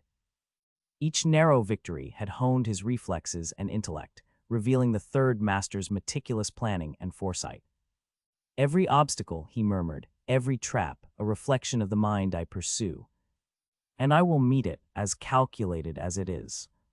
The deeper Van Helsing pressed into the labyrinth, the more intricate the lair became. Gears and pistons meshed with arcane conduits, creating walls that shifted unpredictably, floors that tilted without warning, and ceilings that released steam or energy in precise, punishing bursts. Faint pulses of magic lingered in the air, some residual, some actively maintained to snare, injure, or mislead. Every corner held a hidden adversary, every shadow a potential ambush. A low, mechanical whine signaled the approach of the first guardian in this deeper sector, a quadrupedal automaton, limbs tipped with serrated blades, arcane cores glowing a harsh blue. Van Helsing rolled beneath a swinging arm, gauntlet discharging a precise pulse that sent the energy coursing through the construct's circuitry. Sparks erupted as its limbs froze mid-motion, then collapsed in a heap. "Clever but too linear," he muttered, stepping lightly over the remains. From above, a serpentine hybrid coiled along a chain, its segmented body glowing with runes. It lunged, fangs snapping, claws whirling. Van Helsing pivoted, slicing a segment from its body with his mechanical sword, while simultaneously sending a pulse from his gauntlet that shorted the runic energy. The creature fell with a hiss of steam and the scent of ozone. "Every guardian has a pattern," he muttered. "Every weakness is deliberate." The corridor ahead opened into a chamber where mechanical arms rotated along overhead tracks, gears clicking and hissing. Each arm terminated in a blade or arcane emitter, forming a deadly lattice designed to crush or incinerate any intruder. Van Helsing paused, scanning the mechanisms, tracing the faint trails of magical energy with his monocle. Timing became a game of precision. He leapt onto a platform, rolling beneath a descending arm, striking the next with a pulse that disrupted both magic and machinery and vaulted to safety. "You adapt quickly," a distorted voice hissed from hidden speakers, layered with multiple overlapping tones. But adaptation alone cannot unmake the labyrinth. Van Helsing's gaze swept the chamber. Arcane glyphs pulsed faintly across the walls, hinting at further mechanisms tied to both motion and energy. He moved deliberately, each footstep measured, each swing calculated, tracing patterns in the mechanical rotation to predict the next threat. A minor supernatural entity darted from a concealed alcove. Thin, elongated, with metallic protrusions along its spine, it moved unnaturally fast, claws snapping. Van Helsing's gauntlet fired in tandem with a precise slash from his sword, neutralizing both the construct and the magical aura surrounding it. Sparks and mist danced in the confined space, illuminating the labyrinth's complexity. "Persistent little pests," he muttered under his breath, eyes scanning for more. The walls shifted subtly, and with a soft hiss, a concealed compartment opened. From within, a hybrid human agent emerged, limbs augmented with pistons and clawed gloves, arcane energy arcing faintly along his joints. "You should not have come this far," the agent spat, launching a spring-loaded blade. Van Helsing rolled aside, slicing through the mechanism, while his gauntlet pulsed to short the arcane circuit. The agent fell back, smoke curling from his limbs. Every step forward demanded observation, foresight, and rapid execution. Arcane devices lined the walls, their purpose initially hidden. Some channeled energy to nearby constructs, others powered traps calibrated to release bursts of flame or steam. Van Helsing adjusted dials on his gauntlet and mechanical sword, syncing pulses with residual energy flows to disarm these hazards before they could activate. A mechanical serpent slithered across the floor, coils bristling with runes. It lunged with impossible speed. Van Helsing dropped into a crouch, slicing through a section while simultaneously sending a pulse that disrupted its energy source. The beast collapsed with a hiss, sparks flying as the residual magic dissipated. "All calculated," he muttered. Every enhancement, every runic overlay, designed to confuse, to challenge. From a raised platform, a human agent hurled a grenade infused with arcane energy. Van Helsing timed the trajectory, slicing the device mid-flight with his sword, sending shards harmlessly into a side alcove. A second agent charged from behind a shifted wall panel, claws extended, mechanical pulse rifles aimed. Van Helsing's gauntlet discharged, shorting the rifle's circuitry, while his sword deflected a spring-loaded blade. The agent cried out, stumbling back into a mechanism that slammed him against the wall, leaving him unconscious. "You are cautious," the master's voice intoned, now layered from multiple concealed speakers, yet caution cannot outpace inevitability. Van Helsing's eyes tracked the faint energy pulses along the ceiling and floor, tracing the connection between glyphs and mechanical hazards. Each movement became a calculation of probability, reflexes, and arcane knowledge. Steam hissed unpredictably, rotating platforms shifted mid-step, and mechanical arms swung in intricate sequences. Minor supernatural entities, elongated, serpentine, some partially mechanized, emerged from hidden crevices. Van Helsing's monocle illuminated the faint traces of energy that powered each adversary. He dispatched them with precise strikes and pulses from his gauntlet, careful not to trigger linked mechanisms. Each action required calculation. A single misstep could release cascading hazards throughout the chamber. A series of human agents emerged simultaneously, coordinated in attack, weapons humming with arcane energy. Van Helsing ducked beneath a swinging mechanical arm, sending a counterpulse that disabled the nearest rifle, slicing through the next agent's mechanical augmentation with a precise swing.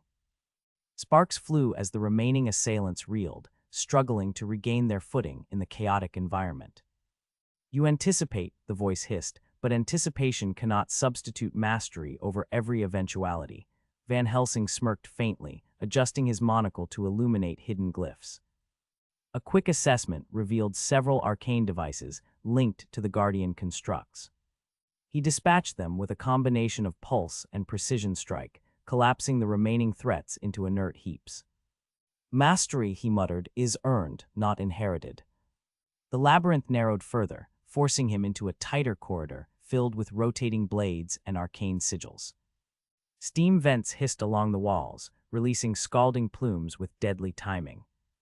Van Helsing rolled beneath a blade, sending a pulse to short the energy in a nearby sigil, then vaulted over a vent to avoid the next burst. A mechanical quadruped lunged from a side alcove. He dispatched it with a swift slash, gauntlet neutralizing its energy core. From overhead, a serpentine hybrid descended along chains, coils bristling with glowing runes. Van Helsing leapt sideways, sending a precise pulse through his gauntlet, severing the energy connection and striking the creature's metallic body with his sword. Sparks and mist erupted, briefly illuminating the maze of machinery and arcane devices that twisted around him like a living entity. "Resourceful," the master's voice intoned, now layered with distortion and echo. "Yet even your longevity cannot anticipate every variation." Van Helsing's breath came in measured gasps as he surveyed the corridor, analyzing residual magical currents and mechanical vibrations. Every pulse of his device, every visual cue, contributed to a growing mental map of the labyrinth, each sector revealing the master's meticulous planning. A small, clockwork hybrid agent emerged, spinning and leaping toward him with impossible agility. Van Helsing's sword met the first strike, shattering its mechanism, and a pulse from his gauntlet overloaded the arcane core. The agent collapsed, twitching as the magical energy dissipated. "They think enhancements make them superior," Van Helsing muttered. "But experience outweighs technology every time." Time blurred as he pressed deeper, every corridor, chamber, and alcove presenting new variations of mechanical and arcane traps. Each encounter honed his reflexes, mental acuity, and endurance. Small, serpentine constructs slithered between machinery, arcane glyphs glimmered faintly along walls, and human agents attacked in precise formations. Van Helsing countered with a blend of combat skill, tactical improvisation, and arcane manipulation, exploiting every weakness he could detect. Finally, after hours of relentless navigation and combat, he paused briefly in a chamber where the air vibrated with residual energy. Rotating gears, swinging blades, and pulsing glyphs formed a deadly lattice. A minor supernatural sentinel lurked in the shadows, its body augmented with metallic and magical enhancements. Van Helsing struck decisively, his gauntlet and sword combining to neutralize the construct in a shower of sparks and arcane mist. He exhaled slowly, muscles burning, eyes scanning for further threats. Every encounter, every narrow escape, reinforced the lesson. The labyrinth was not merely physical, it was a test of intellect, endurance, and semi-cursed resilience. "Every step forward," he muttered, "is both challenge and preparation. The master's hand is evident everywhere, and I will meet it head-on." The chamber ahead opened like the maw of a mechanical beast, walls lined with spinning cogs, pistons, and conduits pulsating with arcane energy. Steam hissed from vents at irregular intervals, and the floor itself shuddered with the rhythmic pounding of hidden machinery. Van Helsing's eyes traced the faint trails of magic etched into the surfaces, every glyph, line, and symbol revealing the hand of the third master. He stepped cautiously, each movement deliberate, muscles coiled for sudden action. From the shadows at the far end of the chamber, the master emerged, a figure draped in dark, arcane-infused armor, a brass and leather contraption twisting around one arm, glowing with crackling energy. "So," the master hissed, voice reverberating unnaturally, "the famous Van Helsing finally arrives. I wondered how long it would take for your persistence to bring you here." His eyes glinted with malice, and in his other hand, he held a blade wreathed in faintly glowing runes. Van Helsing's fingers brushed his gauntlet, feeling the pulse of residual magic along the floor. "Persistence is all that keeps you honest," he muttered, eyes never leaving the master's movements. "And cunning, well, you have that in abundance." The master's laugh was metallic, echoing off the walls. In a swift motion, he launched forward, arcane energy flaring along the floor, sending a wave of force toward Van Helsing. He rolled to the side, sword intercepting a set of spinning mechanical blades that emerged from the floor, scattering sparks as they shattered. A pulse from his gauntlet disabled a set of magical wards that had triggered in tandem, neutralizing the immediate threat. "You anticipate too well," the master hissed, leaping onto a raised platform and swinging his rune blade in a sweeping arc. Van Helsing ducked beneath, countering with a strike from his mechanical sword that glanced off the edge of the master's armor. Sparks flew, and a counterpulse from the gauntlet shorted a small arcane circuit embedded in the armor's plating. The master grunted, stepping back, eyes narrowing with renewed calculation. The chamber itself was a weapon. Steam vents hissed unpredictably, chains swung with mechanical precision, and glyphs along the walls flared intermittently. Van Helsing timed his movements with the rhythm of the hazards, leaping over spinning cogs, rolling beneath swinging chains, and sending calculated pulses through arcane nodes to neutralize traps before they could trigger. "Every piece of this place," he muttered, "is an extension of him, every hazard a test." A mechanical hybrid sprang from a shadowed alcove, its limbs whirring with pistons and clawed extensions. Van Helsing's sword met its first strike, the clash ringing through the chamber. A pulse from his gauntlet overloaded the energy circuits, collapsing the construct into a smoking heap. "I could have done without the extras," he muttered, eyes scanning the master, who was already repositioning, leveraging the mechanical lattice overhead to swing into a higher vantage. "You've survived the gauntlet," the master called, voice dripping with mockery, "but you have yet to survive me." He fired a volley of arcane bolts, streaking like metallic lightning across the floor. Van Helsing twisted, deflecting 2 with his sword, and absorbed the third with a calibrated gauntlet pulse, redirecting the energy into a nearby conduit. Sparks exploded, illuminating the chamber with brief, harsh light. The master's cunning was evident in every motion. He manipulated constructs, triggered traps remotely, and moved unpredictably, forcing Van Helsing to anticipate multiple threats simultaneously. Yet centuries of combat experience honed every reaction. Van Helsing ducked beneath an energy arc, countered with a pulse through a magical conduit, and rolled over a spinning gear to land behind a fallen construct. He delivered a precise strike to its arcane core, neutralizing it before it could recover. Clever, the master growled, adjusting a dial on his armor. But cleverness cannot replace strength. With a sudden movement, he hurled a mechanical quadruped across the chamber, claws extended and runes glowing. Van Helsing leapt aside, sword slicing through a limb mid-flight, while his gauntlet sent a pulse to scramble the construct's circuitry before impact. They circled one another, the rhythmic hiss of steam and clatter of machinery punctuating the tense silence between strikes. The master lunged with his rune blade, Van Helsing parried, sparks cascading as metal met metal. A low hum from the chamber walls intensified, arcane energy coalescing into floating glyphs ready to release devastating force. Van Helsing's mechanical monocle illuminated the sequence. "I know your game," he muttered, sending a calibrated pulse through a floor node to preemptively discharge the energy safely. A burst of steam erupted beneath the master, lifting him slightly, and Van Helsing seized the moment, closing the distance. He swung his sword, slicing along the arcane armor, and pulsing his gauntlet to destabilize the master's energy reserves. The master stumbled, narrowly regaining balance, cursing under his breath.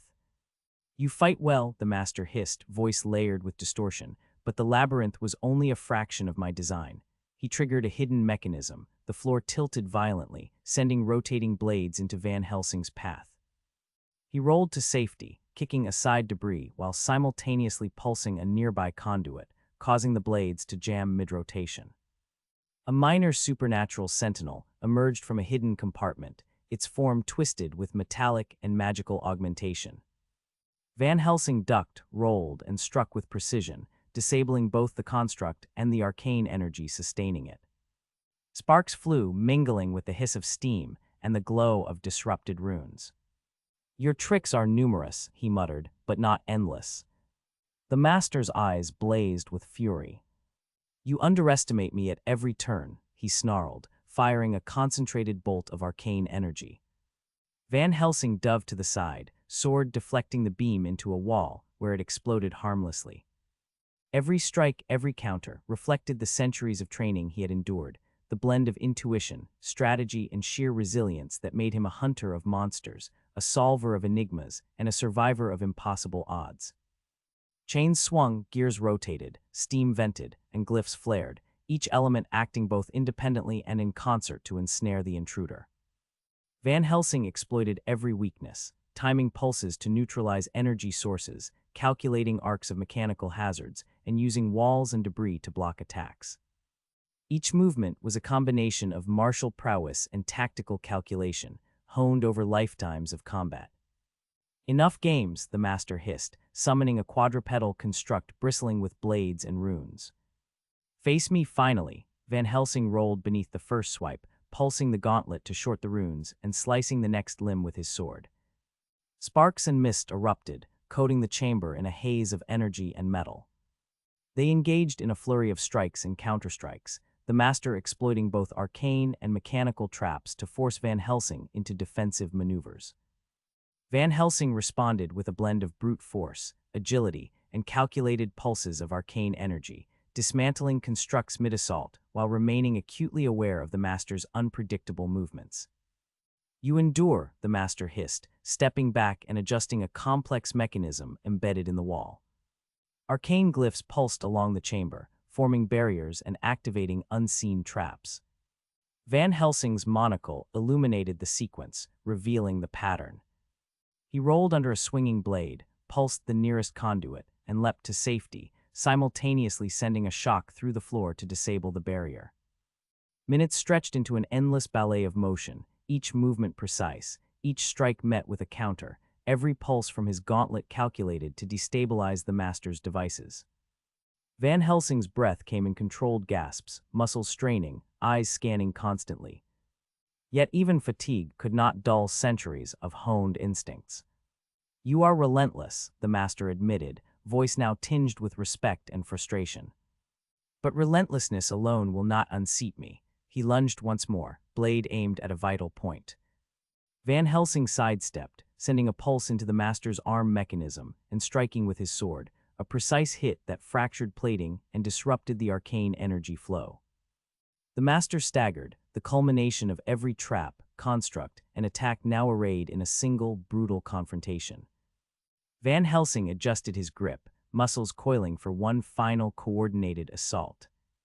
With a precise combination of sword strikes and gauntlet pulses, he dismantled the master's defenses, each blow carefully calculated to exploit mechanical weaknesses and magical vulnerabilities simultaneously. The master collapsed, a hiss of arcane energy escaping his final movements. Van Helsing's chest rose and fell heavily, pulse racing, muscles burning but eyes sharp. The labyrinth had tested every skill, every ounce of resilience and intellect he possessed. For a moment, silence reigned, broken only by the hiss of cooling steam and the faint sputtering of remaining conduits. He lowered his sword slightly, gauntlet dimming its final pulse, and surveyed the chamber. Every construct neutralized, every trap dismantled, every minor supernatural sentinel dispatched. Victory had been won, but the toll was evident, in exhaustion, in the relentless test of reflexes and intellect, and in the knowledge that the master's lair, though conquered, still hinted at dangers yet unseen. The final master lay defeated, collapsed among shattered constructs and flickering glyphs. The chamber still hissed with residual steam, and the acrid tang of burnt metal and scorched arcane residue filled the air. Van Helsing's chest rose and fell rapidly, muscles trembling from the relentless combat, yet his eyes remained sharp, scanning the room for lingering threats. Every pulse of residual energy, every faint hum from damaged machinery could conceal a hidden danger. He moved cautiously, stepping over the fallen constructs and shattered mechanisms, his mechanical sword still humming faintly from the last strike. "It is done," he muttered, voice low, though the echo of the master's taunts seemed to linger in the chamber. Finally done, yet he knew better. Even defeated, the master's labyrinth was designed to outlast him, to test him, until every ounce of skill and endurance had been drained. From a shadowed alcove, a minor supernatural sentinel stirred, its body twisted with metallic augmentations and glowing runes. Van Helsing's gauntlet discharged a pulse, neutralizing the residual arcane energy and collapsing the sentinel into a heap of smoking metal. Sparks sizzled across the floor, mingling with the hiss of steam from ruptured conduits. "Every step anticipated," Van Helsing muttered, wiping sweat from his brow. And yet nothing remained unaccounted for. He paused near the center of the chamber, kneeling to inspect the master's devices. Arcane cores, mechanical constructs, and hidden compartments littered the floor, many still flickering with residual energy. "You left a lot of toys behind," he said quietly, almost conversationally, speaking to the empty air where the master's presence had loomed. "Not that I mind cleaning them up." A flick of his wrist sent a calibrated pulse through a nearby conduit, disabling a hidden tripwire that might have caught him off guard. Van Helsing's gaze shifted to the upper galleries, where conduits and elevated platforms snaked through the chamber. A faint movement caught his eye. A small quadrupedal construct had survived the initial assault, its clawed limbs twitching as it attempted to stabilize itself.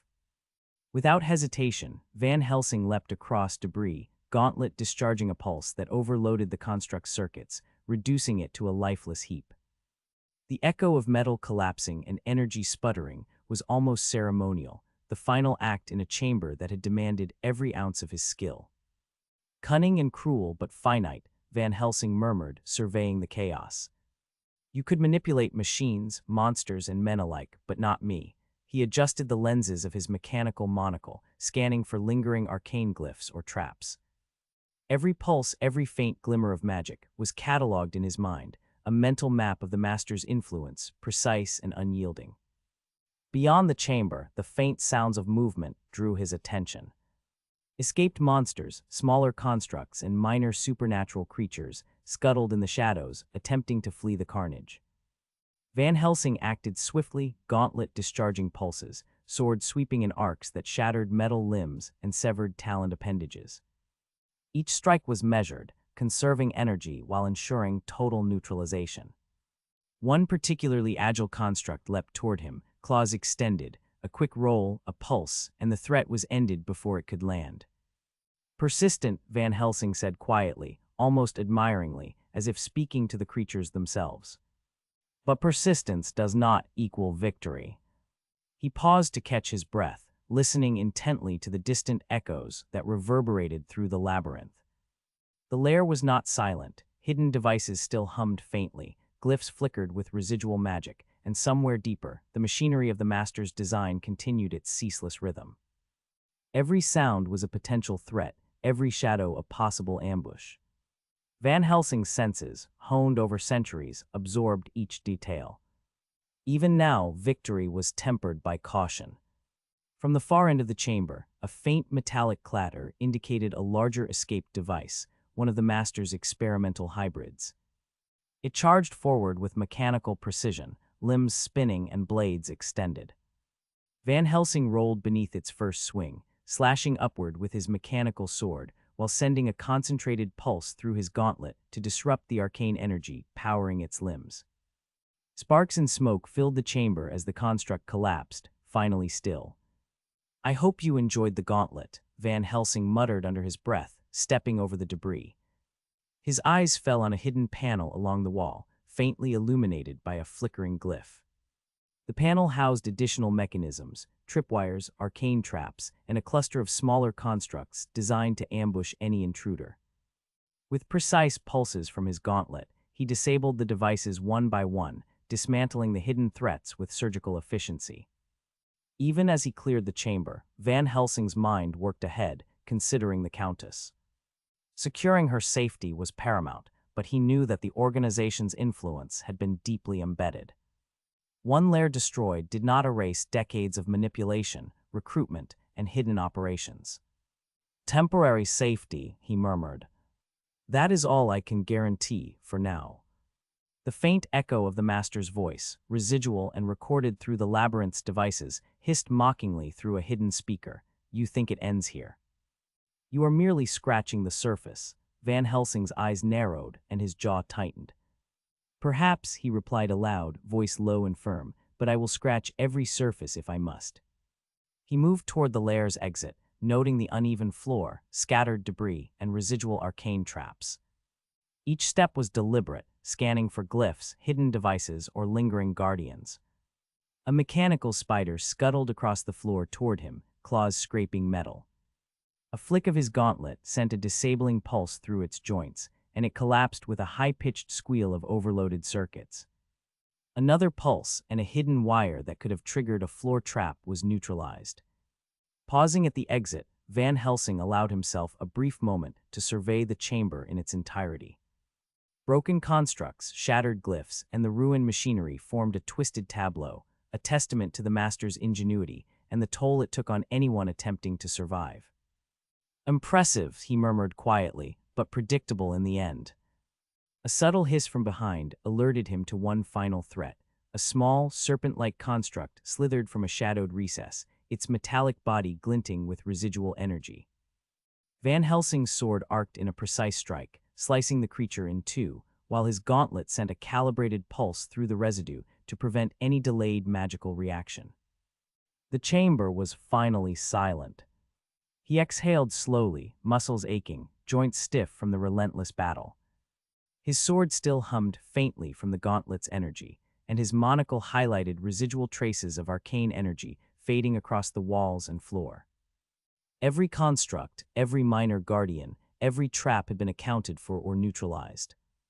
Yet Van Helsing knew that the Master's organization, its network of devices, monsters, and human agents, extended beyond the lair. "Temporary safety," he repeated, stepping through the exit into the dim light beyond.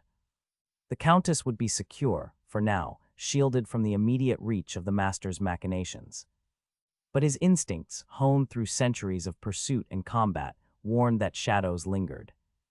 Every device dismantled, every creature neutralized, was only a single victory in an ongoing war. Van Helsing adjusted the lenses of his monocle, scanning the corridor ahead. The distant hum of machinery suggested that other hidden systems might still operate, and faint residual glyphs shimmered along the walls. "The path never truly ends," he muttered.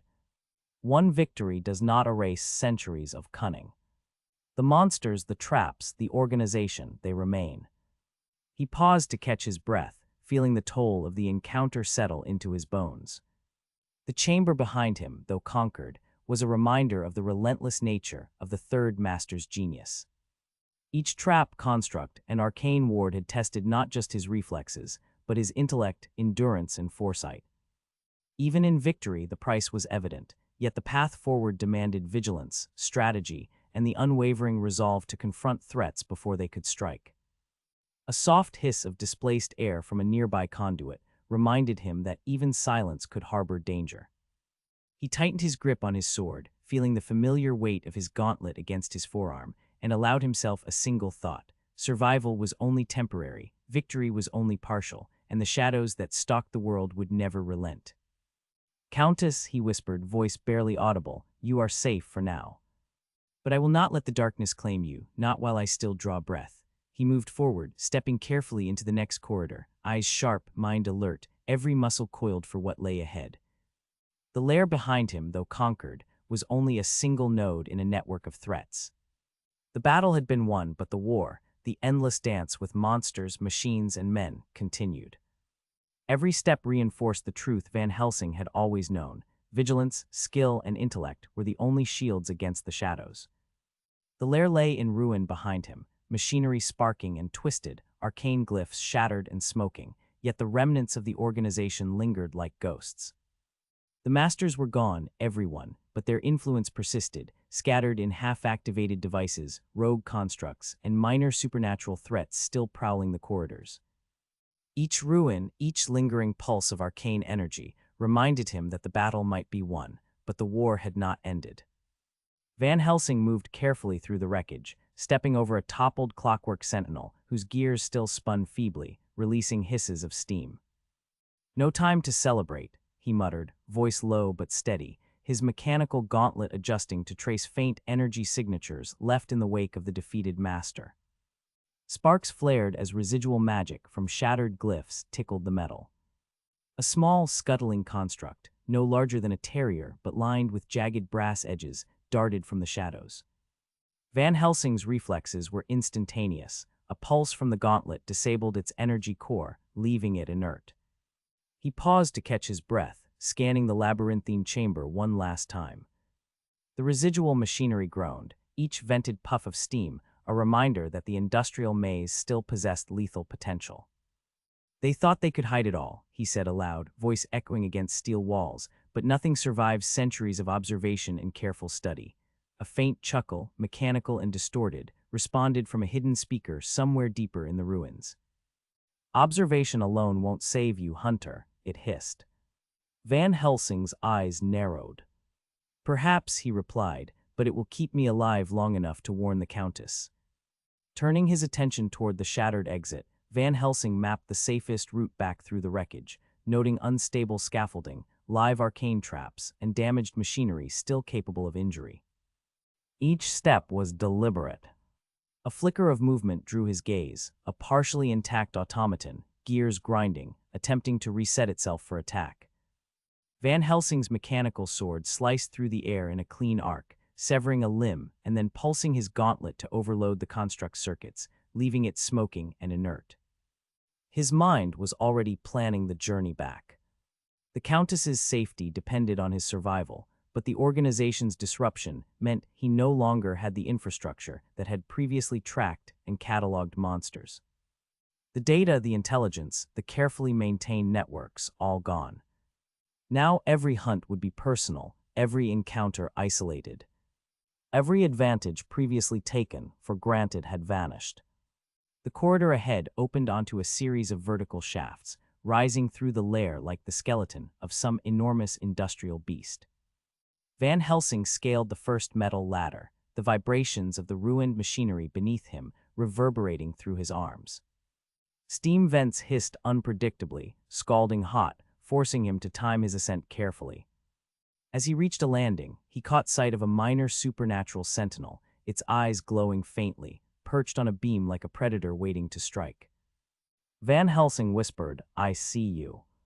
Not enough to surprise me. A pulse from his gauntlet sent a web of electrical energy cascading over the sentinel, disabling its arcane core. Sparks rained down, and the creature collapsed silently into the shadows below. He paused, catching his breath and allowing his augmented vision to sweep the area. Mechanical tracers pulsed faintly, marking potential hazards. "So many of them left behind," he muttered, noting that even after the Master's defeat, the organization's reach lingered like a shadow. Descending into another chamber, Van Helsing encountered a partially destroyed mapping console, its arcane interfaces flickering intermittently.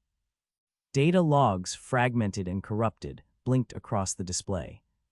He scanned the remnants, extracting what he could: locations of previously observed monster activity, details of construct programming, and notes on magical wards. Though incomplete, it provided a critical starting point for the hunts to come. "They tried to hide everything," he said under his breath, "but even fragments tell a story." A sudden metallic screech echoed from above. Van Helsing's eyes tracked movement along the ceiling beams. A trio of clockwork spiders, each bristling with spinning blades, descended on cable lines. With precise timing, he threw an arcane pulse grenade, sending them into a tangle of their own webs. Sparks flew, metal collided with metal, and he watched them collapse into the shadows, motionless. "Efficiency in the chaos," he muttered. Every remaining hazard, every lingering trap, became both a reminder of the past danger and a test of his endurance. Emerging into the final corridor, he paused. The exit was ahead, but the path was strewn with debris, fallen machinery, and scattered wards still faintly pulsing with residual magic. Each step forward required meticulous attention. "Nothing left unguarded," he muttered. A faint whisper carried along the ventilation ducts, distorted. "You think this is over?" Van Helsing's gaze swept the shadows. "It never ends," he replied softly. As he made his way toward the main exit, he reflected on the consequences of the Master's defeat. The Countess would be safe for now, but her protection depended on him, and the disrupted organization's remnants were unpredictable. Rogue constructs, partially controlled supernatural entities, and unclaimed arcane devices now wandered unchecked. The city itself was littered with danger, and Van Helsing would have to rebuild intelligence networks from scratch if he wished to keep the threat contained. A distant hiss drew him toward a side passage. A semi-formed monster, caught between worlds by the residual energy of the lair, lunged at him. Van Helsing sidestepped, slashing with his mechanical sword, then pulsed his gauntlet to sever its ethereal connection. The creature vanished with a scream, leaving only a faint shimmer in the air. "Even half-formed, still deadly," he muttered. His eyes swept the corridor, noting the arcane residue, the jagged metal, the uneven footing. Every advantage had to be recalculated in this new, unpredictable reality. Finally, Van Helsing reached the top of a ruined stairwell, the main exit in sight. The evening sky stretched overhead, thick with smoke and haze from the industrial sprawl, but it represented freedom and a return to responsibility. Yet even as he stepped out, his eyes never left the surrounding streets. The organization might be disrupted, the Masters defeated, but its influence lingered and monsters still roamed. Every instinct screamed that the hunt was far from over. He paused atop the stairwell, breathing heavily, wiping sweat from his brow. "Countess," he muttered, voice low but resolute, "the path is clear for now, but the shadows remain." Every lesson learned in the gauntlet of traps, constructs, and monsters had sharpened him, but it had also revealed the immense isolation ahead. The organization's data, once centralized and reliable, was now scattered and incomplete. Survival, strategy, and intellect would be tested more than ever in the coming days. A mechanical word drew his attention to a nearby alley. Two rogue constructs, remnants of a defensive grid, emerged, their gears grinding. Van Helsing grinned faintly, exhaling sharply. "And so it begins again," he said, rolling into combat. His gauntlet flared, sending arcs of energy across the machines, while his sword carved precise lines through the metal limbs. Sparks flew, metal screamed, and within moments, the constructs lay disabled. Each action, each narrowly avoided threat, and each observation reinforced the truth Van Helsing had known for centuries: victory was never absolute. Though the masters were defeated, the organization's remnants and the monsters it had catalogued remained. His journey back to the Countess would be fraught with danger, and the reconstruction of intelligence networks would fall entirely on him. The path ahead was isolated, perilous, and demanding, but necessary. Stepping fully into the open street, he surveyed the city. Fires burned faintly in the distance, and the fog of industry mingled with smoke from collapsed machinery.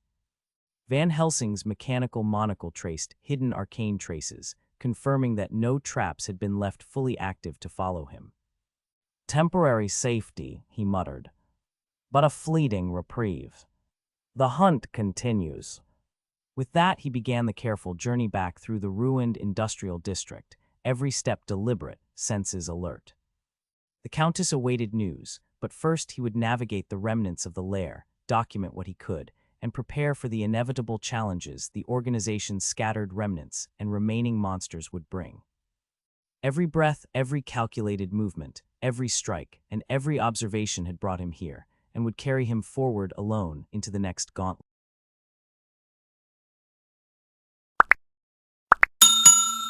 I would like to thank you for watching the video to the end.